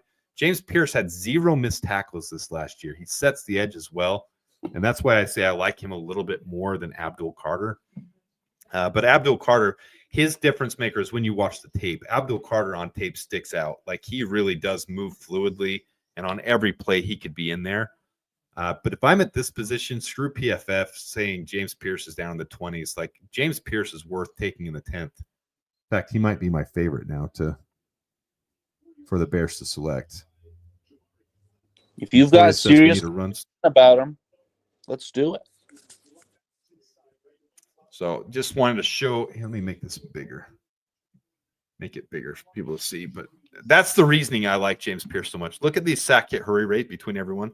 There's these guys. Then you got Nick Scourton, Mikael Williams, then Princely, Jack Sawyer. Jack Sawyer's, across the board there. And also Princely, Uman 0 missed tackles as well. And then you get down here. A lot of people someone said Mike Green. I'm not high on Mike Green at all. Lower level competition. He can't tackle very well. He's Mike Green to me is very much a, who's our defensive end we just took? I've got my brain so scattered with different stuff that I can't even think of names right now. You know how you get when you overwhelm yourself? Austin Booker? Austin Booker. Yeah, Mike Green is very much an Austin Booker type of player. Like very Austin Booker type of player. So, yeah. No, it's just the same thing. Mike Green is Booker. Same type of player. So, if y'all don't mind. My only question at this point is just, are we sticking to the Bears running a 4-3? Like we're drafting a defensive end right now? Well, you kind of have to assume as much until we have a new coaching staff in there. You can't really assume we're going to take a different. Okay. Now, So do these players completely eliminate themselves from contention if we were all switched to a 3-4? Well, yeah, you're going to take more of your stand-up outside edges as well. But Abdul Carter, James Pierce, they can both play that same style. I don't know if Princely Uman would switch as well. He's more of a knuckles in the grass type of guy. Some of these big guys, your Jack Sawyer, your Landon Jackson especially is more of a knuckles in the grass type of guy. Ashton Gillette is knuckles in the grass. So there's some guys that will convert well to both. Some guys won't. All right, let's cruise with this thing. I showed you my basis as why. Let me show back the other screen again now. Let's get back into the PFF. We're going to take James Pierce. No trade down in this scenario. Sometimes that happens. We're going to take James Pierce. Don't listen to PFF on a lot of this crap. He'll be right there at 10. So we're going to draft James Pierce. Done and done. Moving on. All right, so let's see what happened here. Wyatt Millam went 19th. I really like Wyatt Millam. Emeka Ibuka, that's really where he's going to go. Nick Scourton went 15. Kelvin Banks went Where to did the Ibuka Cardinals. Oops. Let's go back up here. Emeka Ibuka went there to the Bengals at 16. Did Loveland go before Grant? Loveland went there at 20. So this is PFF. Take it for what it is. PFF. That's going to be something I need to figure out as well. Michigan are going to have 4 picks in the top 20. I can guarantee that. Oh, yeah, for sure. Will Johnson should go off the board in the top 3. And then I'm so sad in this mock that we didn't even get a chance to talk about that. Because if I'm the Bears, I almost don't want to pass on him. Will Johnson's that good. They have him going 9th. No, so I didn't get a chance to really talk about it. But well, he won't make it to the Bears at 10. There's no way that's happening. But I'm saying, do you pass on him at 10 if you're the Bears? I say no. No. Will Johnson's so special, you take best player available in that scenario. Exactly, yeah. All right, so here's where we stand. Walter Nolan's off the board. Our best defensive interiors are off the board. So now we're looking at probably the best guard or best defensive interior, whatever one stands there. Got a lot of edges here. Look at this. Landon Jackson, Ashton Gillette, Jack Sawyer, but we already took James Pierce, so we're not taking an edge. Is that interior offensive lineman from Alabama gone? Forgot his name. I don't even know who you're talking about, man. There's got to be an interior offensive lineman from Alabama that's getting oodles of hype on the socials right now. I don't even see who you're talking about. Can you filter by school? I'm on my other screen here. Let's filter by defensive interior. I like Alfred Collins. I don't see anybody here from Alabama. Let me look at my little screen. All right, so my defensive interior. Bill Long, what happened to Michigan was the quarterback position. All right, so let's look at this. Let's focus here. We're going to go all positions. I'm going to look at interior offensive line. That's him right there, Tyler Booker. Oodles and oodles of hype on the socials. That's interior offensive line. That's not your defensive line. What are you talking about? We just drafted an edge rusher? Yeah, so we took an edge in our first pick, and now we're looking at Yeah, Tyler Booker's going to go right in this area. I would be happy with Booker for sure. All right, so let's take Booker here. Everybody good with Booker? He could play left guard for you, right? Or Absolutely. maybe right guard. Xavier Watts is there. I would take Xavier Watts as well. That's There's safety. your Scattaboo. Ooh, this is where we're rolling the dice. All right, so we're going to take Booker. Everyone wants Booker. I'm all in favor of taking Booker at this spot. Booker's great. We're going to take Booker there. All right, now we have multiple needs. We need a defensive interior. We need another guard. We could use a safety here. It's best player available. We're not taking Jack Sawyer. I'll tell you that much. I would take Jackson before Sawyer, but we already picked up our edge, and I do think we're going to pick up another edge in free agency as well. Yeah, I would love for us to pick up Josh Sweat. That would be wonderful. Yeah, at the right price. The Sweat brothers, that would sell storylines like no other. Ooh, Omar Norman Lott isn't a bad choice either for defensive interior. Not my favorite choice. He misses more tackles than I'd like to, but as far as a defensive interior that gets pressure, he's 6'3", 315 pounds, and he gets a massive amount of pressure for a defensive interior. So 2 Tennessee boys stacked up together. I always like taking players on the same team. That's kind of fun. He's a what Donovan. Now? Oh my God, he'd be the teammate with our 10th overall selection. Yeah, that's what I just said. We'd be recreating Jared Verse and the other guy. I can't think of his name currently. On the Rams. Looking at all these. I'm kind of for that right now. That sounds like fun, man. Jared Wilson at center. I'm all on board with taking that at 74.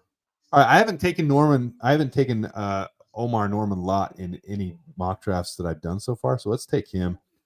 Yeah. Let me pull it up here so you guys can see what I'm talking about. Did he play next to him? Like literally next to him? I'm not positive if they were always next to each other on every one. That'd be so much fun. Screen. Share screen. Let me pull this up. Yeah, Braden Fisk. Thank you, Creighton Wiltfong. Here we go.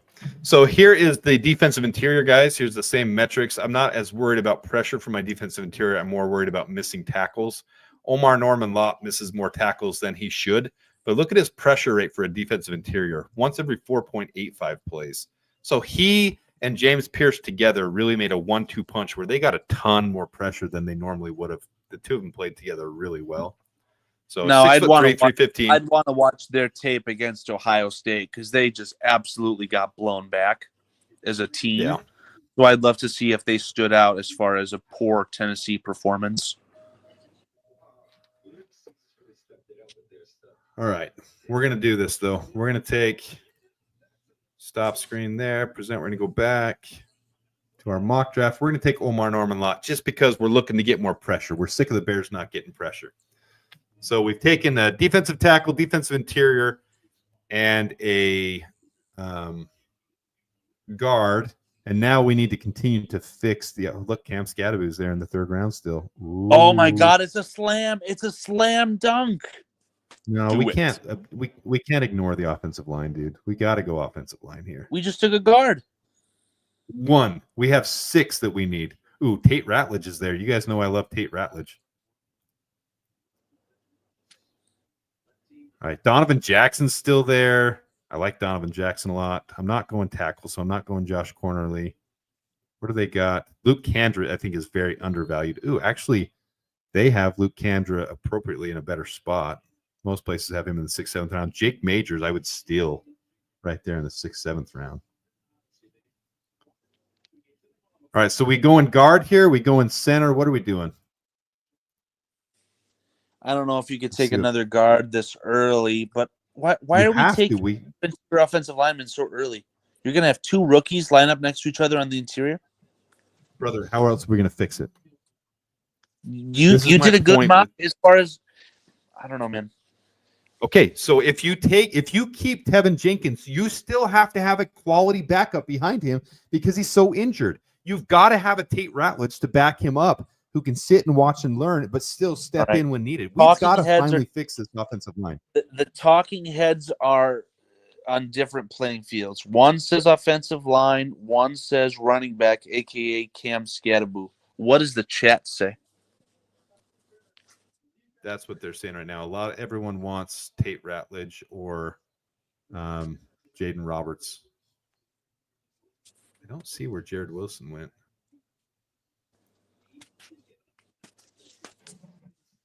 Not seeing where Jared Wilson went. I really like Jared Wilson a lot.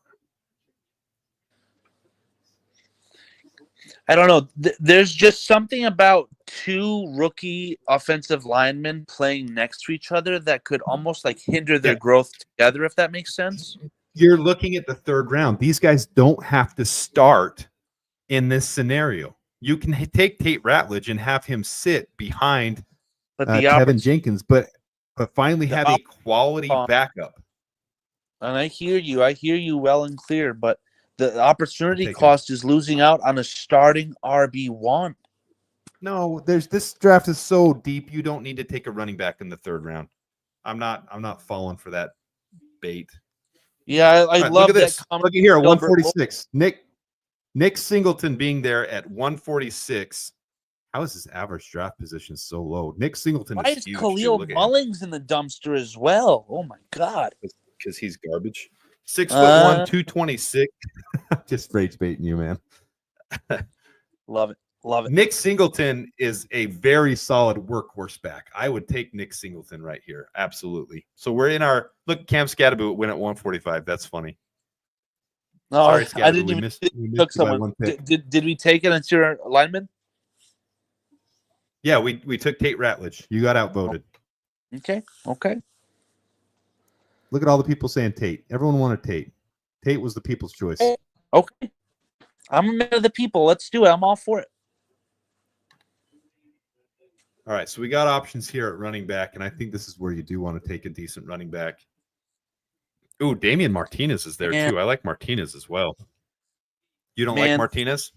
Oh, this is completely separate from the mock, but there's going to be so much noise once Jaden Daniels goes to Los Angeles and beats the Rams. Oh, my God, it's going to be unfathomably annoying. They won't win. As a Williams supporter. Yes, they will. Luke Kandra available. We've already taken 2 guards. I can't in good conscience take another guard ahead of a running back. Taking a running back here, you guys tell me who you want. Do you want Nick Singleton, who I think is the correct choice here? But you've also got Damian Martinez, who I like a lot when you watch him on tape, and he's big, 6 foot, 232. He's not quite as quick as Nick Singleton, but he's a power back. I really like Damian Martinez a lot. The lead back for Penn State in this past bowl game put on a show. He demonstrated true workhorse ability. Is that who we're talking about right now? Nick Singleton? Yeah, I like both of them. In fact, Khalil Mullings is fine too. That's a very capable running back. We'll pass on my boy Khalil Mullings. That's fine. If the chat wants the kid from Penn State, I'm all on board for that. Knowledge wants Mullings. Jared Wilson's not available at center. We're gonna have to look with Jake Majors on the next one. This is where I'm talking about this draft. If you can't get Jake Majors or Jared Wilson, you've got to. I can promise you that Knowledge Untamed is not my alternate account, but I am also banging the drum on Roschon Johnson transitioning to fullback. Yeah, I'm fine with that too. He doesn't have the breakaway speed to be your workhorse. Look at CJ Ham. Look at how the Vikings utilized CJ Ham. That would be the perfect comparison for Roschon Johnson at this point of his career. Guy was a linebacker last year. That's part of why I liked what was his name last year from Ohio State, the Cade Stover tight end. I liked him so much for his workhorse and his power. Being a farm kid. All right, we're gonna take Nick Singleton. I didn't realize that about Khalil Mullings. You're absolutely right, and I'm supposed to be the Michigan fan. Unbelievable. No, I'm serious. I like Khalil Mullings a lot, but the kid from Penn State, he put up instead of shutting up. He had a fantastic bowl game. I believe in the kid. We're taking Nick Singleton. All right, here we go. Jaquan Brisker would love that, by the way.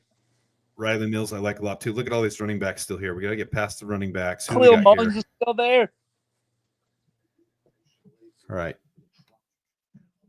Man, we got to get past all these guys to look at other available players. Dylan Fairchild's a good guard. Clay Webb. I don't like any of our options here of what we have available. What are we looking at? Is this just top players? Best player available at this point. So here's our Hey, picks. By the way, Here's that Franklin kid out of Illinois would be fantastic later in the draft. He has a lot of potential. So here's what we've taken so far, and I don't hate it. James Pierce in the first round, Tyler Booker. This is our no trade down draft. Tyler Booker, Omar Norman Lott. I think we missed out on a big opportunity to get one of the best defensive interiors, but he does get a lot of pressure.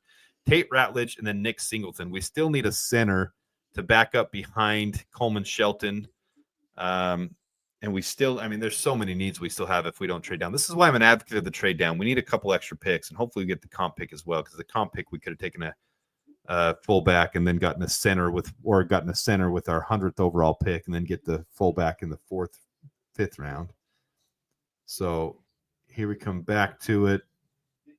Let's look at the interior offensive line. Don't like any of those options. See, and they don't have depth here. They don't show all the players that we could pick as well. Let's look at the wide receivers, because I do think we need to take a wide receiver at some point. I like Jimmy Horn. Moose Muhammad. Yeah, they don't have good options here in this draft. We're just going to take. See, this is why I don't like PFF for their mock drafts.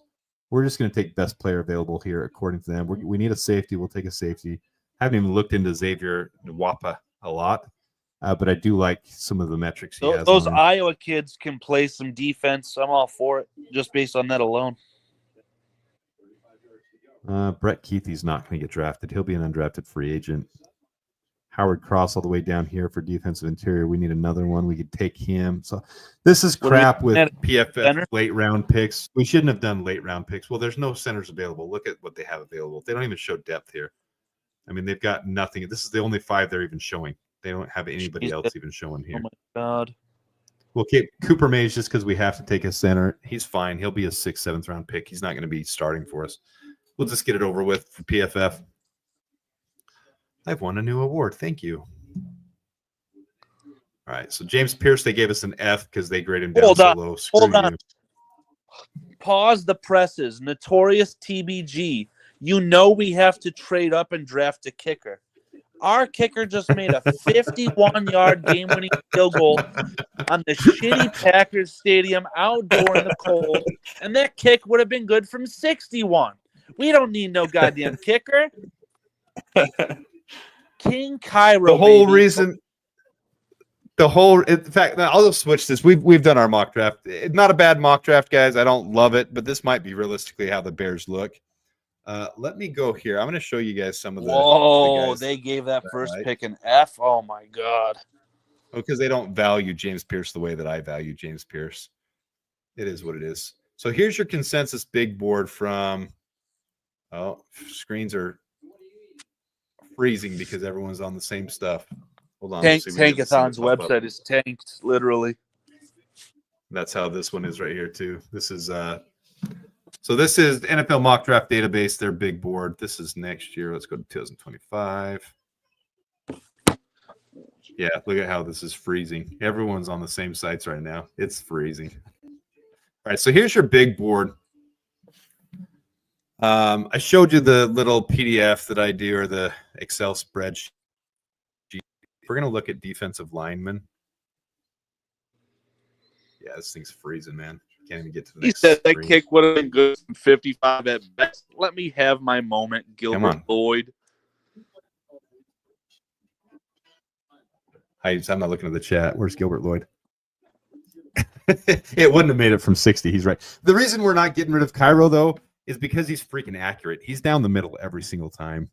And ideally, our offense is going to be able to get inside of the 35-yard line on majority of drives if we have success at offense with our improved offensive line, and our quarterback will have another year under his belt, more experience with Rome. We don't need the long-distance kicker that everyone covets. You know who's coming out in next year's draft class is going to be Brian Zavada. son. Zavada, the kicker out of Michigan, will be a fantastic kicker in the NFL, by the way. Isn't he the highest rated kicker in this class? Yeah, he's going back to school, though.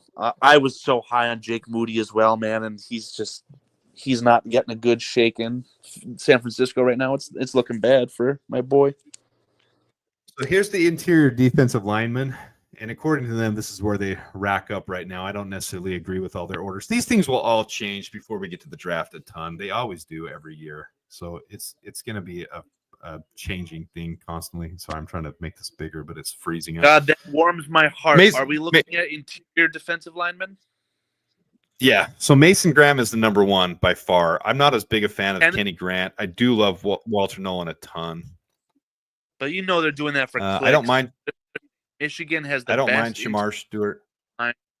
Entire nation. Love that.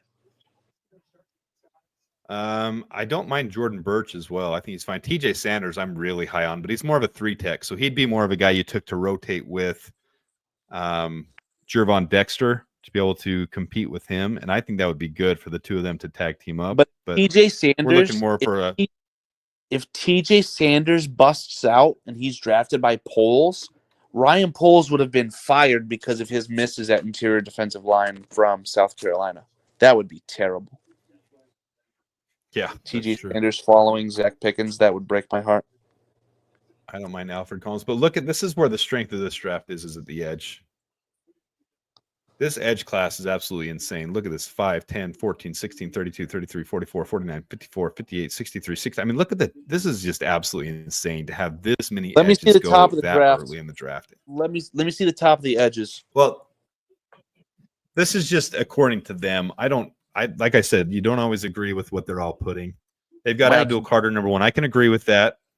I would say James Pierce is number 2. Yeah, Abdul Carter's him. I liked your comment about Abdul Carter. You know, he passes the eye test. He does stick out, man. Abdul Carter's 1. To me, James Pierce is 2. To me, Princely Umanmielen is 3. And then I would say these guys fall right in there. Mikael Williams, Nick Scourton, Landon Jackson would be right up there in the 4 or 5 range. Mike Green is way overvalued by these guys. I don't think Mike Green belongs in the first 2 rounds. He'd be an early 3rd rounder to me. He's very much, very, very comparable to Austin Booker to me. And then you got Jack Sawyer, who's a guy you're taking more for your run stop. He sets the edge really, really well, which Princely Umanmielen and James Pierce do as well. But Jack Sawyer's not a bad fallback option if we don't. I know you don't like Jack Sawyer because of Michigan. Yeah, I mean, it is what it is. I just wanted to point out Howie R's comment. He's suggesting a very cheap deal for Miles Sanders.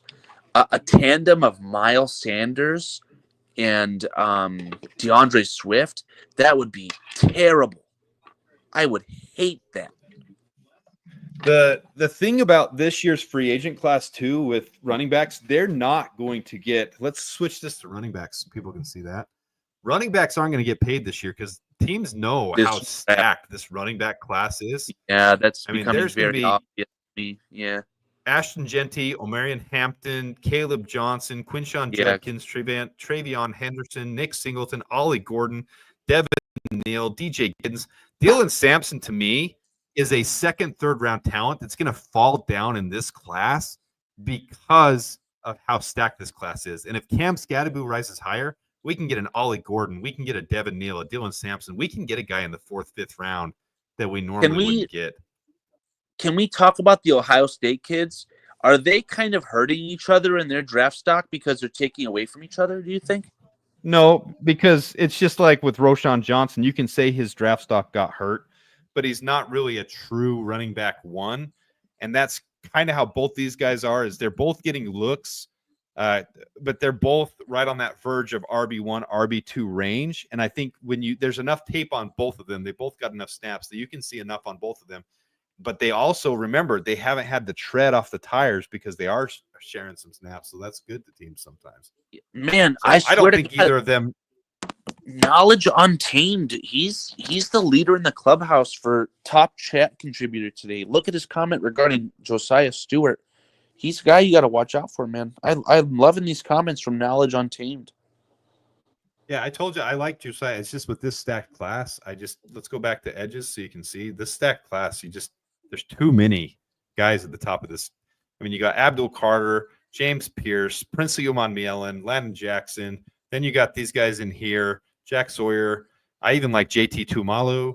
Kyle Kennard is good. I wouldn't take him anywhere near 63. He'd be a late third rounder for me. Donovan Oziruku, I think he is very appropriately right here at the end of the second round, maybe even earlier. Then they got Josiah Stewart. I'd probably jump Josiah Stewart and Donovan Oziruku above a couple of these guys, but they're right there at 8th, 9th, 10th best edge. And if we're going to take other things first, like defensive interior and then guards, let's see how they have the interior offensive line. I don't know, man. All this to say, my gut is telling me right now that the Bears need to do a small trade down into the teens and get Kenny Grant. Oh, I completely agree, but not for Kenny Grant. For Walter Nolan in the teens, that would be an absolute steal.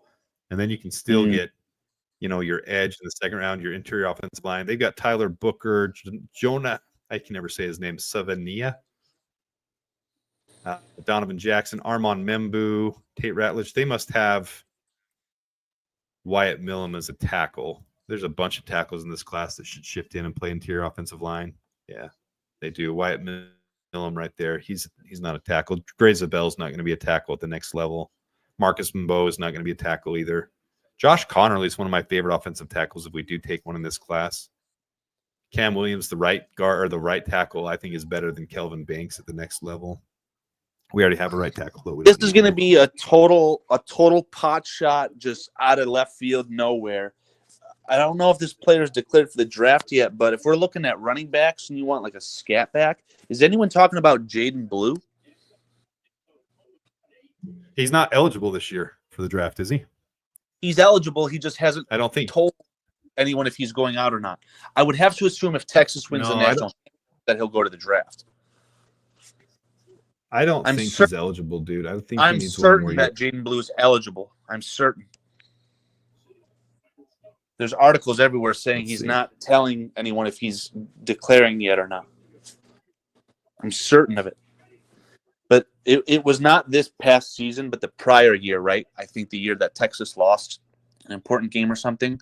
Yeah. Jaden Blue, they are saying his not popping up, just eye test. I think he could be one of the best scat backs in the NFL, and that might not be very prevalent or whatever the case is, but almost in the passing game have a similar impact to like an Alvin Kamara.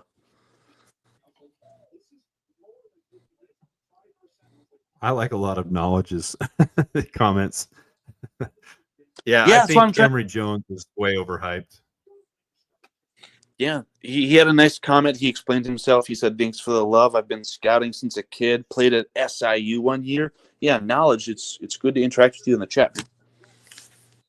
He makes a lot of comments on my videos too. He has a lot of really good things to offer. Emory Jones, right there, who he's talking about. I don't think we're going to focus on offensive tackle. I really don't. I'd be shocked if the Bears take an offensive tackle with where they are. I think we shore up our swing tackle in free agency and wouldn't that also be a red flag if they were to draft a tackle, especially like day 2 or God forbid day 1, that they've just completely lost faith in Karan? I feel like that'd be a monster red flag. It's really stupid to do that with Braxton on his rookie contract with how many needs we have. We need 6 interior offensive linemen, and they're showing no faith there.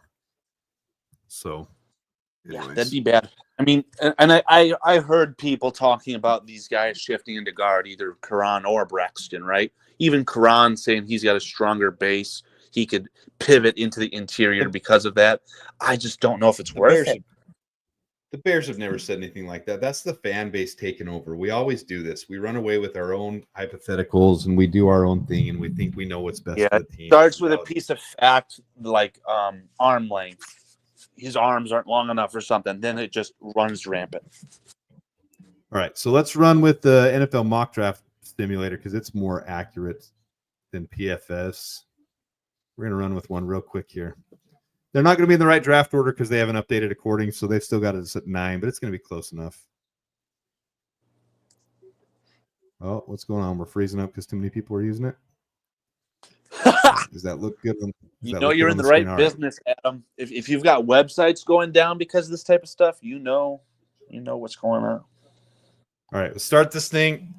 They got Travis Hunter 1. Look, Mason Graham is here for us at 9. I don't think it happens. Let's see what. But is Will Johnson there? Will Campbell's there. Kelvin Banks is there. Mikael Williams. No, Will Johnson going on? probably went top 5. Which, by the way, no, Yeah, but I can't see on this one who was taken. That's the one bad thing about NFL mock draft beta databases. They're not showing it. All right, so if Mason Graham is here in the first round at 9th, I've taken him. So I'm not even going to consult with you guys. Mason Graham's there at 9. We're taking Mason Graham. Adam Mason. All right, so we're going to get into the second round. I would still like to do a trade down if it's available in the second round. So we've taken our defensive tackle. We're not going to their trades are unrealistic. Hold on. This is actually probably realistic. Oh, yeah, I was going to say that trade looks just like a slam dunk. Yeah, their trades aren't realistic on. So here's the offers. There's no way Go down 5 this picks in the second round to pick up all that. Oh, no way that will happen. So I won't entertain it. This is actually a realistic trade. To go down 18 spots, pick up a 4th and a 5th. That's very realistic from the Panthers to be able to do that. They want their own pick back. We're not going to entertain it yet until we see who's on the board. Think about who's available. And Emeka Yes, Egbuka is available at 37? We're not entertaining wide receiver right now this early in the draft with our needs. We got Landon Jackson, Tyleik Williams, Nick Amanwari. If Nick Amanwari is there, I would take him in a heartbeat. Princely Uman Mielen, who I think is the 3rd best edge in this class, I would take him in a heartbeat. Let's see what you guys think, though. Out of those options, what do you guys say?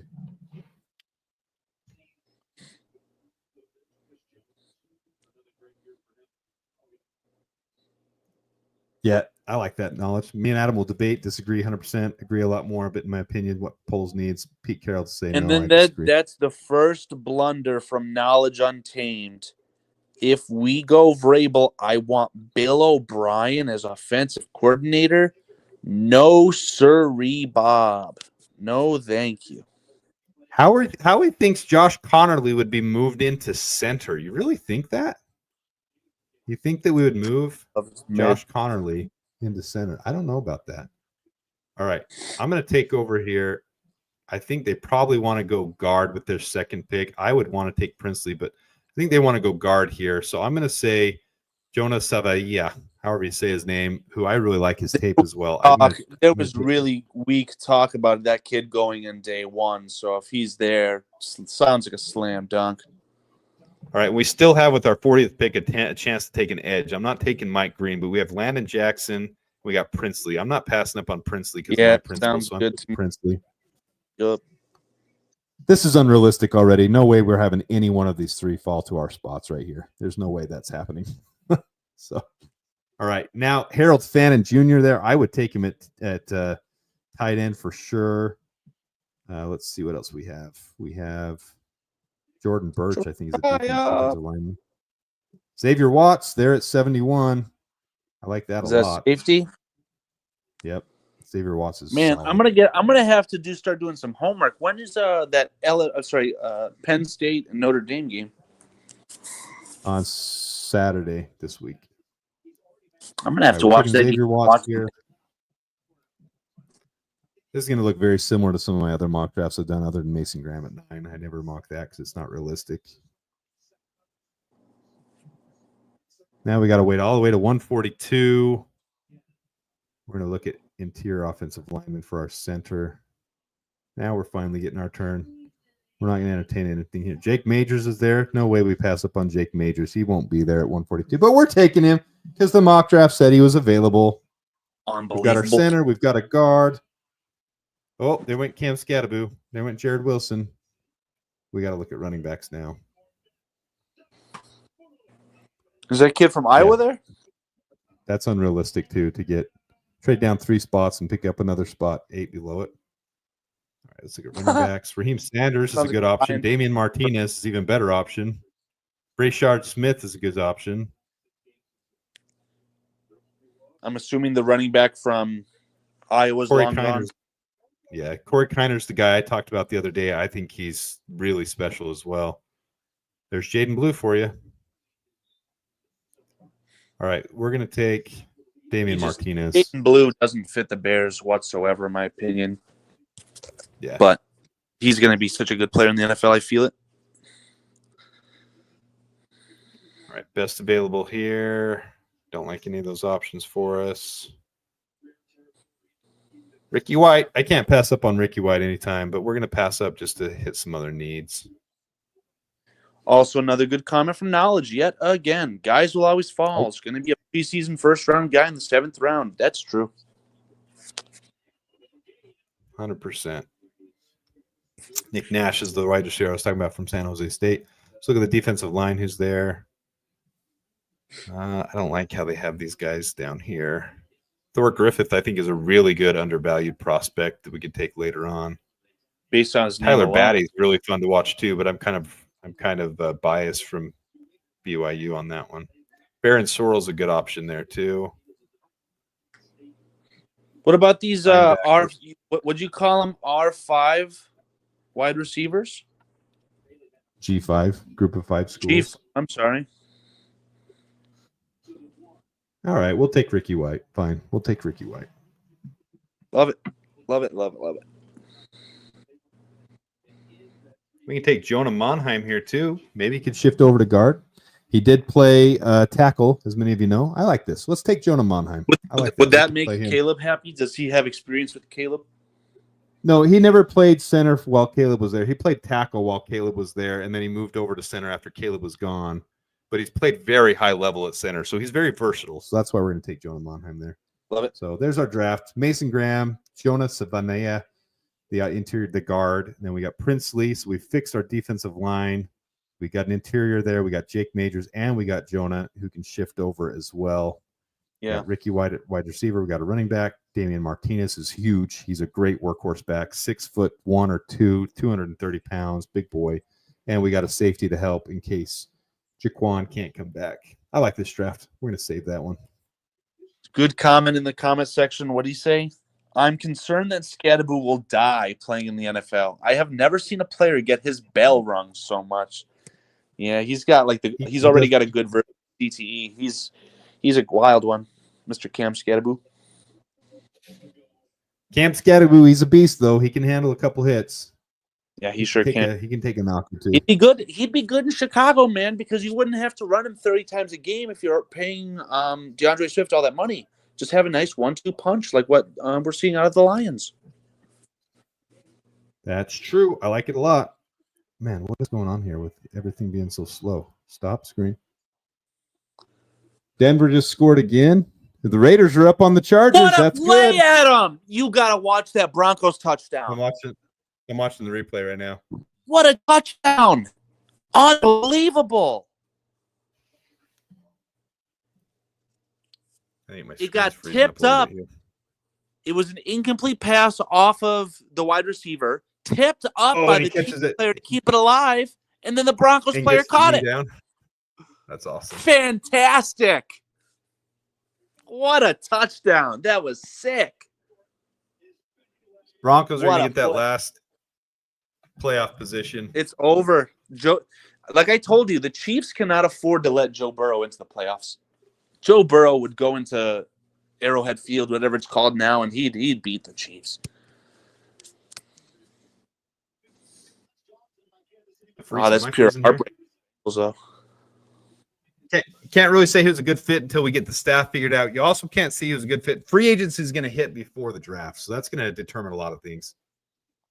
Right, yeah, but just in kind of like an overarching scheme, right? That's why I sent you that DM regarding the mock-off season. I mean, if you are switching to a 3-4 defense, you're going to have to get some guys in there, so you might go draft a lot more defensive players. Yeah. All right, so let's refresh this and see where things stand. So as of right now, the Bears hold number 10. That's not changing. We hold number 42. That won't change. Right now, we hold 40 for the Panthers, but if the Raiders end up winning, which they are ahead right now on the Chargers, then it drops down one spot. We'll be at 39 instead of 40. And the other one is the Jets, who are down on the Dolphins. If the Jets win, they also rise up one more spot because the Jets would leapfrog them as well. So we're rooting right now for the Jets and the Panthers. Or I'm sorry, the Jets and the Raiders to win to be able to bring the Panthers spot from 40 down to 38. All right, brother. I haven't eaten today. Big news. Bears win. Bears win. Bears win. We beat the Packers. Stopped the losing streak at 11 in a row. Pull that up right here. Appreciate you. being a part of this, though, buddy.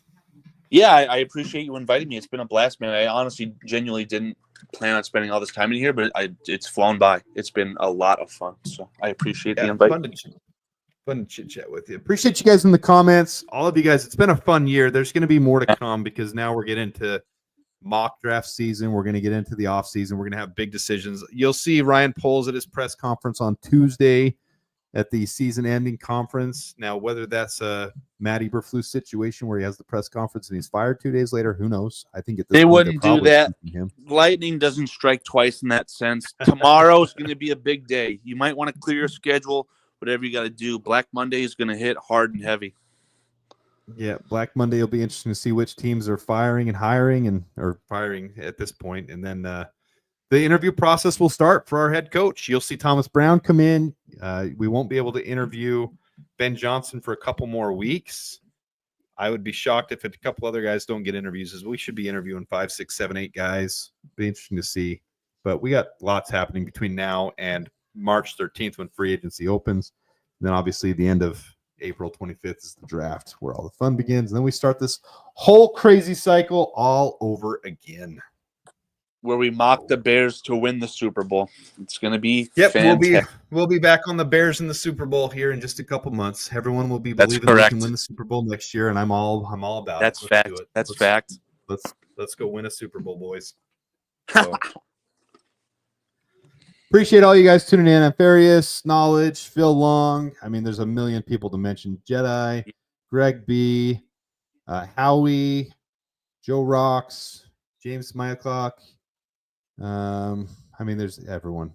Thanks for tuning in, guys. We appreciate all you guys. And more importantly, Carl, impromptu, coming in, jumping in here. A lot of fun to just always gotta interact spread the with word, you. man. Gotta spread the word. Fox reporting Jake Glazer. Kevin O'Connell, surprise trade candidate. It's going to happen. It's not 0%. I can tell you that. Make it happen. 0.0.0.0.0.0. There's a lot of decimals in there. 0.1. But there's a 1 at the end of all that. So never say never, Adam. I accept, buddy. Appreciate you. Appreciate you guys. We're going to end this thing because I got to go eat. I'm starving here. Yes, please. That makes 2 of us. Chat. It's been a fantastic pleasure. Thank you, chat. And those who haven't by now, go check out Carl's podcast, Die and Spy, and then he's also on with Bears Country Podcast. Check him out. Obviously, you've heard him today. Carl's got some good input, good things to say. Appreciate him coming on. Appreciate all you guys. It's been a fun year. This one's in the books. Bears are 5-12, and 10th overall pick, and away we go. And fuck the Packers. There you go. FGB. All right, guys. Ending this thing. Till next time.